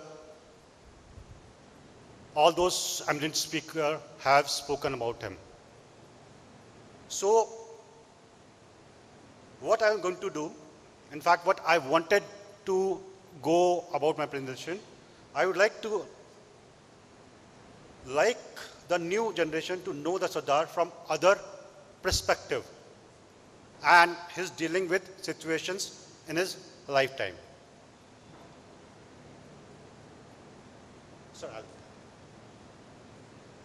Sir, these are the quotations which I wanted to tell the young people. Most of the eminent speaker has spoken about it. I'll not cover it. I'll come to the major crux.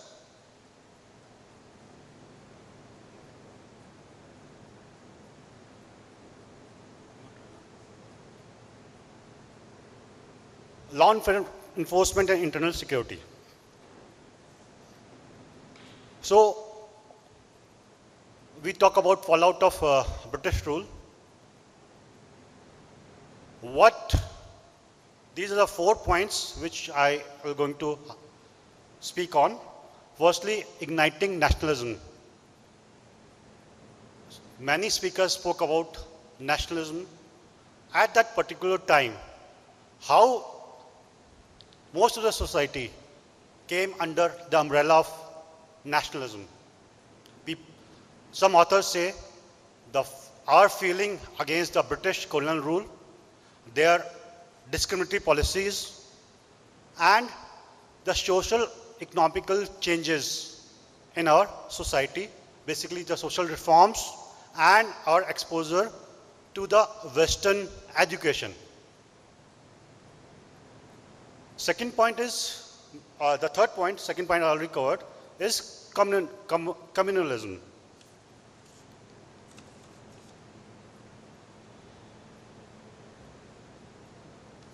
as one of the authors says, Muslim orthodoxy rejected Western education as un-Islamic.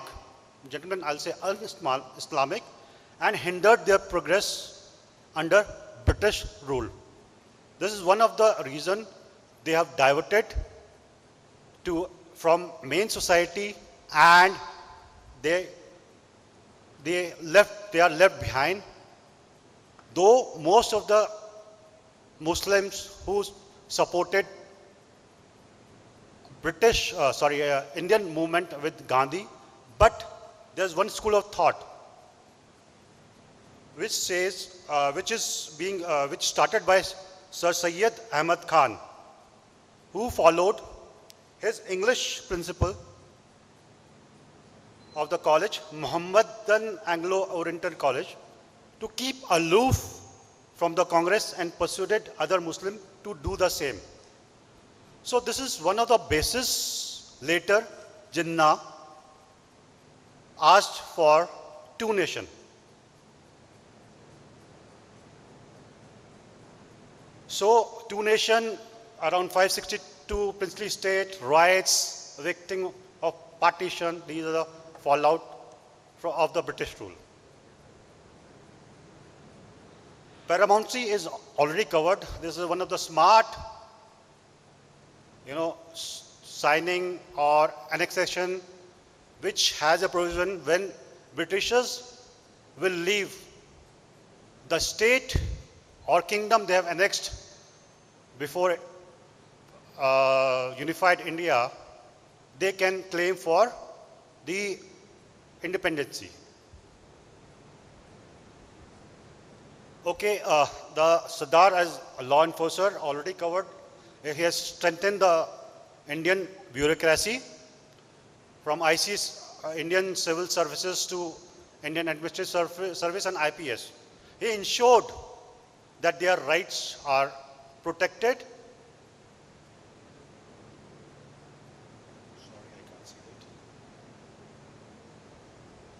Second point is he ensured that Mountbatten should speak for the India when these princely states where they wanted to go. This was one of the clever move of Sardar Vallabhbhai Patel. Rehabilitation and settlement of the victims of partition,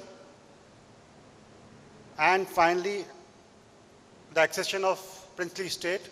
These are some Sardar is taken as a law enforcer or Iron Man. I'll not cover the law enforcing agencies. Internal security threats, sorry, I can't read it because basically there's an armed conflicts, that is the Northeast region, your J&K, and left-wing extremists. Then there is a problem of influx of migrants from our neighboring states, cybercrime and dissertation of forensics, and financial crime and money laundering.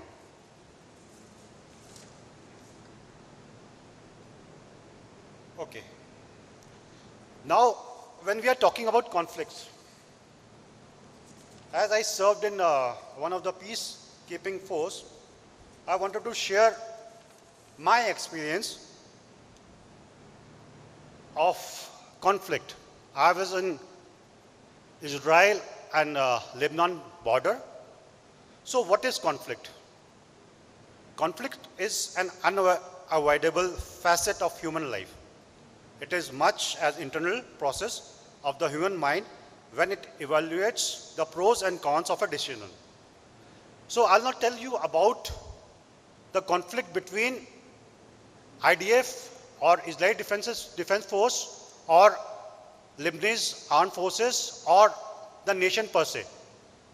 I'll give you an example of a pond which is next to a blue line. Blue line is a demarcation between the two countries carried out by United Nations. So there was a pond in the village where my company, where one of the company which was commanded by me, and the animals from Israeli side used to come and drink water.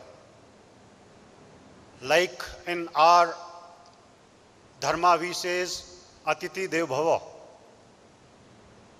The animals coming from Israeli sides drinking water made huge hue and cry. Most of the young generation who's sitting behind it, they were saying what I'm talking about. But I had to face this daily. They used to come, local villagers used to come and protest at Blue Line. They are drinking away my water. So this is one small conflict. Okay, now I would like to pose a question. Why an individual joins an armed conflict? Why not we tackle the problem at the lowest level? We talk about strategical level, we do confidence building measure, we carry out, we change the policies, we improve this system, but why not to handle it at lowest level? Why an individual join such kind of conflict? Again, these are the points which I have mentioned, but I would like to narrate one more story and then I'll wind up. I was in Kashmir and there was a gentleman who crossed over from POK, and that gentleman stayed in my camp for 3 days and I was interrogating. In fact, I was not interrogating, I interacted with him out of my curiosity. I asked him, why you came to this side? Like most of my eminent speaker spoke about radicalization or Islamic influence. So that gentleman is from a very poor background. I'm talking about 2014. The prize money given to him was not more than 50,000 bucks in Indian currency. He was told that the mosques are being demolished. Muslims are not allowed to pray. There are a number of things he told which it will be unparliamentary to speak in front of this August gathering. So I thought he crossed over Pir Panjal, came to Kashmir to fight his battle on what? He was radicalized when he saw the Indian side of Kashmir. He said, Saab, ye to bahut acha hai. There are infrastructure here. I can see, I can hear the evening call for a prayer. So we talk about dealing the problem at strategical level. I talk about why not to stop at the lowest level. Sir, the Sardar Vallabhbhai Patel, his personality and his traits and his legacy, it's our responsibility, it's responsibility of younger generation to carry forward and build a great nation. Thank you very much.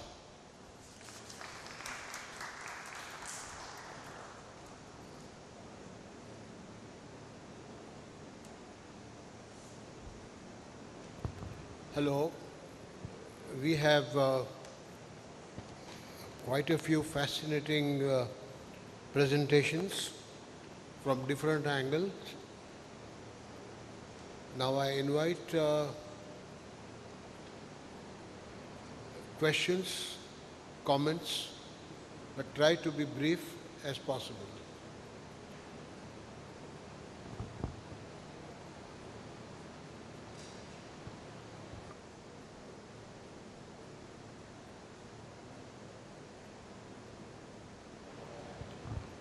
Questions, please, comments.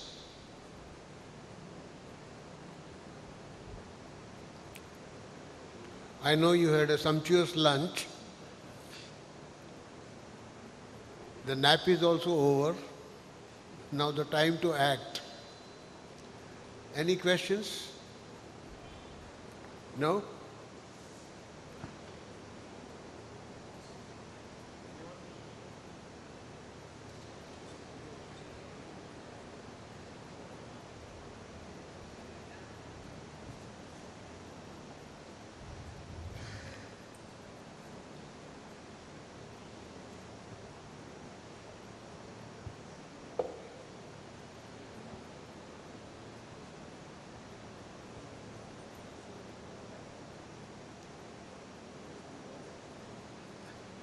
Yes, go ahead.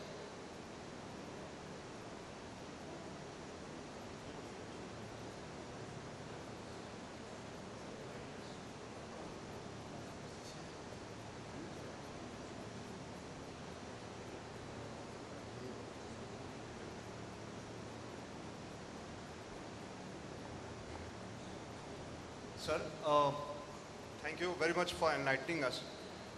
Just one submission, sir. We are not debating here that whether... Kindly, excuse me for interruption, but kindly address your question to a particular... No question, sir. No question, sir. Just General, thanking you. General? Yes, and okay. yes. We are not being judgmental about what the stature of Sardar Patel was in comparison with Dr. Ambedkar Sahab or Jawaharlal Nehru ji or Gandhi ji or that time. We are discussing about his contribution to nation building, sir, and we don't have to demean anyone. Everyone as a team got together, built their act together at that time. And we as a nation stand today because of everyone's contribution, sir. Thank you so much, sir. It was a very enlightening and educative session, sir. Thank you, sir. Any more questions, please? If it is not, then I think my duty as the chairman of the session is to wind up with a few relevant, irrelevant comments. First of all, I recall my esteemed colleague, Professor Chari, making a reference to the unity, the Statue of Unity. And he said that look at it and derive some sort of an inspiration to keep India united. Now, it's a noble kind of a cause, very essential, but at the same time, there are certain forces in international politics, in the global politics, like you may take issues like globalization. Now, because of globalization, there's a mass migration of people from one country to the other country, one society to the other society. And that has also caused some sort of a friction.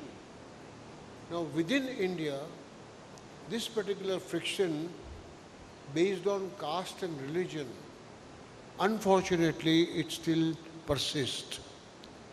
Like honor killing, intercaste marriage, or sometimes intercommunal marriages, and some sort of a privilege enjoyed by the upper class against the lower class. We have come across several newspaper reports where an untouchable bridegroom is prevented from riding the horse. As a bridegroom, you can't ride a horse. It's only the privilege of the Kshatriyas. Now, this kind of vociferous tendencies, which has caused some sort of a friction, and friction and the conflict within the social community. Then the value system. Like by religion, we have certain values and they clash with the religion of other community. Now, somebody is, say, cow meat versus goat milk versus chicken meat. Now, all these issues have unfortunately come up.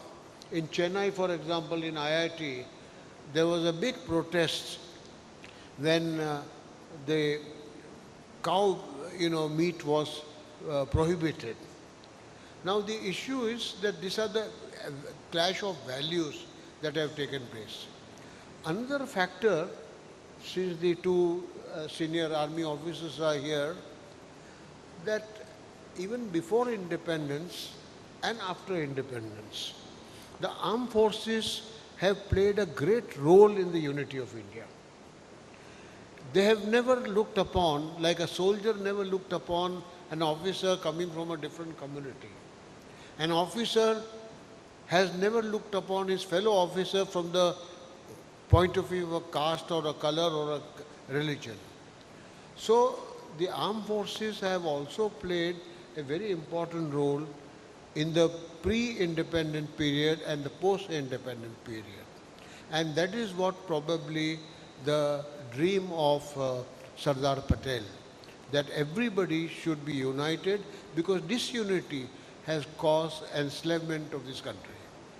Now from this point of view, most of the presentations, like Professor Verma's presentation, deals with constitutional efforts, constitutional means to bring about socio-economic justice.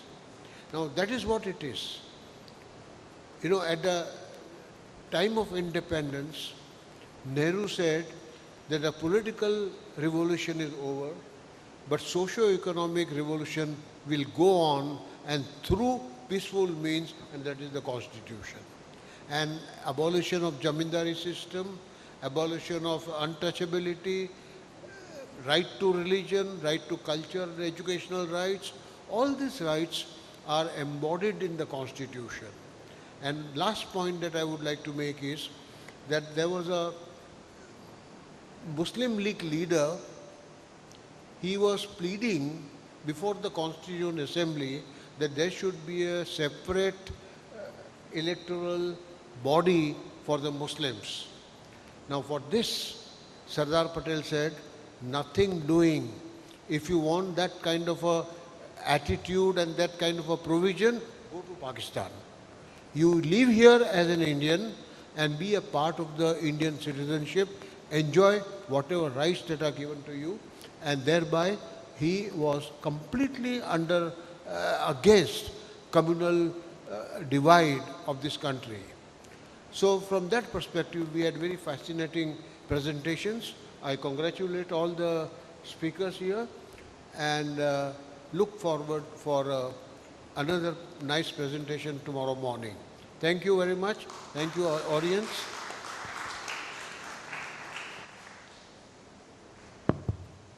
Thank you. Thank you, Chair.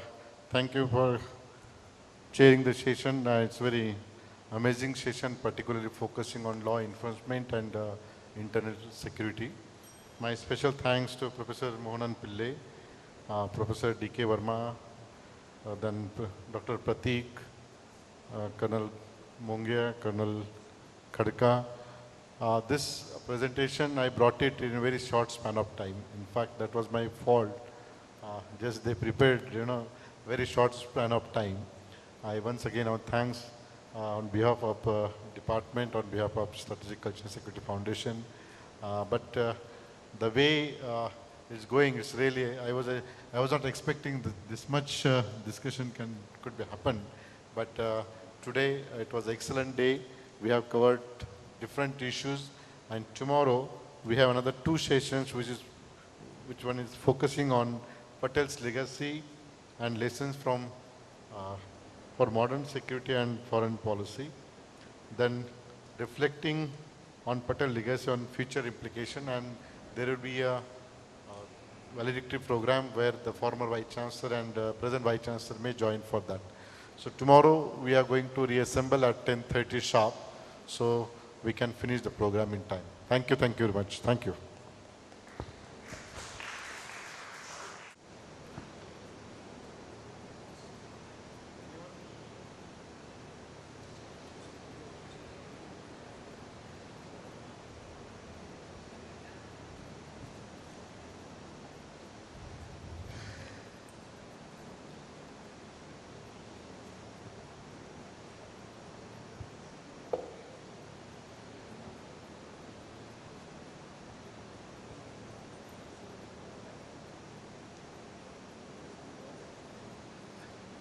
Yes, go ahead.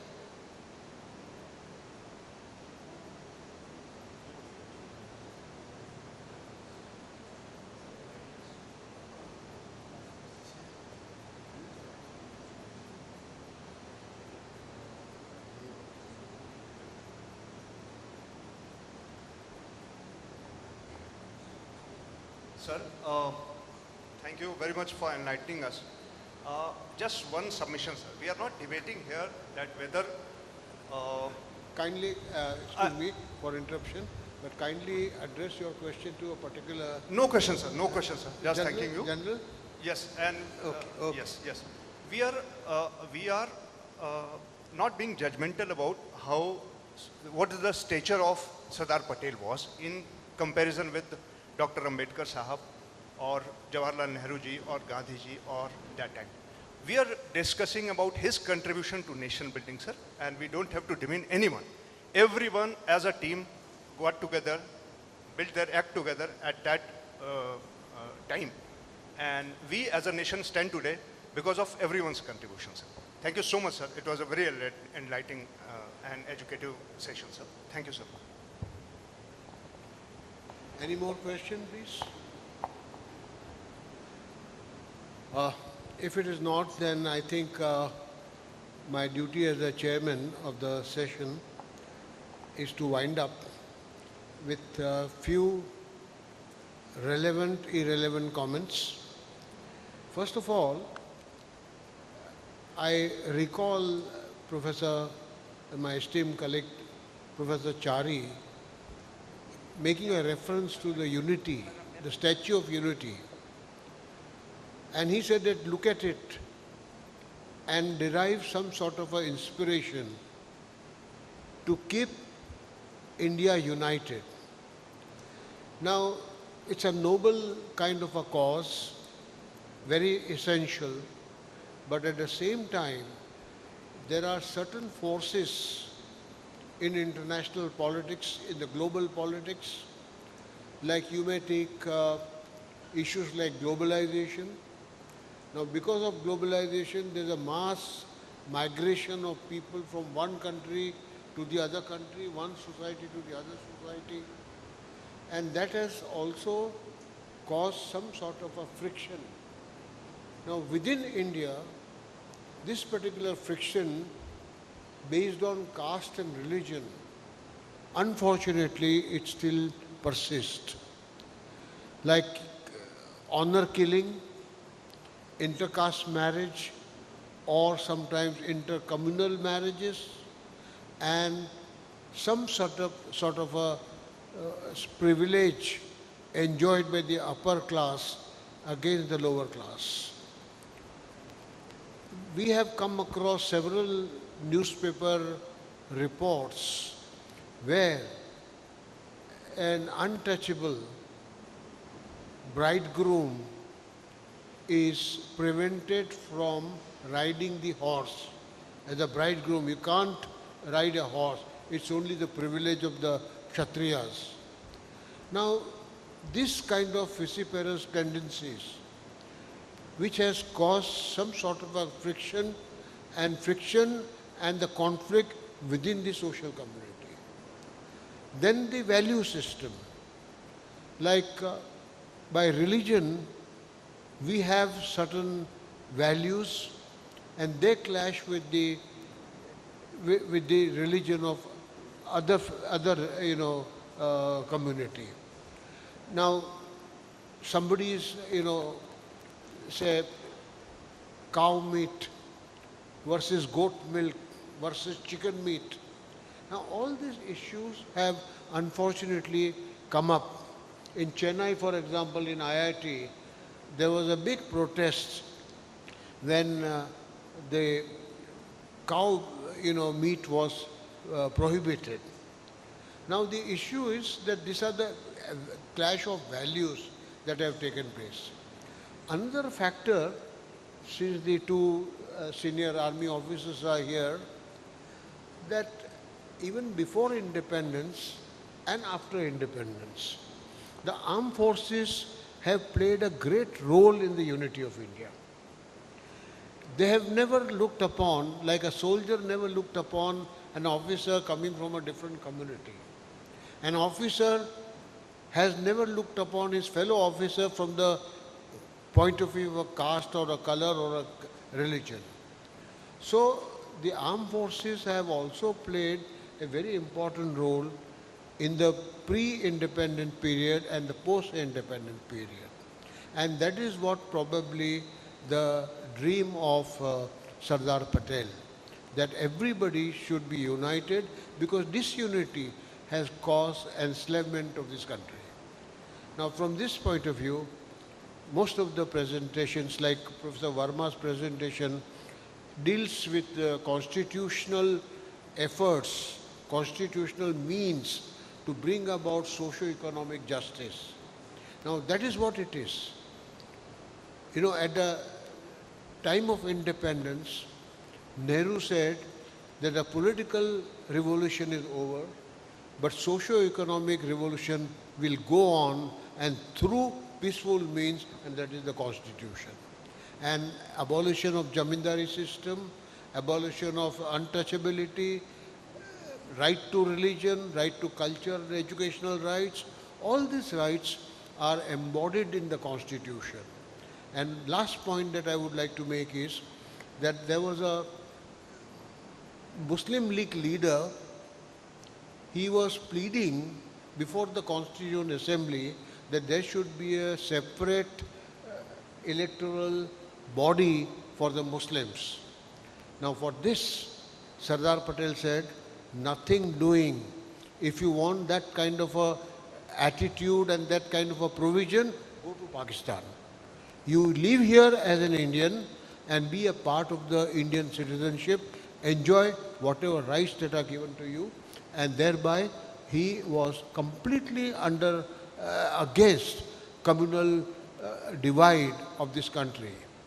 So from that perspective, we had very fascinating presentations. I congratulate all the speakers here and look forward for another nice presentation tomorrow morning.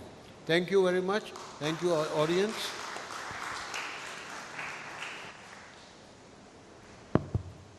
Thank you. Thank you, Chair. Thank you for chairing the session. It's very amazing session, particularly focusing on law enforcement and internal security. My special thanks to Professor Mohanan Pillai, Professor D.K. Verma, then Dr. Prateek, Colonel Mongia, Colonel Khadka. This presentation, I brought it in a very short span of time. In fact, that was my fault. Just they prepared, very short span of time. I once again thanks on behalf of department, on behalf of Strategic Culture Security Foundation.